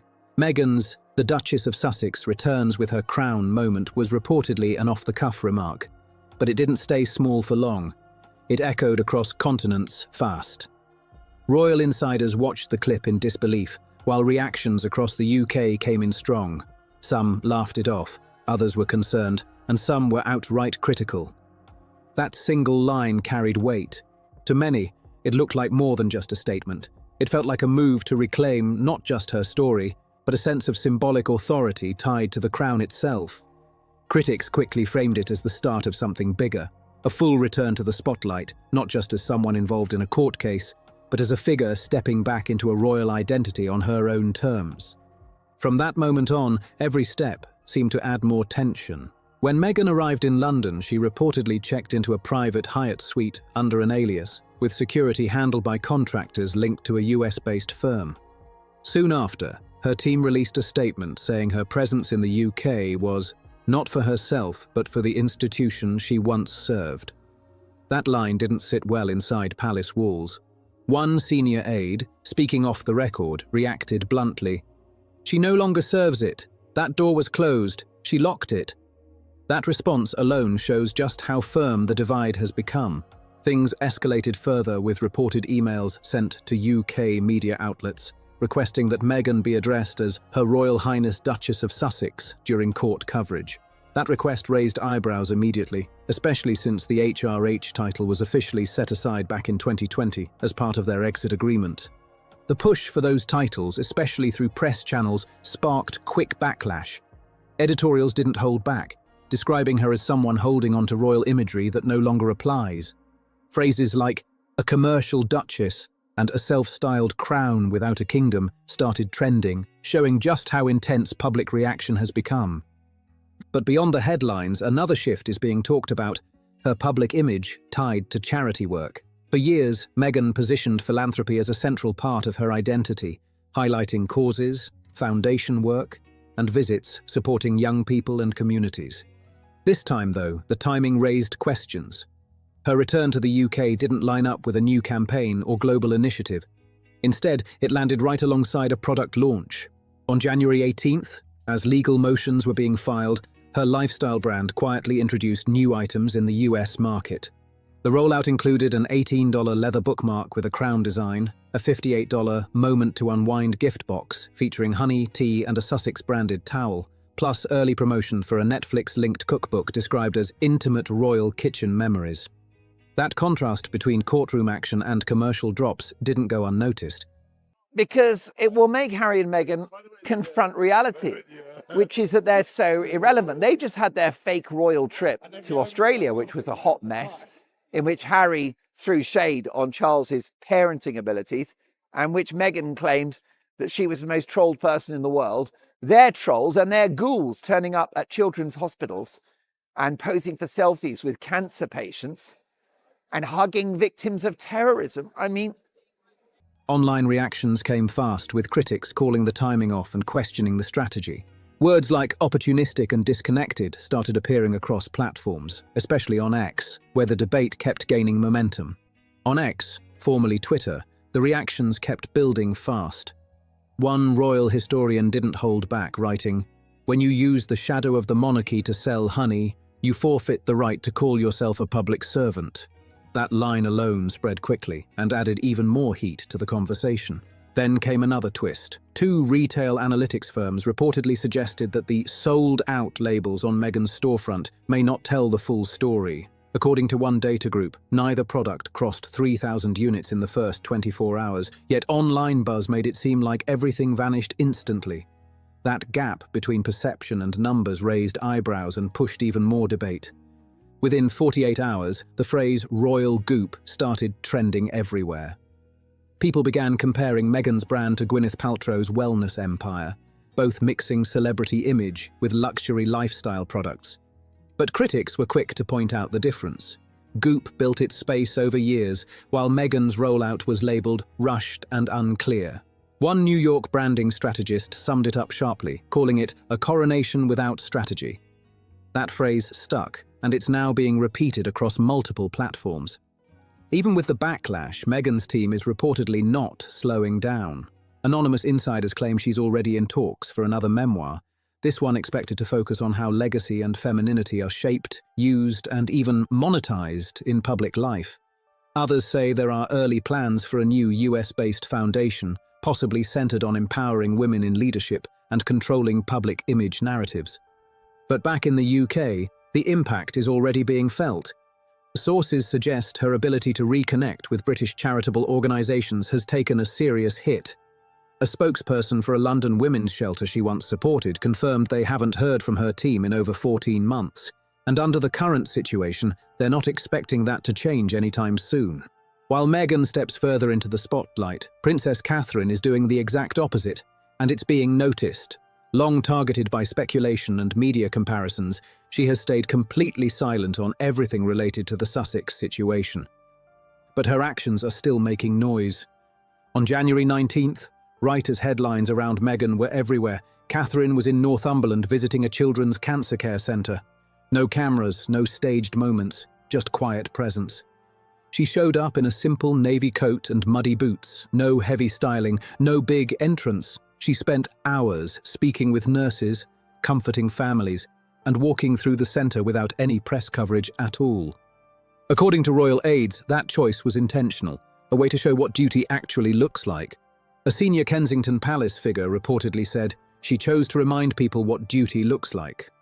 And later that evening, when a reporter asked Catherine for her thoughts on the Duchess of Sussex returns with her crown, she didn't engage, just a small, polite smile. And she kept walking. That silence, it said everything.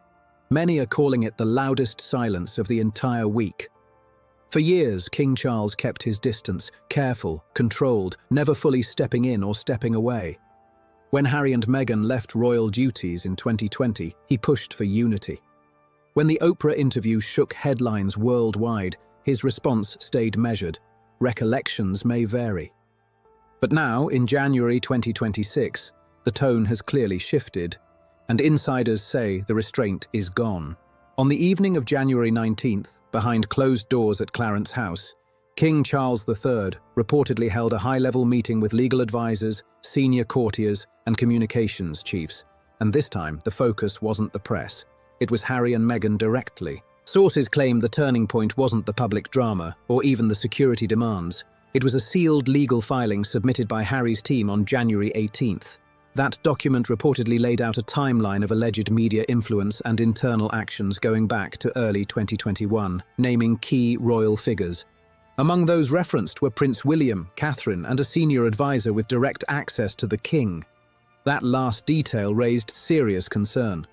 Multiple insiders believe it points to Sir Clive Alderton, the King's private secretary, bringing the issue uncomfortably close to Charles himself. One official reportedly explained it like this: "It stopped being about protecting William. It became about the King's own credibility being questioned. That shift changed everything." By the next morning, Charles had reportedly reached out to the Attorney General for guidance. Later that same day, his lead legal advisor was seen entering Clarence House through a private entrance, carrying a black briefcase labelled "Confidential Reputational Strategy." That image alone sparked intense speculation. According to documents reviewed by Voice of Wales, the palace is now preparing a pre-action protocol, a formal legal step required before launching a defamation case under UK law. And the reported target: statements and interviews made by Harry and Meghan between 2021 and 2025 across major US platforms. This could include features in The Cut, Variety, CBS appearances, and even claims made in their Netflix series. The focus reportedly centers on statements that may have affected the public image of working royals, including indirect references to William and Catherine's household. There are also claims tied to broader allegations, suggestions of institutional issues connected to the monarchy's inner circle, which the palace may argue crossed a line. According to insiders, the legal argument being prepared will claim that the Sussexes knowingly pushed narratives that caused reputational harm, while also continuing to reference royal identity in public messaging and branding without authorization. And if that wasn't enough, one of the strongest points being discussed is the idea that their overall legal and media strategy could be framed as acting in bad faith. If this moves forward, it won't just be another headline. It could turn into one of the most serious royal legal clashes in modern history. Some legal voices are already calling it what it looks like: pressure tactics designed to push the monarchy into staying quiet. But if King Charles actually moves forward, this would break completely new ground. A reigning monarch taking legal action against his own son and daughter-in-law. That's something modern royal history has never seen. And insiders are making one thing clear: this isn't an empty threat. After years of holding back, sources say Charles now believes staying patient has only made things worse. One aide reportedly said, "This isn't just about revenge, it's about ending the performance once and for all." That line alone shows how serious this moment has become. What makes this even more intense is how it connects to Princess Catherine's carefully protected public image over the past year. Especially during her health challenges, she has stayed completely silent, even when accusations surfaced, ranging from emotional distance to claims of harsh internal dynamics. But as those claims kept growing, through court filings and media appearances, royal insiders reportedly started to worry that silence was being misread as weakness. Critics painted Catherine as distant, even cold. But now the narrative is shifting. One constitutional historian explained it clearly. Catherine was painted as a silent ice queen. But now the Crown is speaking on her behalf, and it's speaking through Charles. That shift could change everything. Another royal advisor didn't soften the message at all, reportedly saying, "They're not letting Meghan sell another tea towel on Catherine's back." That comment spread fast and added even more edge to the situation. At the center of this turning point is a moment that goes all the way back to 2021, right after the Oprah interview. Publicly, the palace kept things controlled and measured, but behind closed doors, Charles was said to be deeply affected. He had hoped that Harry and Meghan stepping away would create distance and calm, not lead to ongoing legal and public battles. A private memo, later reported by The Telegraph, revealed what he was thinking at the time. In April 2021, he wrote, "To stand accused of failing one's child is one pain. To be rendered voiceless in that accusation is a greater one still." But back then, no direct response was given, and over time, that silence only grew heavier. Meanwhile, Harry and Meghan's version of events continued to evolve, turning private disagreements into global talking points. Now, palace officials are reportedly rethinking that strategy completely. One senior figure admitted, "We didn't speak when we should have. Now we will speak where we must." That shift signals a whole new phase. If King Charles does take legal action, the impact won't stop at the courtroom. It could open the door to major consequences, questions about titles, public corrections, even limits on how royal identity is used in branding. And beyond that, there's a bigger issue at play. What happens when members of the royal family operate outside the institution? The answer to that question could reshape how the monarchy handles conflict for years to come. Legal analysts are now pointing to a rarely discussed option, the Crown Protection Clause. It's an old and obscure part of royal law, but it carries serious weight. This principle allows the monarchy to legally defend its symbols, titles, and institutional identity if they're seen as being misused or misrepresented.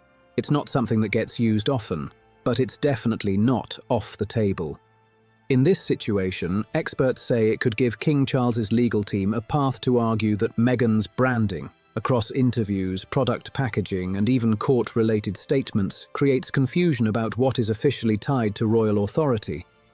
As of January 20th, Meghan's legal team hasn't made any public statement about a possible countersuit, but sources connected to Archewell are already signalling resistance behind the scenes. One insider suggested that any attempt to silence what they describe as a woman's lived experience would be met with a strong legal and public response. The palace, though, doesn't seem fazed by that warning anymore.